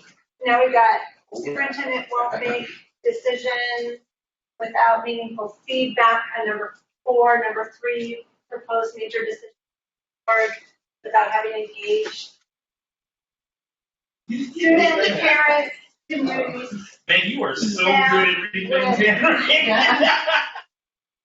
Then I warned all of you Yes, before I started this It's gonna class. be adopted. with, you're gonna have to. With representation from directly impacting employees. All right. I just have a trouble with the timing of it. She can't recommend anything till she's done all this. There's no way that she can run the district if every time she has to recommend something to us, she has to do all It this. doesn't say This is major decision. That's all we're hearing about is major Major decisions. is relevant. I Yes. think it's important that if we're talking major, I think we also have to qualify major. Like a lot of people, if I'm talking to colleagues across the country, they wouldn't say that elementary athletics is major. But if I'm socializing it with our group, it gets to be more major than it would be in some other places. So it really depends on our context. Well, for me, I'll give you an example that's relevant. Like when you gave the example about elementary athletics, I said, ask the parents that impacts. And so that was where I think that's a major decision to change the system of how we do something. That's what I wasn't thinking about that, but that's just an example. But that's my point. My point is, if we're gonna say major decisions, what I think is major and what the board thinks is major, to the reference that was made earlier, we have to align on what that is, because that does because there I have one board with 7 personalities. And for every personality, there is something different that is major to someone. And so in terms of that, if we're talking about what we're referencing as major, I think we would have to do some more discussion around major. Or significant, which is in the other one. Yeah. Does anybody I'm sorry. I was gonna say number 4, I think is more what we're talking about if we're talking a little broader, but understanding that processes that feed into that would meet that goal. Read what it. I'll read that. Paper, it's hey, look. Sentence number 1. Make significant decisions, which also is that loaded word significant, without gathering meaningful feedback from families and staff, and without sharing how that information informed the decision. I think, I was just going to say, I fully see and understand and appreciate your problem. I agree with you that it is important. I have absolutely no idea how to solve it. And so somebody has a suggestion for what kind of language would be helpful or clarifying. I'm totally open to it. Feedback, Well, transparency. I think the issue is what type of decision do those things. Well, how about this? Yeah. It's a way of conducting yourself. Like, I'm sorry. What? No, you're fine. What about? I mean, what about like excising the whole decision piece, making it broader? Mary has a pretty good outline for that, which that the superintendent won't allow for parents, families, students, community to feel unheard, and she'll encourage the feel of a positive culture and provide transparent communication. Yeah, I think we worded it, doctored a little bit, but I think that's right. I mean, it's positive, it's transparent communication, and it's saying we don't want people to feel unheard. Because like that does feel more, yeah. Yeah, right? That's better. Yeah. I think the wording. Yeah, so the superintendent does not, It's good. the first part is rad, it will not allow for parents, families, students, community to feel unheard. And she will encourage positive culture and provide transparent communication. Period. Just take a couple words out, actually. I think you might have to do like a non-statement or. Yeah. No, but I mean the second half of it though. Oh, she'll not allow for students to feel unheard. Shall not encourage. I want another semicolon. Unheard semicolon, resulting in a positive culture. Oh, that's good. I got to use a semicolon twice. Wait, did you teach English? 10 years. There it is. It's not Every now. Is that? I was So now we've got, We have 4. somebody gotta say that. Yeah, I can say it again. Transparency. I'll put money on it. Yeah, Teamwork, staff in there. yeah. Okay, Yeah. Mike's gonna say So it. Mike, say it one more time. All right, I'll say it one more time, then. I can't read whatever. I changed it. I read my sentence. The superintendent will not allow for parents, families, students, staff, community to feel unheard, semicolon, resulting in a positive culture, a positive district culture, maybe, I don't know, positive culture and transparent communication. So then, Hey, everybody. if we're not going to allow those particular constituents to. Love measures to, so that, and then at that point, if that measure is different than what the board had intended, then the board can do some more work system there as well. Okay, so now we are, Should we still have, okay, what? Yeah, I was gonna say like for the wins on the board and like some winning people's sales, it's 8 o'clock or a half hour between need to be done. At 4 or 5 finished. Yeah, right. One more. Yeah, let's cross this. So now we've got, superintendent, fair and racist staff, and we've got superintendent will not allow the percent of students in lowest performing schools to stay the same. Did I read that right? It was like, I will forgive you for not reading that perfectly, given my handwriting. Lowest performing elementary schools. Oh, good. I mean, you can't really complain, we love it. Well, then where's our biggest, one of the biggest problems, high school.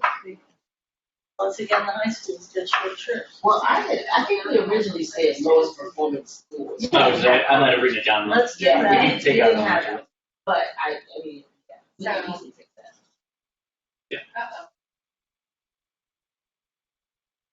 So essentially that's saying that we'll increase. At the school level. That's what that's. It's a low performance. It says will not allow this, or to get, or not allowed to remain or increase. So here's something that I'm gonna look for you all and you can leave it. But right now, we have talked, very much so about guardrails around fantastic. What if you haven't, don't have anything, we did it, you're gonna staff. You have one. We have that. We just got that last one. You just added. Oh, that is, okay, that was for all of those, Yeah. gotcha. But we do need, I think we need. I like challenge. Top one with the blue. Yeah, that's true. In lieu of number 5, which talks about schools. So performance, these are the 2% of And we've got 4. I think I would be okay letting go of number 4. I'm open to anybody's other argument on this, but I feel like the academic goals we have are good ones, and I feel like if we hit those goals, that will happen. Which one's that? This is number 4. About The that. percentage of low performing schools stay the same. Like Yeah, I we agree. have a bunch of stuff pointed in that I direction. totally agree. Our goals. Could somebody talk a little bit about, like, I like our anti-racism policy a lot because it talks about systemic racism. And when I hear like racist treatment of students and staff, and maybe this is idiosyncratic, but it triggers the opposite of systemic for me. Like the image it calls to mind is somebody who is like has racial animus, like in full awareness of that, like does things that are racist in the world. But I wanted to just hear more about like what, for the person who wrote this or was suggesting, does it include systemic racism? Is it not? Carolyn wrote it. Systemic racism, yes. I don't know what else to explain. No, that was my question. I mean, if that's, you know, part of I this think- is reaching. I think- for I think when I wrote, I was thinking that we know we have a policy about anti-racism, systemic racism. We're saying that we know it exists, but we have to do everything we can to prevent it, stop it, give, whatever. And I was trying to make a general statement. Racist may not be the best term. So, I just wanted, I think it works. but I'm going, like Mike says, call it what it is. My issue, and I think it's fine, but I think we have dealt in with the goals and stuff. I think we've been very explicit about some of that. My issue is, again, going way back, when the district was moved, when the district actually moved, it's when we focused on the lowest achieving schools. It absolutely, it moved. And because it is at the site, whether it's how they are, whether it's the demographics, whether it's the particular staff that doesn't change, or whether it's that whole, that was not popular, that elementary initiative focused on the lowest performing schools, and the district moved literally the very next year. Because that's those pockets are there, and I just think that, I think it makes, and let's face it, that report card is ugly from a standpoint of school by school by school by school. And I think the community's gonna wanna see some reference. Is that, it was not popular internally, but we made a list, the superintendent made a list of, I don't know, 16 schools, and it moved. So I was I'm glad somebody thought about the school piece. Is that a goal or guard job? And that's where I'm struggling, because I I'm struggling think a bunch of trying to this figure is out goal. what I'm goals with or you. I'm with guardrails. You had it as a guardrail? Yeah, I see it as a goal. I see it as a goal. I wasn't unhappy with this goal. I know, right, I love Yeah. this. I love the And school in side. that context, it's not right. And it's the guardrails were the You wanna values. move the district, take I some think- to the community. The potential fix on that is also maybe to adjust the under statement to add at the very end. I think we said something like creating a positive climate, blah, blah, blah, but then free of unfair or racist faculty or whatever, students, staff, and teachers. Maybe a way to add the number 1 there to the 4th way it did before. I think you could do that. And then that gives a 5th guardrail being something related to the performing skills. May I add? Yes. I just want to add just one thing. We have 65 schools. 51 of them earn a 1 or 2 star in achievement. So the focus on whether we put it there or not, we cannot show improvement without improving the overall performance in school buildings. I think we're I'm going to send this presentation tonight, and I'm really excited about us having the conversation around that, because we're talking about a lot of different stuff. But at the end of the day, 51 of our 65 schools are rated a D or an F if we use this 1 and 2 stars in achievement. I mean, I don't know how we really just, so I think I think a part of it is inherent, but whichever one, if we feel like we need to call it out because of that part of it, I just don't think we're in a situation that maybe we were in then when we did the elementary initiative, because there were so few schools, maybe at that point, or I think from what they shared with me, it was the lowest performing across the board. They were selected, but it wasn't just that. There was some conversations around demographics, what was already in the school. Alicia was one of the Yeah, principals. and we have so- fewer schools. Yeah, There was so, CBA language around redesigning. Yeah. I really think you need to include this. Well, I was gonna add, thank you for sharing that, because yeah, it's there. Are we going to be working with that? Think it as that, we are. But in those 51 schools, okay, yes, we have 51 schools that are low or performing. But within that 51 schools, we could also disaggregate some of that data to narrow it down to schools that have greatest need. And I'm not saying we would ignore any of them. If we were to focus on schools based on, I think, and I did look at the cost per pupil, resources allocated. I mean, we could look at schools that we could, with intentionality, put some extra oomph on, and that would be lowest performing, so that we could see movement within that. I hate to take that, to not focus on schools, because I think that it's so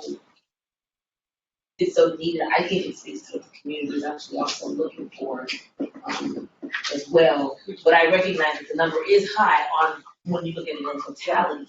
But I think that there's still work that we can do to see which schools we can do. my point is from you all's perspective, is you're doing the guardrails, so whatever you say there is fine with me. I'm just saying whether we put that on there as a guardrail or not, we can't do the work without focusing on the lowest performing group. Because you're right, there's further disaggregation, as we've already started working through what that looks like. It's really proposals around that, and having done transformation for a period of time, you have to look at where you're going to look at, how you strategize around it, which schools are almost at the next level in the individual areas, which ones are the lowest. So there's a lot that goes into that. So whichever is fine with me, I just wanted to, it might save you a guardrail if you're looking for it. Right.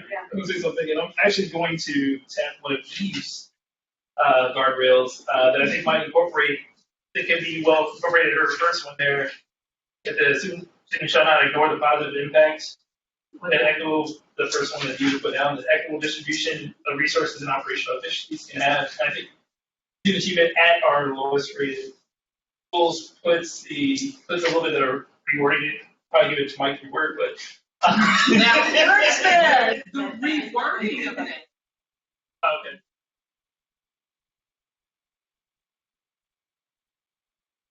Her number one is our number 3. She's number 5. No, he's number 1. Number 1.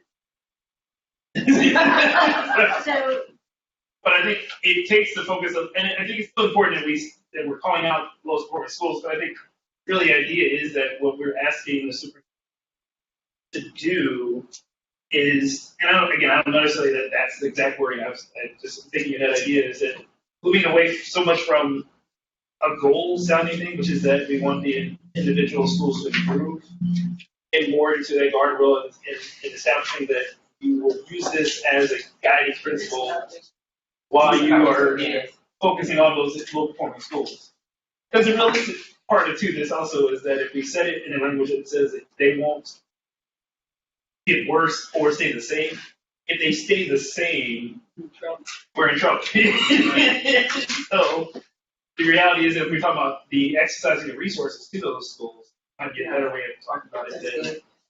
Again, I think it's the community piece that would be, the community will expect us to be doing something about that.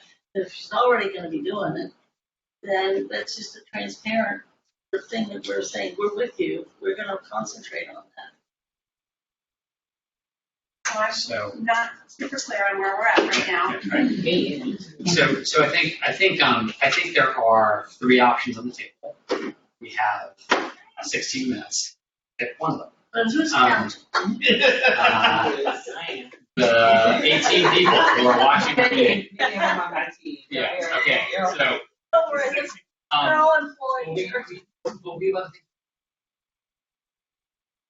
so I think that, the options as I see them are one, go with this one about lowest performing schools stay the same. Option two is we go with the superintendent won't allow unfair and racist. I think there's good arguments for both of those. This is my attempt to wordsmith the thing you were just saying, bringing as a third option, which is the superintendent will not fail to direct more resources towards the lowest level. Which is not a guardrail. That Why is that not a guardrail? that is a directive in disguise as a Can fail. you make it further? So, yes, the superintendent shall not operate without. Great, let's do that one. Shall not operate But without. I think the ad was lowest performing. Yeah. So if it's equitable distribution. Well, How about it happen? How about that a would happen, right? Or have you like a strategic? Yeah, because you give in each school what they Yeah, need, by definition. not equal. Okay, yeah, that's true. I think and I think, again, with us having a conversation with something right here, I can imagine an interim goal might focus around one of those interim guardrails.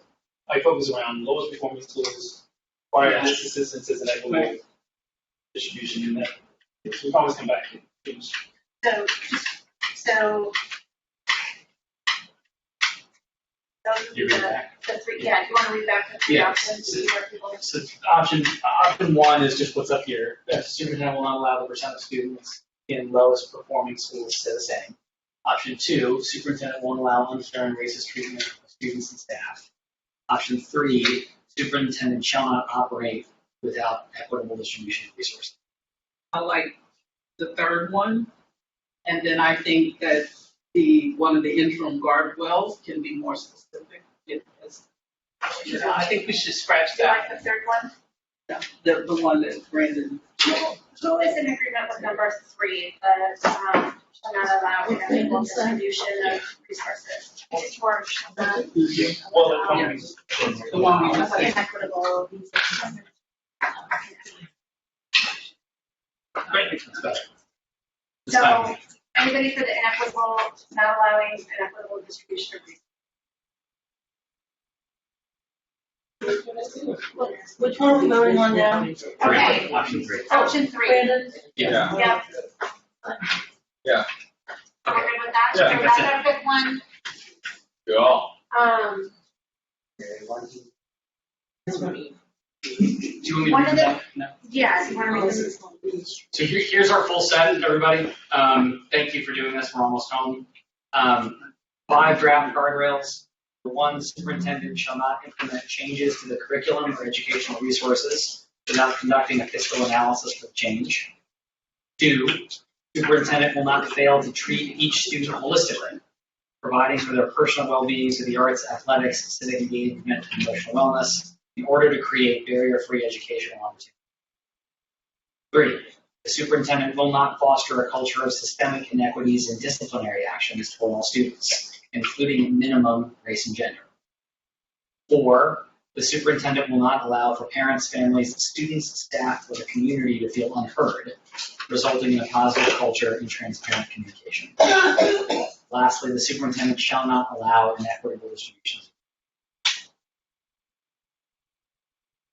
I wish that there was a word collaboration somewhere there. But that's okay. That's all the words you So- have.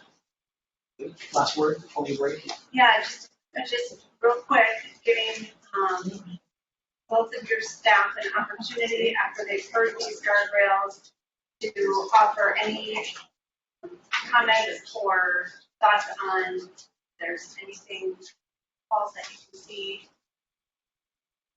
in the moment or. I'm good. Okay. She should be, she helped make them. That's amazing. And again, these are drafts that you're taking out, they're something based on community feedback, based on measures that are brought back. One more thing before one more thing, as you're thinking about that fifth guardrail on inequitable distribution, you are going to get pushback because I think in your data, in your community feedback, there was a call for equity and there was a call for equal distribution of resources. So know that you're going to have to, really define what equity means and stick to it. And we can have some tough conversations around Is this. this a minute or less? Everybody break. I'm sharing this with the community. I'm going to throw this out there again. I don't see the word collaboration and I don't see partnerships. And we are sharing, at least I don't think I did, and I do think it could be worked in somewhere. It is a signature piece of the district and partners are, some of them bye-bye, but some of them are crucial for us. I just think it's politically reasonable and educationally reasonable. We depend on a lot of them. Could it be a town? I don't know. So we're not going to solve that in the next minute. No, but I'm just saying, I think that's an area, there's a deficit there. To be honest with you, can we look at I know we're talking about the wilderness. I need to see it because I'm tired mentally. We've been here hours. And so I'm probably gonna have some edits when I see it. Oh, Lord. But I mean, I do, we didn't talk about partnerships, because I think there's some significant. We didn't talk about collaboration. So I do want to look for a place to put that in there.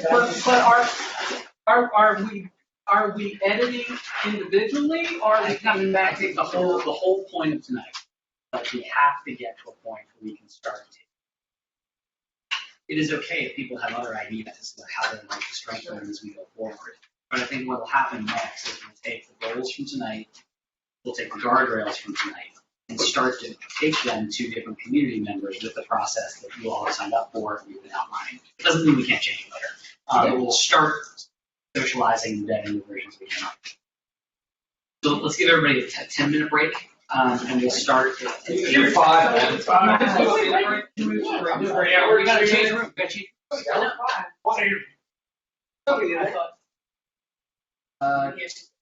I thought people wanted to. Man, that was 2 hours. I hate that. Okay. So we're gonna come back in 5 minutes. We're gonna roll through the rest of the agenda. 5 minutes. 2 minutes. I'm going to the restroom. 2 minutes. Did you just say you individually take these somewhere? I'm not sharing with anybody. That's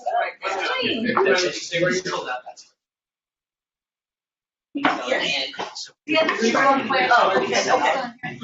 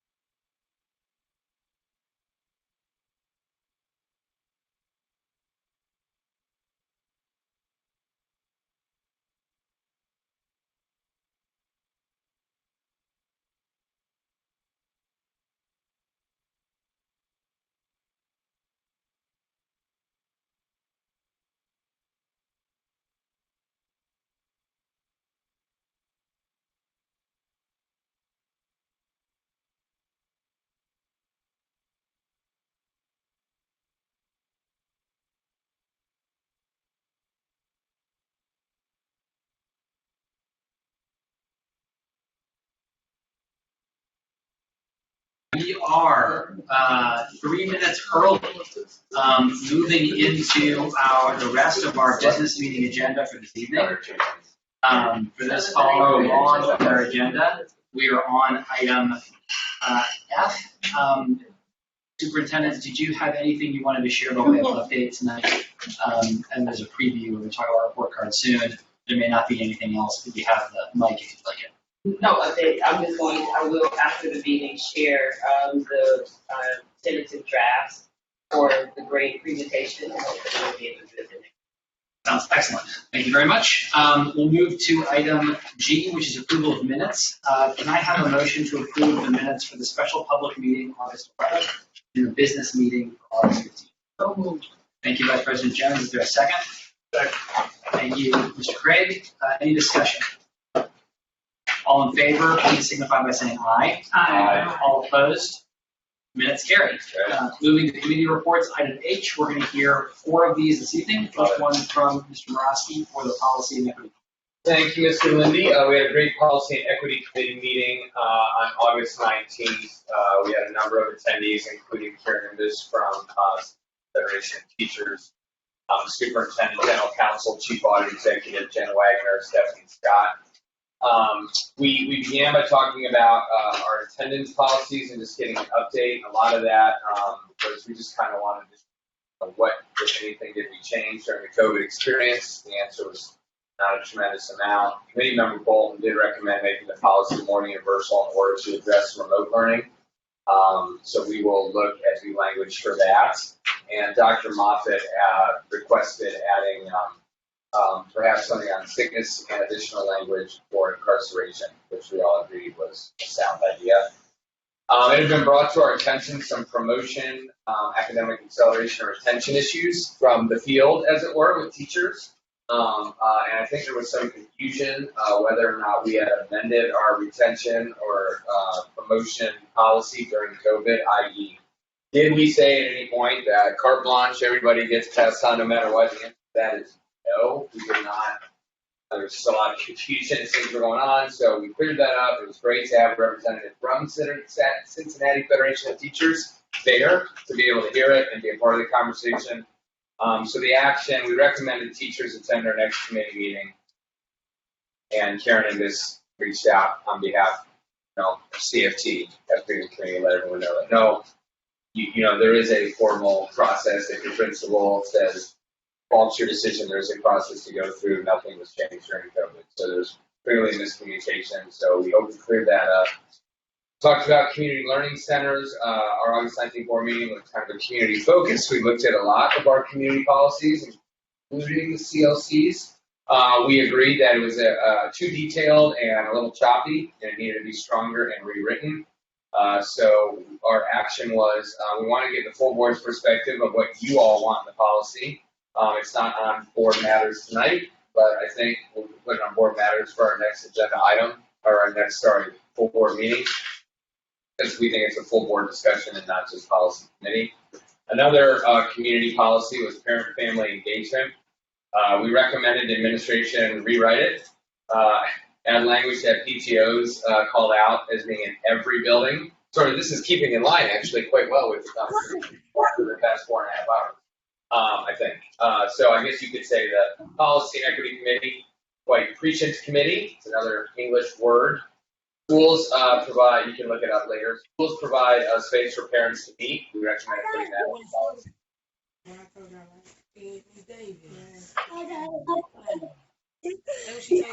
That's not just in my head, is it, Rob? No. Okay, so policy 91.2. Are you sure? Some of our attendees are unmuted. I'm not in attendance in this room, so please continue. I'm going to continue. Okay. Like I didn't hear it. Yeah. Let's keep moving. Our LSD&C policy, Committee Member Golden recommended to leave it as it is.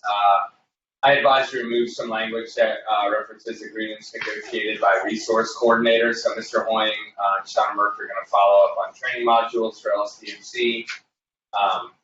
For 2 LSD&Cs from 2 different schools, contacting one of our committee members, Ms. Bolton, reporting they were told by the principals not to proceed with their LSDMCs. So that action has happened, and we largely left the policy untouched aside from, I think, that one piece, and my colleagues can correct me if I'm wrong, about agreements being negotiated by resource coordinators. Non-school organization policy 9212. I questions about the financial responsibilities of the organizations. Treasurer Wagner informed us the process placed to audit groups as they're their own legal entity. Our chief audit executive, Lauren Roberts, informed us in 2018 there was language in the policy that the state of her department would review. We discussed the following items, that all organizations have a yearly presentation to us, the board, as a non-school organization, and we need better clarity about the language as to how funds get deposited due to those dollars belonging to the district. Treasurer Wagner, Chief Audit Executive, and Dan Hoying are going to be reviewing the policy, and Treasurer Wagner is going to be working with her team to update the board about the workings of these non-school organizations. We talked about remote employment. And at our regular business meeting August 15th, it was assigned us to do so. General Counsel Hoying reported many districts do not have a remote or telework policy. Hoying informed the committee, superintendent's position is that when schools are in session, staff and certain employees should be in buildings. When they're in session, our preference is that central office staff also be in person. He stated superintendent's open to being flexible to summer when schools are out or for IT type personnel. General Counsel Hoying recommended if we decide to create a policy about remote work, it should be about the view of the board and how they see remote work along with avoiding administrative language. We discussed both strongly that remote employment being offered to some employees might be a sound idea. I think we are largely in agreement with what the superintendent laid out. Obviously, there's some positions, and maybe some that could. Probably less than that would. Lastly, committees, policy 0155, the function of standing committees. We were assigned to look at this policy 0155. The administration is going to review the responsibilities of health and safety, policy, equity, etc., and have a discussion in committee of the whole. The administration will also look to see what responsibilities from the committees have been addressed. 2019-2022 plan. And lastly, it was asked that we review the purchasing of goods and services. I think it was President Lindy. President Lindy was on policy committee. We took a bunch of different policies and put them all together to get it as close as we possibly could to some sort of responsible bidder policy, which we don't have. That would be illegal. We got as close as we could. We could not have the report out.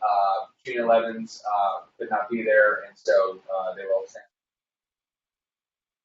29th, next Thursday at 9 a.m. to give a review. And then lastly, as promised, we had a couple other policies, outside activities of employees. Dan Hoying recommended we change to outside activities of professional employees. And we'll update the revised language, bring it to our next meeting. Same evaluation of employees, recommended a rename, we'll bring it to the next minutes. Thank you, Mr. Morosky. Do you have any questions for the policy committee chair? I think the only question, I think on the community learning center, we wanted to see the original policy. That's right. Yeah, we did. Because it's been chopped up so badly. That's correct. I think we're asking general counsel to produce the original one, or board staff to. Thank you, Ms. Golden. Any other comments or questions from the policy committee chair? I have one. Anybody else? Point of clarification, Mr. Morosky, we have our general counsel with us. My understanding is prevailing wage is illegal for a public school district in Ohio. The responsible bidder is not. Is that right? Prevailing wage is not allowed to be implemented by the school. Responsible bidder is perfectly fair. Correct, as long as it's consistent with, yes, it is. Okay, good deal. Just checking. Thank you. No problem. Okay, we're going to move on then to committee report number 2, which is budget, finance, and growth. Ms. Golden. Thank you. Shorter report than usual, and we've had our meeting, our September meeting already, and this going back to our August meeting. We've reviewed certain aspects of it, particularly the aspect of the differences in state funding, which we've heard about before. but there are some specifics that might be of use to you. Also, we did continue to talk about ESSER arrangements, rearrangements, adjustments based upon certain conditions perhaps changing and how we've spent ESSER, and it's at least in these minutes, we have determined as an action item that on October 3rd, we would have the treasurer and superintendent and whomever else kind of present to us where we are regarding ESSER funds and ESSER amounts and some of the reconsiderations that are in place. So that's for the October full board meeting. We reviewed some of the topics for our wonderful financial town halls. And then also, we said we did need to look at some of the levy material in order to kind of pass on it, if you will, regarding financial data that's there. But we held that off till this past September meeting, so that will be coming before us. The superintendent updated us on transportation. Still in the need of certain kinds of cards for Metro, but more particularly that we are still at a deficit regarding perhaps as many as 30 buses and 30 drivers, and this was in our August meeting. We already passed the Silverton Community Reinvestment Act that we did last board meeting last week. A rising issue for us right now is the preschool promise agreement, and that's in the works as we understand it. And the financial piece that is of interest to folks is that we are spending down the reserves that we had, and it's something we have to be watching because we will soon be either needing to have more money dedicated to preschool, or we're going to have to make sure that we're not spending more money by adding to certain things that some people have requested. So that's a very important watch closely. And then we have our regular grant information that's presented to you, and I submit and hope for approval. Thank you, Chair Bolton. Any questions for the Budget Finance Grant Committee? Okay, moving right along, Audit Committee, back to Member Bolton. Yes, the superintendent attended the audit committee, community audit committee, and updated them on the organizational chart, talked about the kind of SWOT analysis that has taken place, updated them too on her readiness chart for school opening. They seem very impressed with that. And once again, the T word, transportation update, was received by them. It's a very important item of interest for the audit committee for obvious reasons. We also had Kevin Vaughn, who was from Plattenberg and Associates, to kick off the outside audit that is required, and how that was going to be working. And they will be on site as early as, I guess, the first week of September. Are they here? I believe already. We also had Paul McJoel brief the audit committee about the various collective bargaining agreements and unions that we have. And there's an addendum to the minutes that might be of some interest to other board members, where there's some specific data about each of our bargaining units.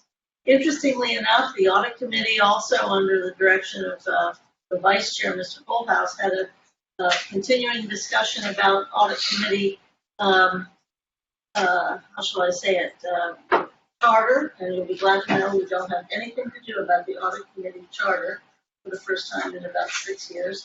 So there's always some addition, but there's no reason to improve or change any of it. But more particularly, the audit committee has now also established through their discussions the need to have goals above and beyond the idea of overseeing and helping guide the various audits by the internal auditor. And so they've established some goals, and I will refer to pages 4 and 5 that might be of interest to you, talking about what they think is important to be looking at. I think will give us some guidance as well. And they are also looking at what impact their decisions and input has had as well. And then Mr. Horn's going to be advising them next time regarding what they're a little worried about is liability and their role and mission scope. There were some audit members that were needing to have some answers regarding that. Then finally, there's a very good summary of the audit pieces that are important to our internal auditor, as well as some financial updates that you already have received. And then lastly, the Community Audit Committee endorsed and recommended the need for our renewal levy and applauded the treasurer for making sure that it is a request of 10 years to submit her for approval. Thanks, Member Bolton. Any questions for our audit committee representative? Moving on to our last one, Mrs. Weinberg is going to present our committee of the whole report this evening. Yes. I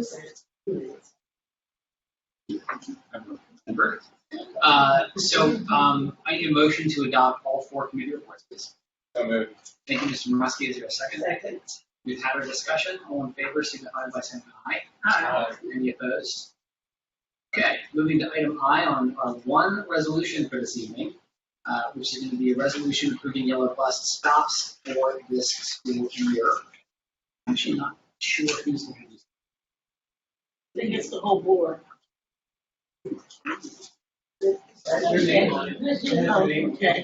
Oh, I'm sorry. The version I'm seeing on board docs is not.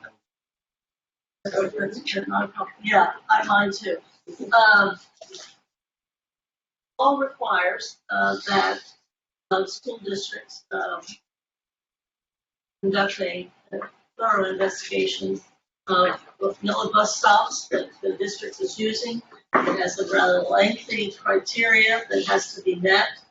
And the requirement is that it needs to happen certainly with not before, too early before the school year, but it must happen, I think, within 30 days of the beginning of the school year. And so I'm, I guess, had the honor on the assurance of the superintendent that the district has conducted the research and review of the bus stops, yellow bus stops, and that we are able to pass this resolution. If we have not finished it, we can hold it till the next time. But on the terms of the superintendent, I would introduce and move that we pass this resolution, and I applaud the administration for making that happen. And I need to. Motion will be discussion in a second. Is there a second on the motion? Second. Thank you, Mr. Morosky. Discussion. I definitely will. So the review of the bus stops was done based on the guidelines from the state. And so I bring that out as a reference point because just because a person does not agree with the bus stops, if they're in alignment with the state, then that means that those bus stops are approved. So we've gone through a series of processes, which included the bus stops where we started last year, these updates that were made for this year, getting feedback from each of the bus drivers, our staff going out to review those that were of concern, and doing any follow-up and updates. So at this point, this is the recommendation that we're making, and that's how we got to that. Thank you, Superintendent. Any other board members with discussion? Let's say in 6 weeks we discover a new issue with a bus stop that did not exist before, but we want to change it. Is there anything in the resolutions that would prevent us from making future updates? There is not. We can always make an update on the information that was voted on last year, which I believe actually was done in February. Timely. Yeah, so that was done in February. It was actually just a list of the stops, and there was a statement that was on there that said there may be a concern. And so we wanted to make sure that we did a little bit more this year and be being as extensive as we can. But by all means, we are still vetting those that come up that people are bringing to us. But what we found at this point is it becomes a matter of choice. I would prefer to have this stop, but based on the state guidelines, that stop is not unsafe. Any other discussion questions? I would only add that last year was an anomaly, and that board staff was able to produce any number of, going way back, since this law is required, so I appreciate the administration getting that done in a timely manner to meet the more regular timeliness that we used to have. No, hearing other discussion, Ms. Wagner, would you call the roll, please? Ms. Bolton? Aye. Mr. Craig? Yes. Ms. Jones? Yes. Dr. Moffitt? Yes. Mr. Roski? Yes. Mrs. Weinberg? Yes. President Lindy? Yes. Moving on to item J, which is the superintendent of schools. Do you have any retirements to announce this evening? We have some retirements. So we have a short list. Up first, we have one, and then our certificated. We have Maria T. Dornbush. She is a teacher at Lacey Price. Next up in our civil, we have two individuals, Barbara Makocha. Hopefully I said the name correctly. If I did not, I do apologize. Senior Support Specialist at Winton Hills Academy. And then we have Nathia Williams, a paraprofessional at Evanston Academy. We want to thank them for their years of service and we wish them all the best. Congratulations, and thank you, Mrs. Weinberg. I need a motion to accept the recommendations of the superintendent. So moved. Mr. Morosky, is there a second? Second. Thank you, Dr. Moffitt. Any questions or discussion on the superintendent? I have some questions for the superintendent or whomever help me figure out a couple things. It's fairly easy. We have a now move from Riverview and then kind of a replacement for an AP at Riverview. Does the size or the enrollment of Riverview justify two principals? Is that within our? There's The principal and an AP? It does, because it's a K-12 school, or pre-K-12 school, so that gives it just. Okay, thank you. Real quick then too, besides that, there's on page 5, there's a bunch of stipends for new teacher attendance. It was like $500 or something. I think it's on page 5. Principals? Is it new teacher induction? Yeah, maybe that's it. It's a different page. Page 6. So are those the new teachers or are those mentors or are they both? These are actually participants that attended the teacher programs for across the board. So it's the payment based on the number of days that they actually attended. Okay, thanks. And then this was on last time too, and that was, this is my next to last question, on page, I think it's 12, special duty police officer. I saw it last week as well. But I don't know what that is. Well, I know what a special duty police officer is, but I'm not sure. I saw it last month, but I didn't raise it because we were very preoccupied with the police thing. Yeah, so if the, No. okay, so if schools are having events where they need additional staff and they want to hire them for security, they can hire officers for security. So I would have to go back specifically to see what this particular officer was hired for, what the purpose was for security. Great, nice, thank you so much. The last question is, I know we have a promotion to Director of School Improvement and Strategy, and that person's coming out of as a manager of quality. Are we replacing that position or keeping that one? No, we actually absorbed that position in the new position. Great. The role was. Thank you. You're welcome. Any other discussion or questions in the superintendent's report? Ms. Wagner, would you call the roll, please? Ms. Bolton? Aye. Mr. Craig? Yes. Ms. Jones? Yes. Dr. Moffitt? Yes. Mr. Morosky? Yes. Mrs. Weinberg? President Lindy? Yes.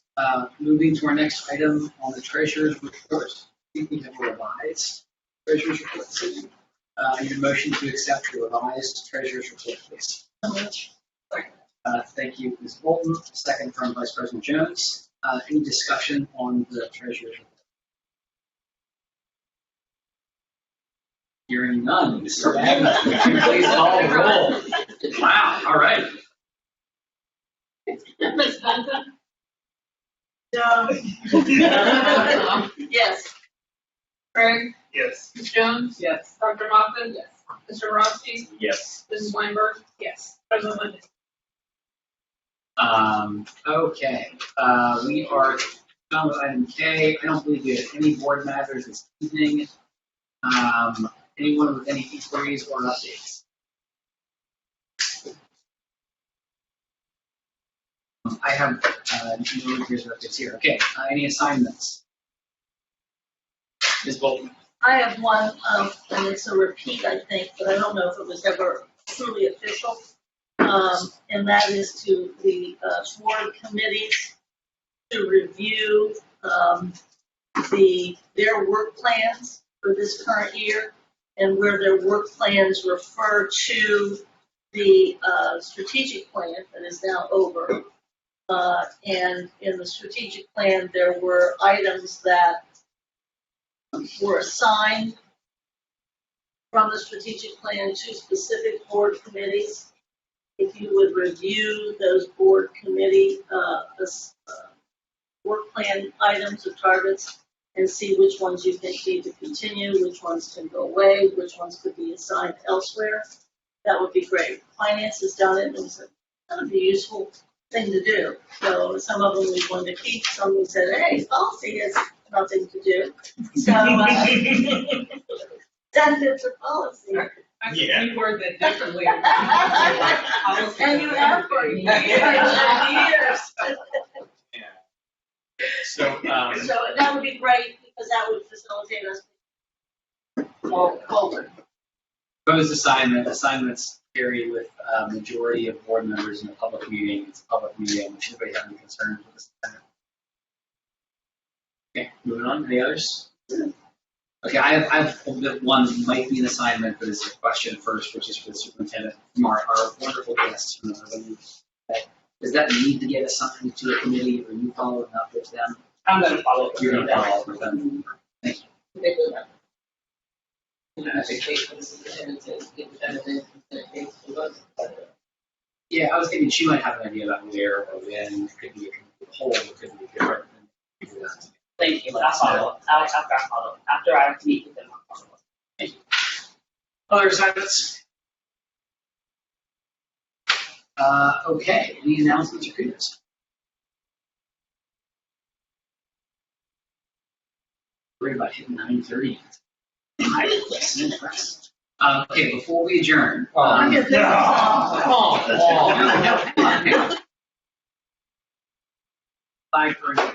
to have an executive session that's at least 5 minutes long.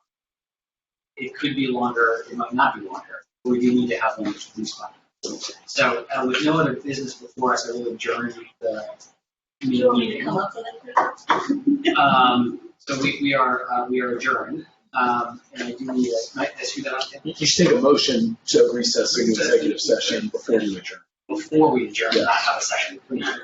So, just kidding, thank you. Yep. Instead of adjourning, can we have a motion to recess into executive session to consider deployment of public option?